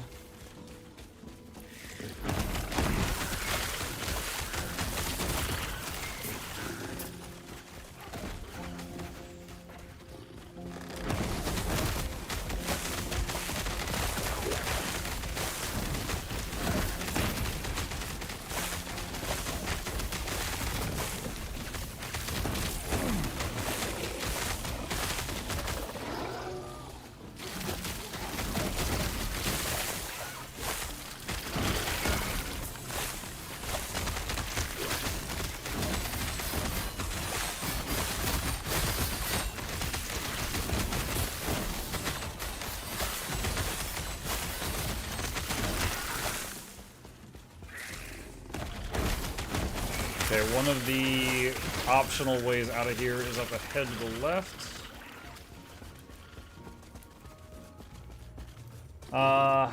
Okay, yeah, so that's 20% more damage and health on the enemies, but they can drop Exalted Amulets now.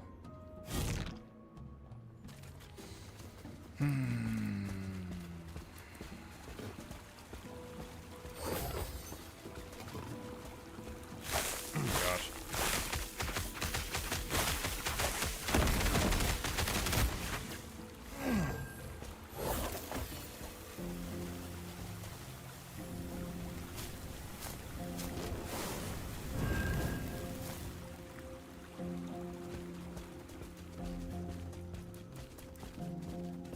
Where? Oh, door's over to the right. I see it.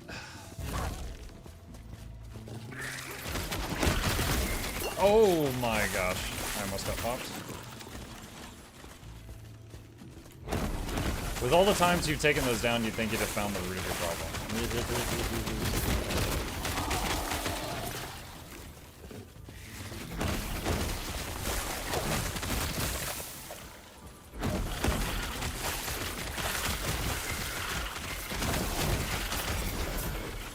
Purple thing.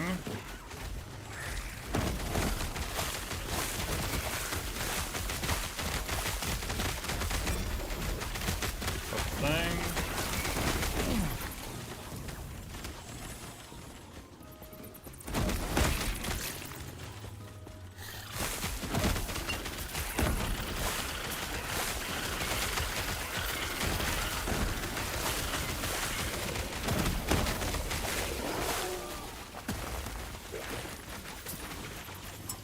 Pick it up! Oh my god, pick it up! Look, it's so many times.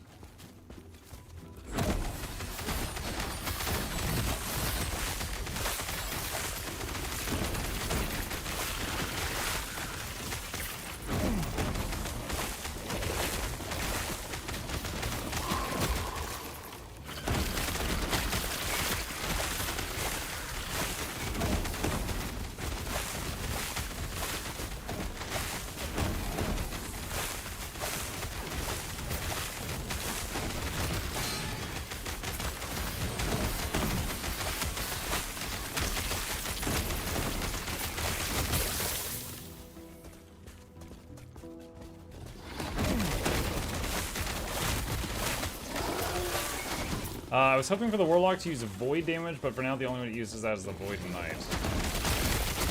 What does a Warlock use? Necrotic, I'm guessing?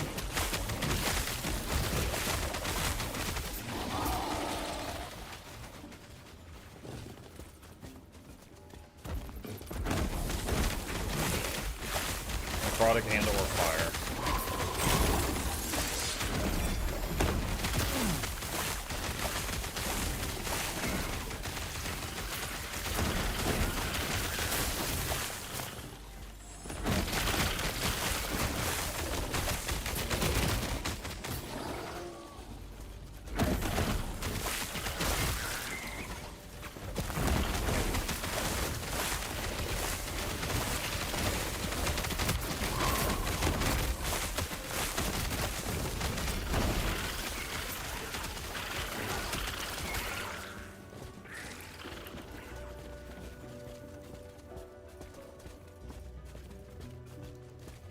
Door. Dungeon boss will drop a set item, but have 30% more damage and health. I've been gone for too long, Mug has a beard. What's up, Narg? Yeah.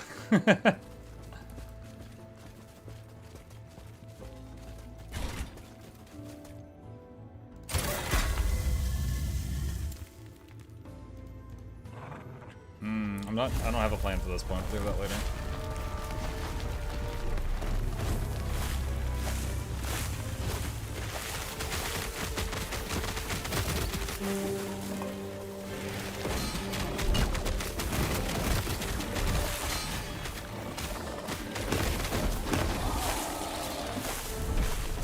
Hey, look, it's the Tree of Birds. How are you?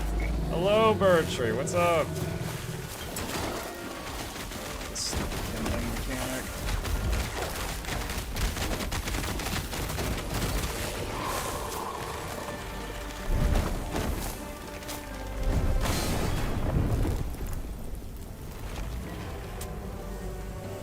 Okay, well, that dungeon key is gone. The shockwave did not one-shot me, and then it did not one-shot me, and then it one-shot me. So the troubling thing is the fire thing. The you have to have the fire on the kindling in order to have it burn. But you have to have the fire on the boss, otherwise anything that's in the dark does way more damage to you. So I don't know. I don't know.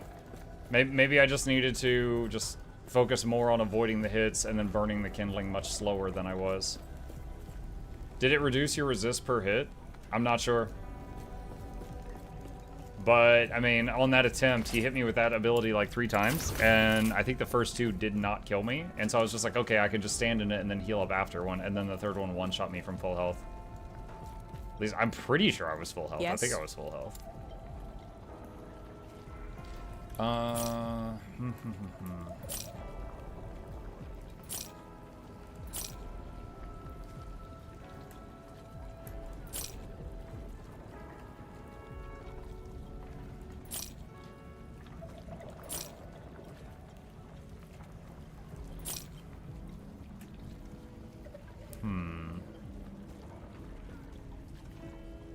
This one's really good. Too bad it doesn't have... Well, it's got Void Resist. But it does not have... But then I lose the Poison Resist that I just worked for.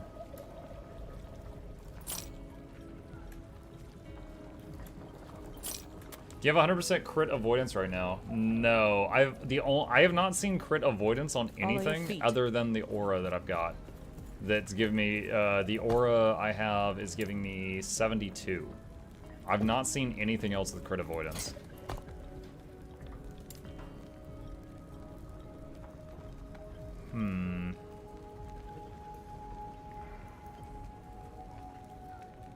Looks like this item is done growing. It's not going to change anymore.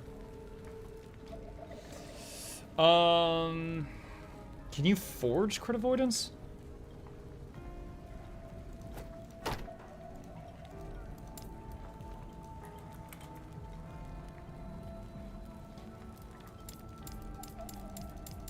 I guess not.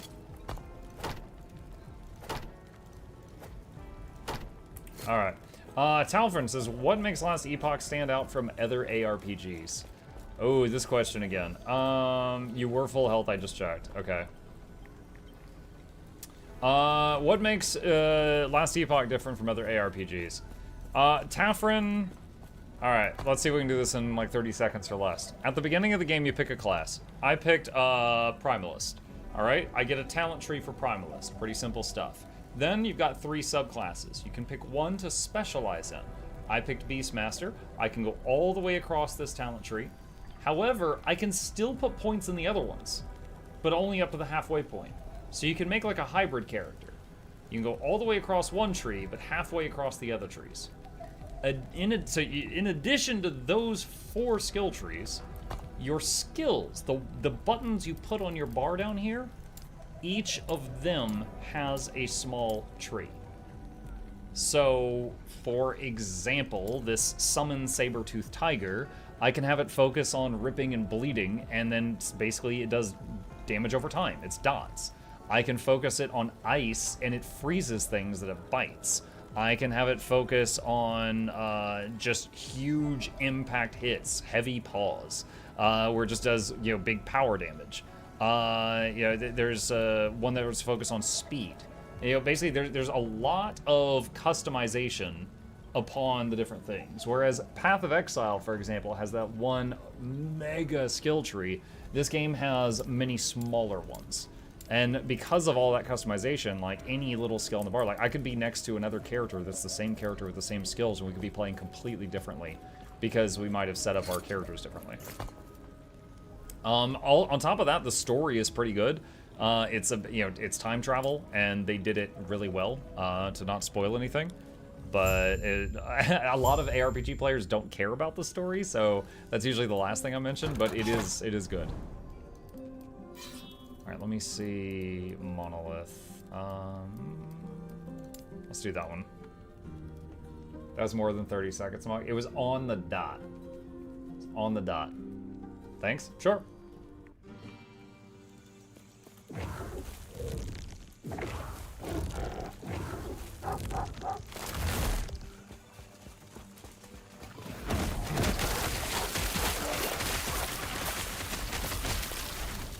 Alright, so this level is 66. I'm 67.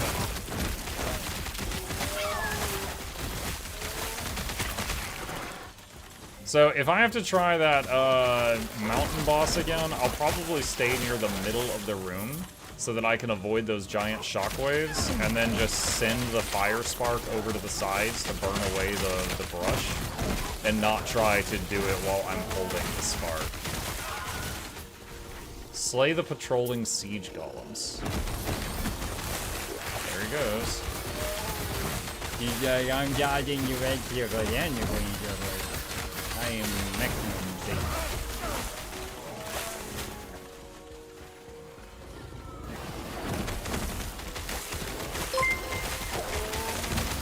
Short, thank you for the raid. Appreciate that. Welcome.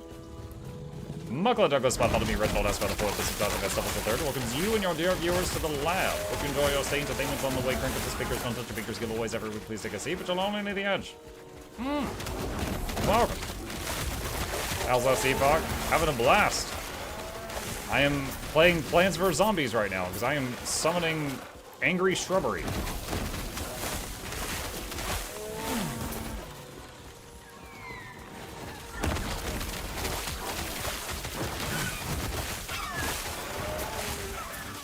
And with full Sylvari, never go full Sylvari.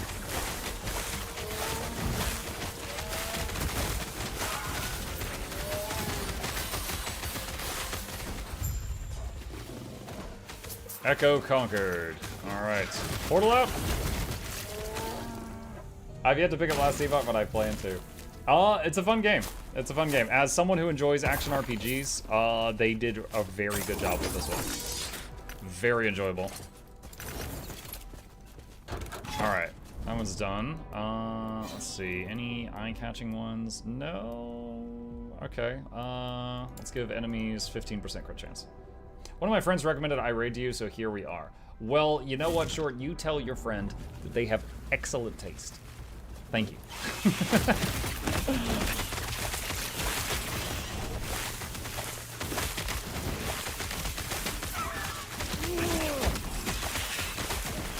Oh my. Oh, we just ate that hit. I got like snared or something.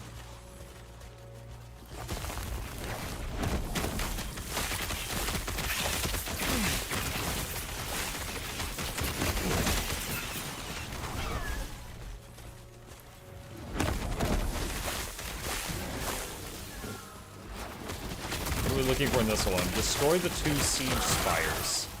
Siege spires?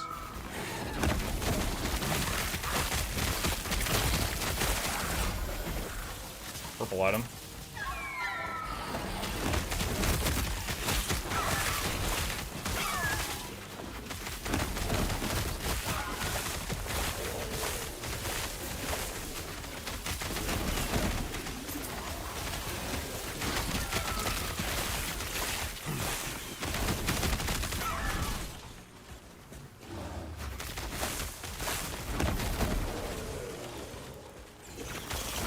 Can you tell me about this build you're rocking? Yeah, I actually, we're planning on making a video of it because so many people have asked. But essentially, I started as a primalist, and then I went BeastMaster, which gives you access to like lots of animal companions. And then I dipped into Druid a little bit to get some basic shape-shifting. And one of the shape-shifts is called Summon, or what is it called? Spriggan form, which is this wooden-looking person that I am using, and they get access to a lot of plant stuff. And I am summoning totems that are healing totems, but they also shoot spikes. And these plants that also shoot poison darts. And then I've also got relics where all my minions have a chance to bleed on hit. And I've got a trait where all my minions have a chance to frostbite on hit. And the end result is when I summon everything and I'm fighting a boss, he usually has over 100 damage over time on him. So I just need to dance around, stay alive, and keep summoning. And the 4 healing totems do a lot of healing on me, so as long as I don't get one shot, which happens sometimes, I usually snap back to full health a second after getting hit. The snails in this game look weird. Snails are on Monday, my friend. But in case you're like want a snapshot of the build itself, I'll bounce through the screens real fast, and you can clip it if you like to. This was Primalist. This was Beastmaster. This is Druid. And then the skills I'm currently using, I would say Spriggan Form is required for the build. This is what makes the vines really powerful. This is what makes the healing totems shoot spikes. This is the spike totem skills that are inherited by the healing totem.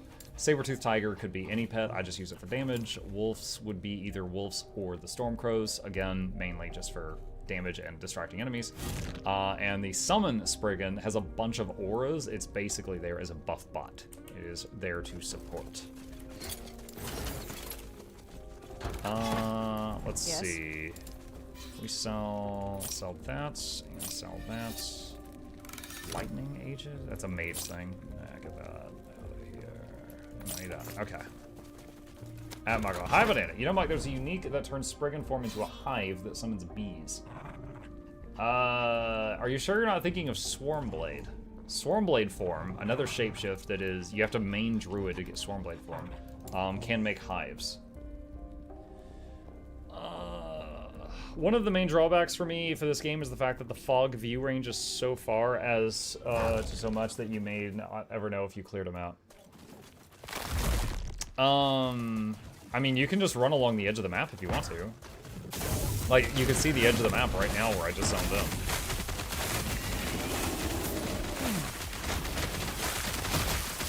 Speaking of 100 dots. Oh, that guy had no good loot. I don't know, I haven't really felt like the Fog of War is any different from, like, Path of Exile.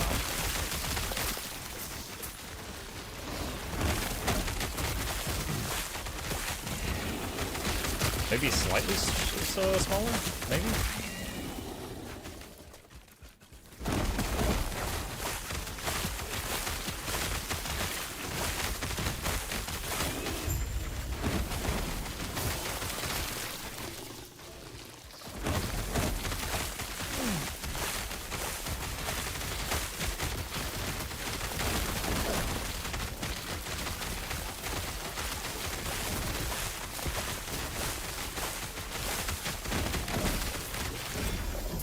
Purple thing. What happened to the scorpions? Currently, so I swapped the scorpion I was using out for summon Spriggan, and it has a ton of auras. One of them is almost making me immune to crits. One's increasing dodge, one's increasing my spell damage, one's giving me a lot of healing every second, so it just seemed too good. Now, I could use the scorpions in place of the saber-tooth tiger, just as a damage dealer, but this is what I'm doing right now.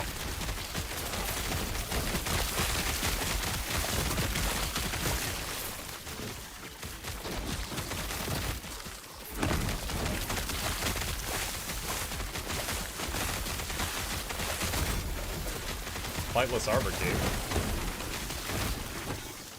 Base Shrine.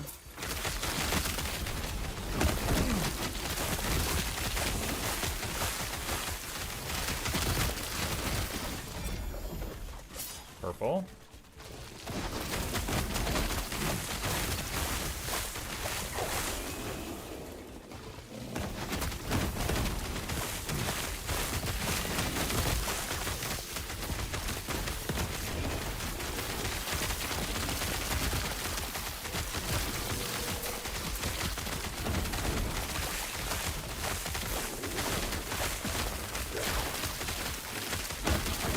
Okay, we're picking up on our objective. It's just to the right of me.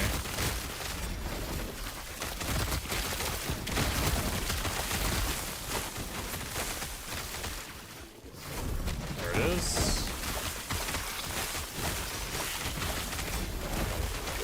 Another purple. We're getting a lot of those now.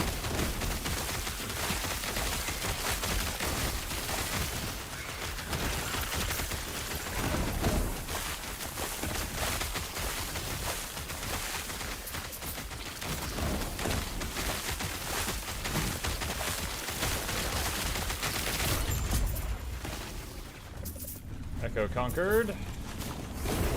And portal. I think Spriggan Form has like 5 uniques, but yeah. I'm guessing I have found one, because I do have an amulet that is very good for Spriggan Form. But outside of that, not sure if I've found others.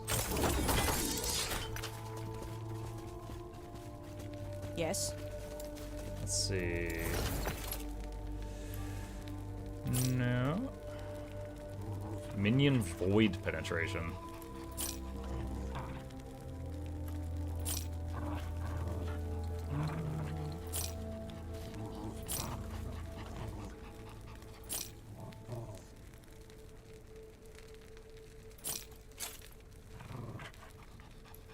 Those are maybe. Take care. All right. Let's see. Oh, we're past the first thing. The Fall of Ladria. The fallen Osprix and Void Cultists have descended upon the town of Ladria.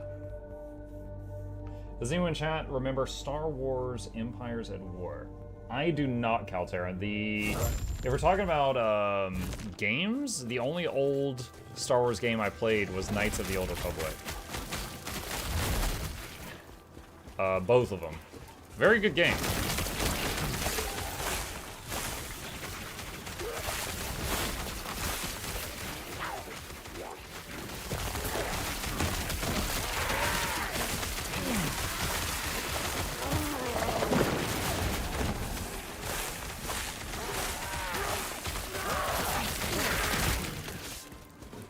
Greetings. Where are you? What's going on? I got separated from the others. I'm here to help. Flee. Save 5 villagers. Oh, look, the totems are... My healing totems are healing the NPCs. That's interesting. Didn't know they could do that. Travels. Flee.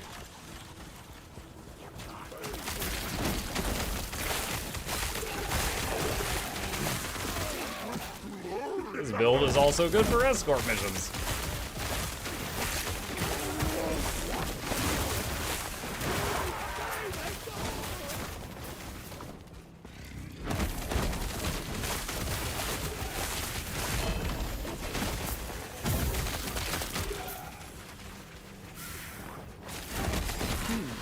Get out of here.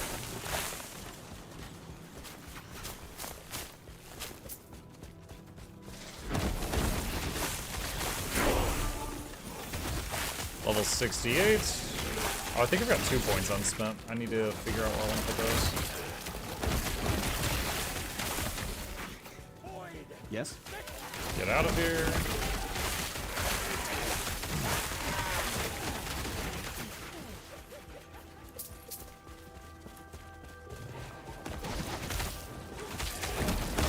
Bro, you missed a red item.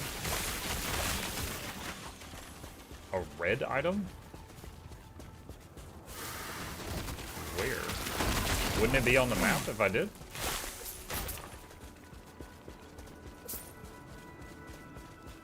You mean the health potion? Is that what you're talking about?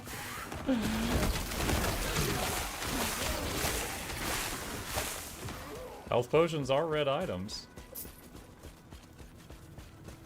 Hold on, I'm going back through the area I just was to see if you're right.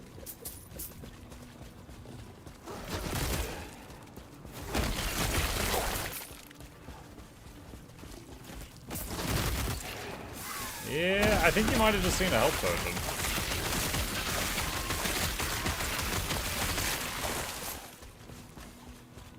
Is game on Steam? Yes, it is. What brings you here? Get out of here. Also on Necklace. Also on Nexus. That is a referral link if you happen to be picking it up that can support the channel at the same time. But if you've got any questions on it, let me know. I will answer to the best of my ability. How's the game? I love it. I think it's really good. Like, IMO, the 3 ARPGs I would recommend to people right now are either Grim Dawn, Path of Exile, or this, but all for different reasons. Unfortunately, although I love Diablo and I've played every Diablo since D1, other than the phone one, I can't really recommend any Diablo games over the 3 that I named a minute ago. Did I remove the pin about last year? No, there was no pin.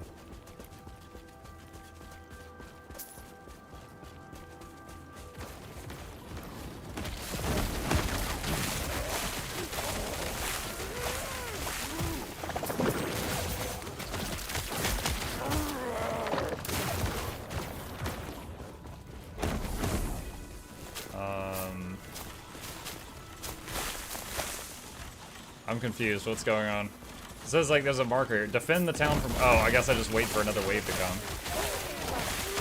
How are the prophecies going? I haven't checked them in a bit. Hang on. What was the button for that? G? F? T? No, not T. Y. Oh, I guess I finished them all. Also, what is this? Affixes are 50% more likely to be exalted. And we got a bunch of... Yeah, I could go get more prophecies.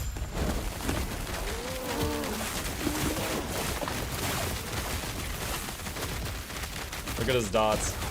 70 poison, 60 bleeding, 30 ice. 3 stacks of slow, and I don't know what that last debuff is. I don't even recognize one of them.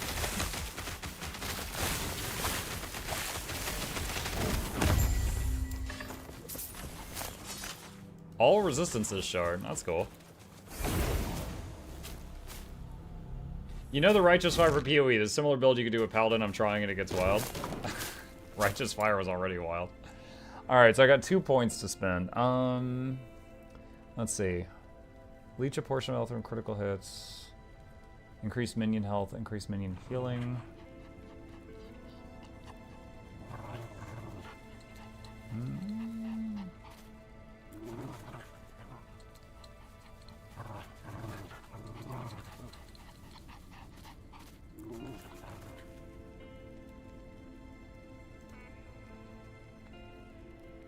Not really anything else in Druid I'm jumping for.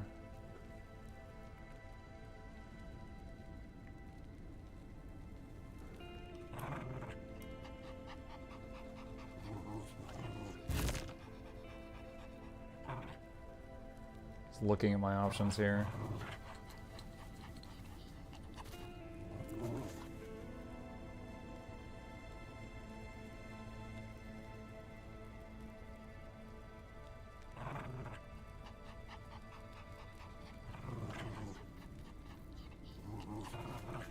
Minion melee poison chance. 8% per point, 5 points. You can get 40% from this. Huh. I wonder, how does this game... If you have 200% chance to poison, do you apply 2 poisons every time you hit? Does this game do wraparound like that? It does. Okay. So that could be useful even on my... Like, my vines already have a 100% chance to poison, so that could make it 140. More dots. You have a higher endurance threshold, and you and your minions have additional physical resistance. That might be good, too. That would help with, like, one-shots.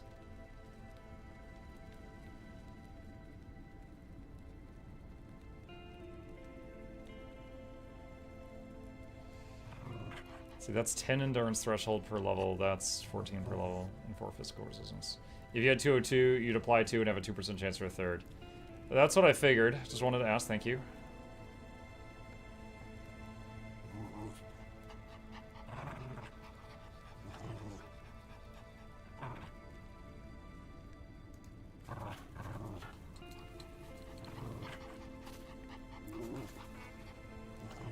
I think I'll do that then, in Venom. Also, it gives poison resistance, so that will free up... Was it this hat? Yeah, I don't need that anymore. So I can now use the Void Resistance hat. Aberrant Call, +2 to summon Wraith, +10 max Wraiths. Minions lose 6% current health per second. Oh my god. So this is all about that Wraith. Wraiths are the Necromancer summon. It's a summon that's not permanent, but there's like not, the cap on it's very high. Like as long as you got mana, you can summon just a ton of them and just throw like a whole swarm at people. It's kind of like a stronger version of SRS from PoE.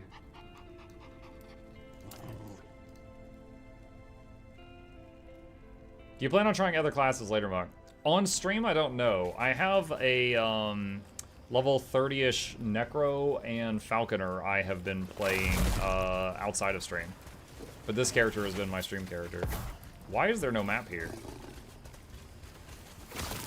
Defeat 12 waves of enemies. Oh, I guess it doesn't matter, because they come to me.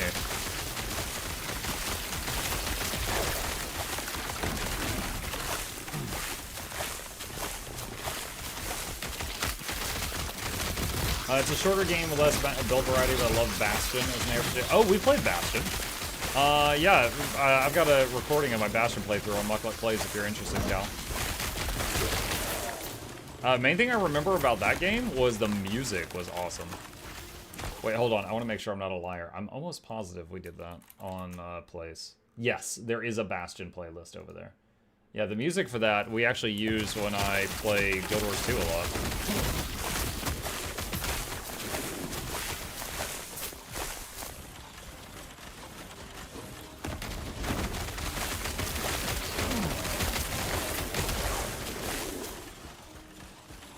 Is there a build that's like the 55 monk from Guild Wars? I'm not familiar with that, so I can't make a comparison. The only build I remember from Guild Wars was the Minion Mancer Necro that had like 10 zombies.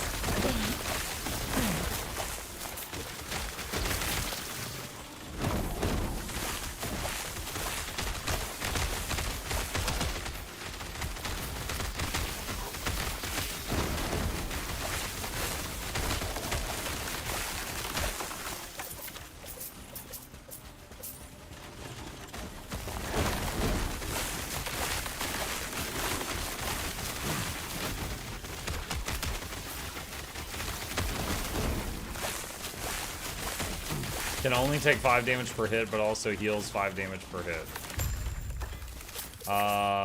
Interesting. Okay, that echo's conquered. We beat that echo faster than you could explain that monk to me.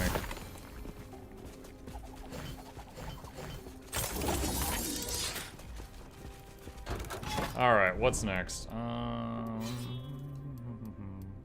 Doesn't really matter. Pick one.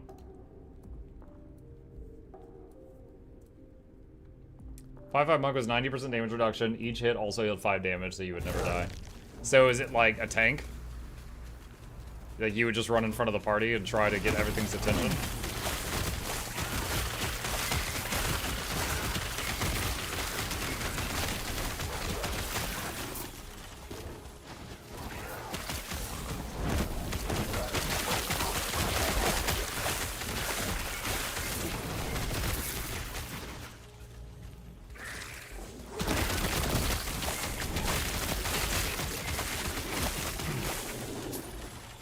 Just dropped to like 10% health and snap back to full. Healing totem. Like, I've already got like I'm fine with my damage and my healing is crazy. I just want to work more on my like survivability so that I can get through anything.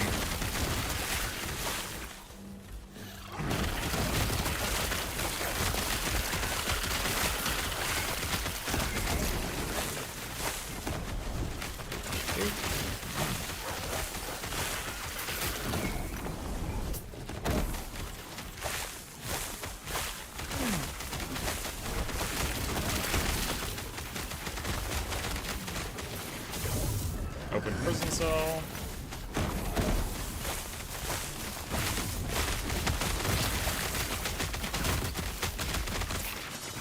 Oh.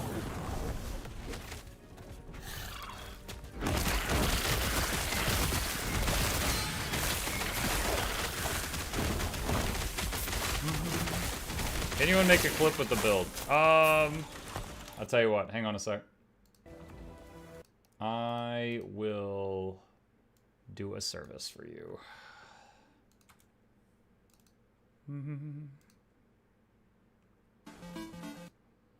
If you're willing to deal with that. All right, that's it. That's all I got off the cuff. Nope, that wasn't it. Try to do this in such a way that I can maybe. That's it. Hopefully, someone has fun with it. All right, there we go. Try to do this in such a way that do this just so I have something to point them to going forward. It is not a standard BeastMaster. So first off, the strength of the build is basically... So I'm going to do this just so I have something to point them to. Okay, so what? There. Okay. LastEpoch. BeastMaster Druid build guide. Alright. Publish highlights. And do that. And it'll take a few seconds. Hang on. I'll give you the link in just a moment. What would be more interesting? Battletech, turn-based like XCOM, or Mech Warrior shooter? Both have campaign mechanics and customization. Depends on the mood.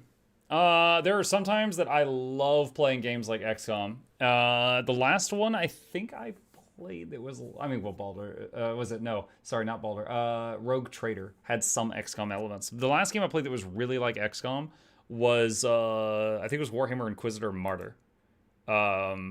Which was like, you know, the Space Marines moving around like XCOM people and, you know, getting behind cover, and it was turn-based, and it was very challenging. It was also very draining. Like, I beat it, and then I was like, I do not want to play another game like this for a while. Like, oh my god. It was so draining. Mech Warrior, the only big robot game I've ever played, I think, was Titanfall 2. I'm trying to think if there was another one. Holy crap. This doesn't usually take this long if I'm just cutting out a few minutes. There we go. Okay, so okay, so all right, there we go. Boop. Oh yeah, Armored Core. That's right. We played Armored Core 6. All right, that's the link to the build guide. And do that. Okay.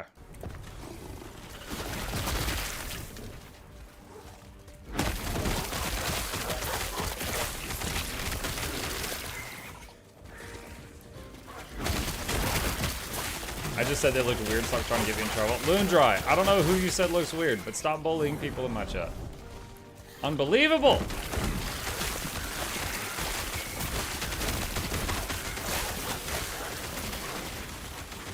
Loondry, the bully at school, giving people swirlies.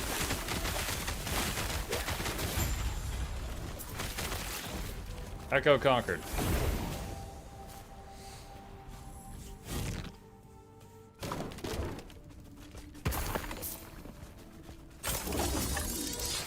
Nothing fancy.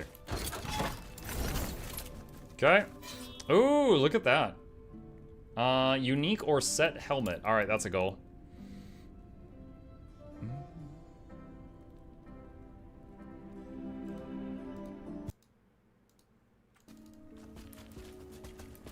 Destroy both Void Spires.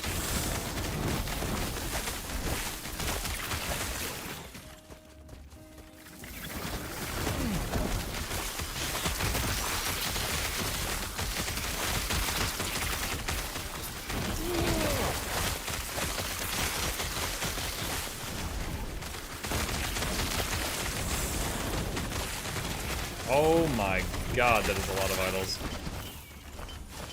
I like how I just stood in a meteor while I was picking those up.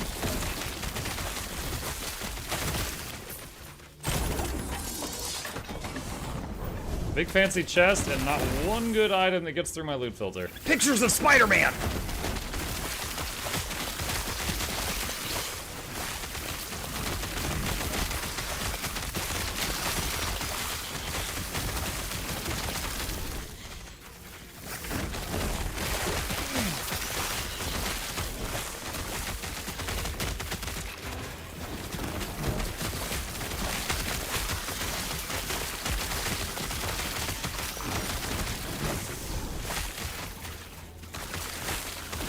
Is your loot filter set for pictures of Spider-Man? Pictures of Spider-Man always get through the filter.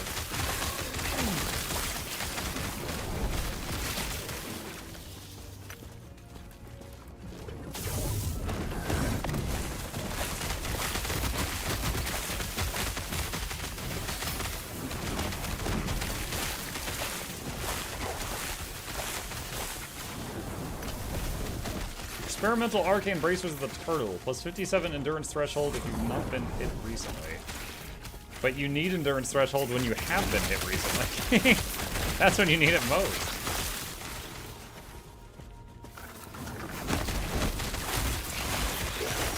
What's the lore behind the mage jails? I actually don't know. They weren't in the game during the last early access that I played. I don't know when they added them, but I haven't really seen anything other than pop this open and kill the occupant because you're a monster.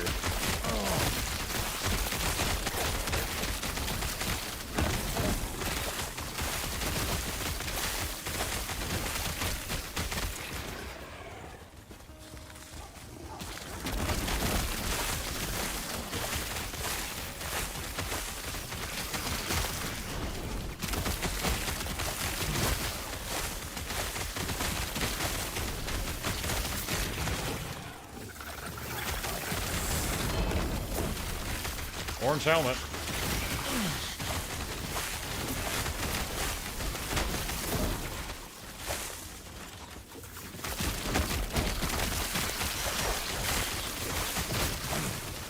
Wait, is it the squirrel hat? No, it's a mage hat. Boo, we want squirrel hat.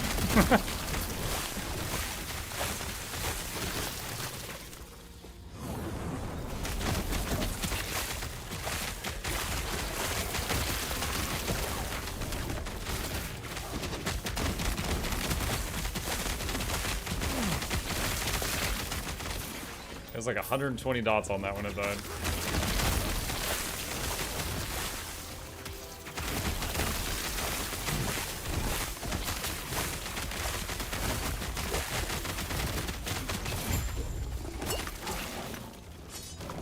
Echo conquered.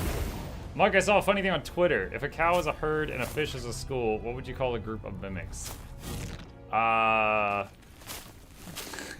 Terrifying.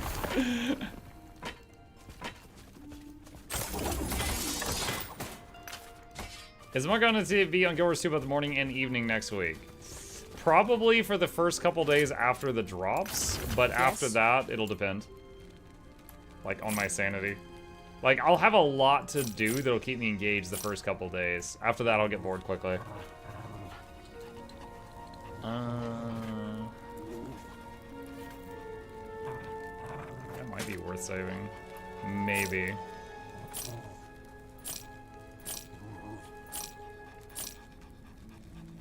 Void resistance.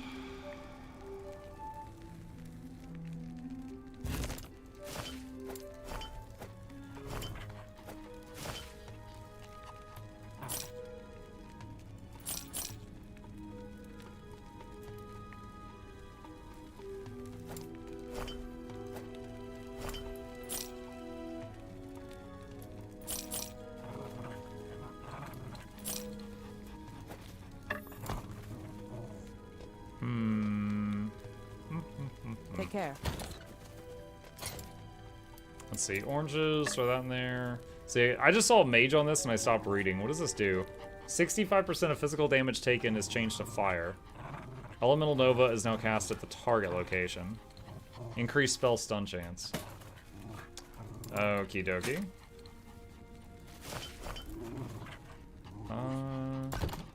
Do I need lightning? No. I need cold resist more. Where did that cold resist item go? Oh my god. There. Swap those out. Okay, now my cold resist is maxed and lightning is still fine. Okay. I have void resist one too. What does this do? For poison. Do I need that to stay capped? Oh, I'm not even capped. Alright, yeah, keep that equipped then. There's a search bar mod. Yeah, I know, but I thought it would just be a quick find. I didn't think it would take long, and it didn't. Because I knew what the graphic item looked like. Cal says, I'm mostly looking forward to Leggy Relic. It'll be nice to not have to worry about that for a while. True. Yeah. Yeah, we'll get that right away, but after it's out, and even though I'm gonna get one for free, I need to figure out how to, like, I don't know, how to craft it for future people that need it.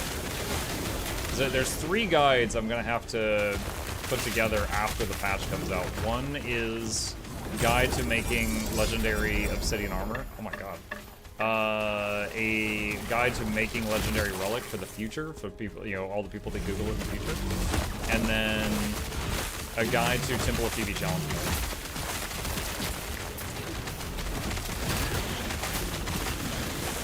And then the first day, though, I will absolutely be playing through the new story stuff.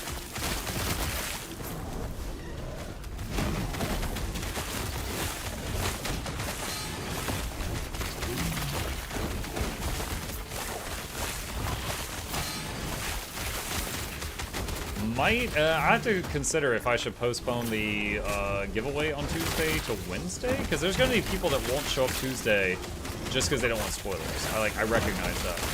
So I'm wondering if I should move the weekly giveaway back one day. We'll see.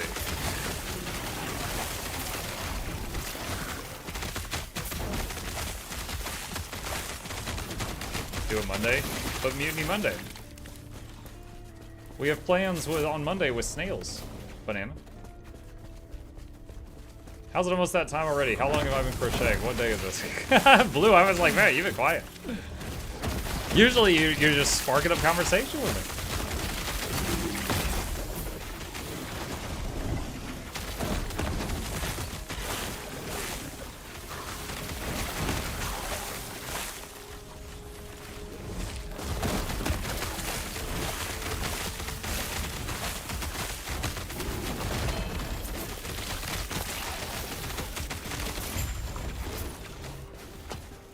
Echo Conquer. It's kind of funny. I did this one for a shot at a unique helmet, and we got two unique helmets while we were in there, and then we got this helmet. Another decayed skull. We already had one of those. The Last Bear's Lament. 10 health regen, void resist, endurance threshold, 100% chance to taunt nearby enemies for 2 seconds when you stun an enemy. I'm not going to be stunning enemies, but the void resist and the endurance is really nice. What would I give up? 20 lightning resist. Do I need the 20 lightning resist?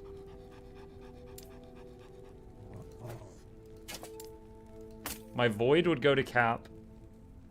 I would be 3 short of that.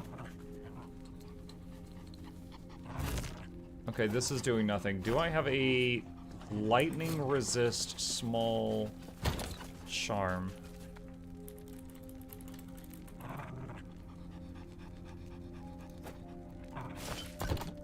There. I've now got void and all elements capped. Poison is close. Necrotic is pretty far still. I guess we're gonna wear a bear hat now.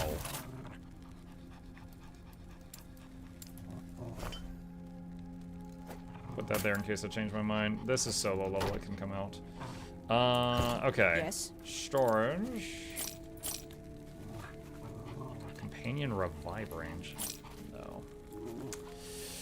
No, no, no, no, no, no, no, no, no, no, no, no, no.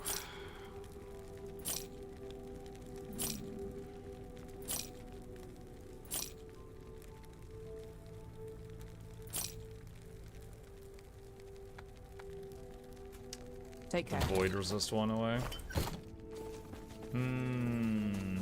Move it back one day just to add viewer stats for yourself. Get the big views Tuesday, and then convince them to come back Wednesday. Oh, play the long con. Yo, Mugga chat. Hey, Seiko. Alright, I think we might have time for one more island chat. Oh, we're actually past the second marker. We could do the second big thing. The Dark Ascent. In this timeline, the Void attacks the world before much of humanity was able to escape. Instead, more of the fallen Osprix survived and planned to use the Void to bring back their god. Scale the mountain and confront the cultist and fallen Osprix before they can resurrect Raye. Raye? The jerk phoenix god? He's gonna be like voidy?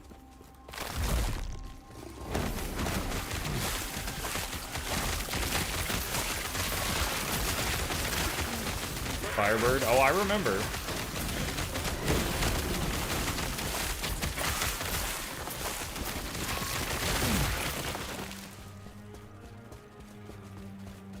Not to be confused with a certain browser. Firebird, not Firefox. Firebird would get confused with a car.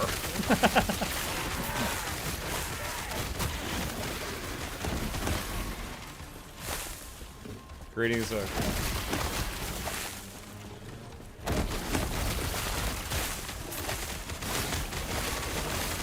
I was chatting with Lady Luck about doing like an 8-hour stream or something on Saturday after the patch to do like the first legendary giveaway. But have to okay that with the family because that basically means being a deadbeat that day.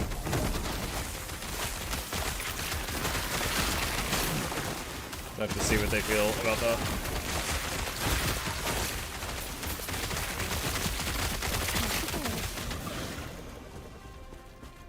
Nice level, y'all. Let's see, I believe I was putting stats into Venom. Another 24% chance to poison on everything.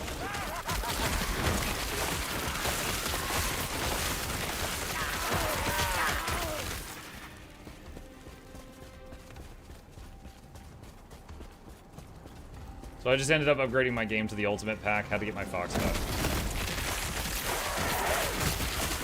Do what you gotta do.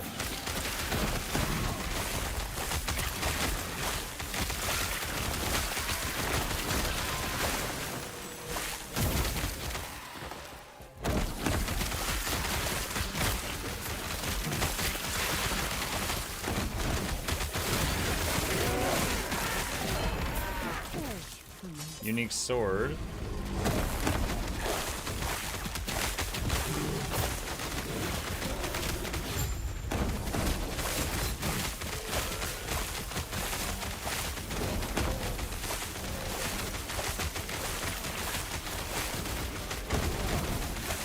Yo, Prophet of Ruin. Is he the final boss?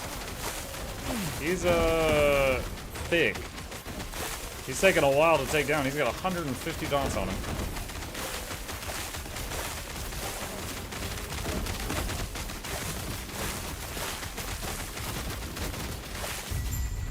There we go.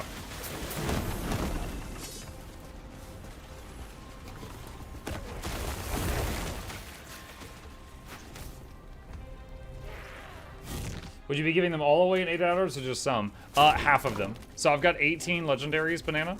And I chatted with the guy, because he wanted to be anonymous, but I only knew one person in the game who's ever given me a stack of legendaries to give away before. And I messaged him. I was like, hey, if that was you again, thank you. And he's like, did Noxxi tell? And I was like, no, don't get mad at Noxxi. It wasn't rocket science.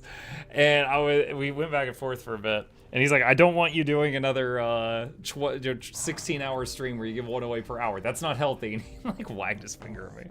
And I was like, okay. And then after we bounced ideas around, I was like, how about we save half for when I celebrate 6 years live, which would be in May. And then we save half or that we do half like really soon, which would be like doing 9 legendaries really soon. And he's like, yeah, that's fine.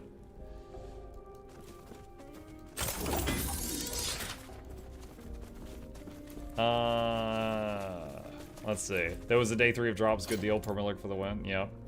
Oh my gosh, what is this? Apogee of Frozen Light. Melee cold damage, +3 to cold and necrotic minion skills.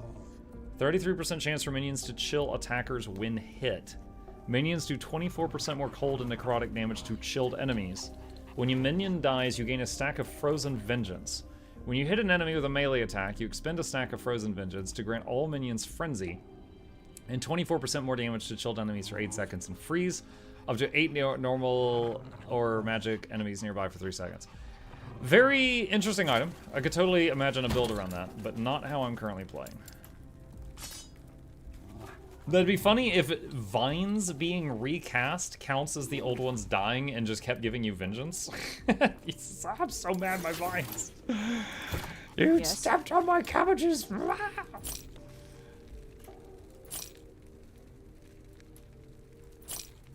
Alright, I think that's everything. Oh, and LastEpoch, thought I'd ask here, since some might be playing too, and hello. Hello, Mendozinho, yes. Hey, MuklukYoutube, what do you think is worth more, the Fortune or the Merchant Guild? I'm playing solo Mendoz, so I went Fortune because Merchant basically lets you trade with other people. The Fortune is just basically it's super magic find, you know? I actually need to head back there and like get more prophecies, but yeah, so for me, if you're a solo player, absolutely Fortune. There's no question. If you're with other people, then there's actually like a discussion to be had.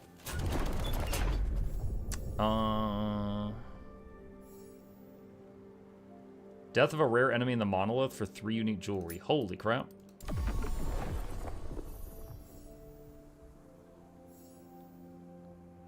Tier 3 dungeon. Oh my god. Death of a boss anywhere, 3 exalted rings.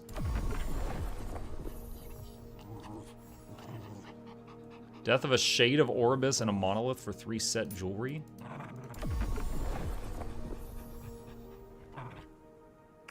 Death of Frost Lich Formosus in the Blood, Frost, and Death timeline.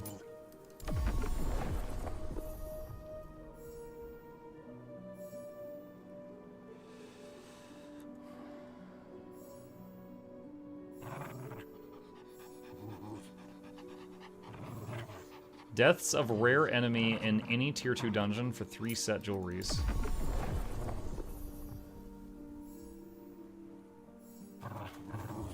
Let's look at some of the others. These are boots. Where's the one for hats? These are weapons. Maybe this guy's armor and I have to take one here to get to a hat one? Monolith, rare.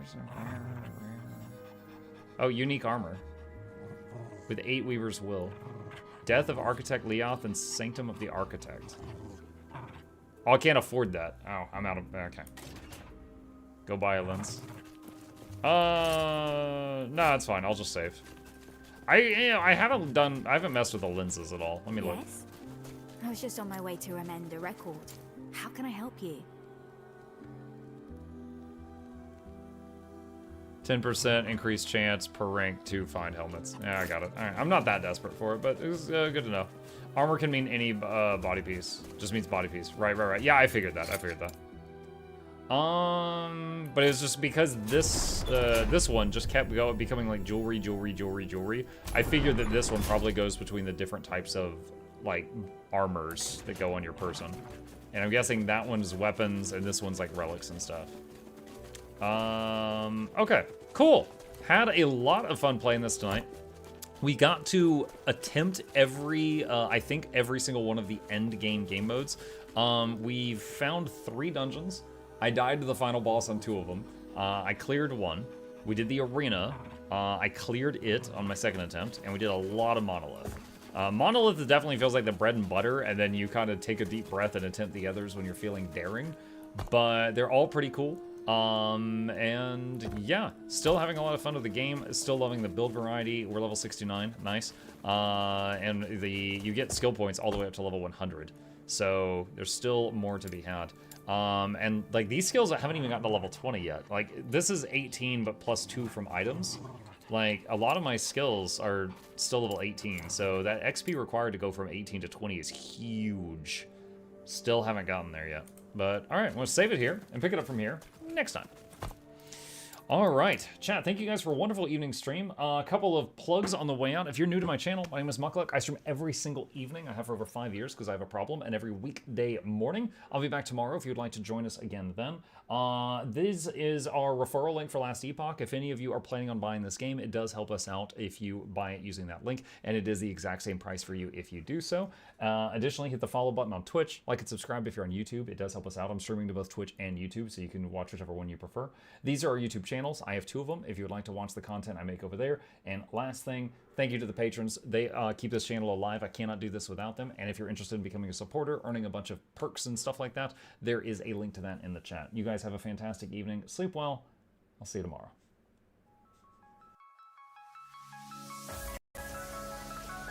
Say it backwards. Edge the need only you'll but see to take, please. Week every giveaways, beakers, the touch don't speakers, the up crank way, the on is entertainment, stay the enjoy. You hope we lab the 2 viewer, dear you welcomes, 3rd the Snuffles, Van Chauncey, Sir, and 4th the Esquire, Reginald Bartholomew, Douglas, Mukluk. The words pour from his mouth, nearly tripping over themselves in their haste. My name is Zunikai. I used to be a slave here, but then I worked hard and they made me an overseer. I kept a good eye on the slaves, and if anyone slacked off, I whipped them hard.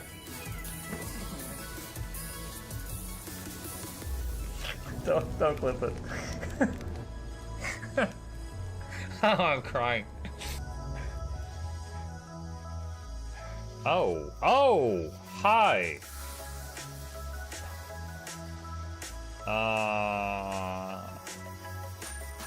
You stay there. I'm going that way. Deal. You broke the deal. Oh, Chauncey can swim. I didn't know that. How does he look so dapper while swimming?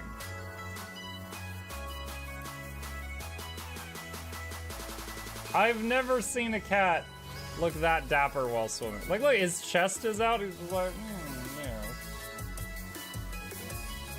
yeah. Have you attempted Oxygen Not Included? Mm-hmm.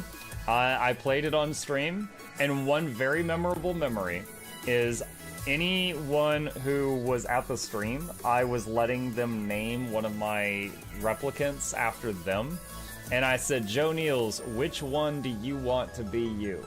And one of them had like explosive bowel syndrome or something. And he donated $50 and he was drunk and he made the British guy said, I want a character making me the poop one. I don't know if anyone on Twitch has ever spent $50 to say make me the poop one. But that day Joe did, and it burned into my mind. The flashlight that we picked up earlier is in hand now. Oh, that's us. Oh, yo, I was getting...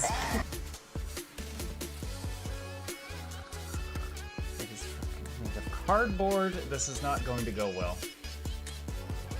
Run an update. I'm running software updates. This is true horror, chat, because I was a tech support. I can't get away from it. Updated. They just left bread on the table. That bread's gonna dry out. The bread is gonna dry out.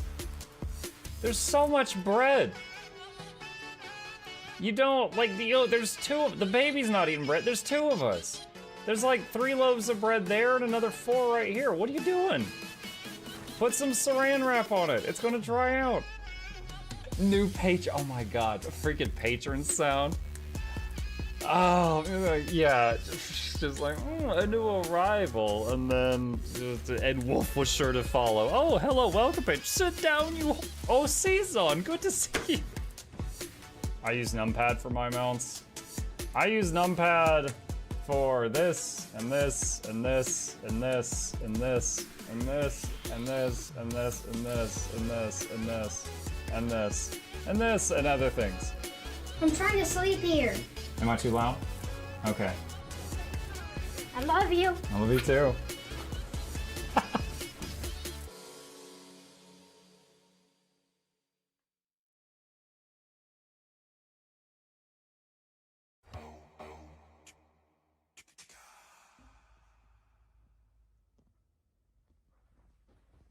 You're still here? It's over. Go home. Go.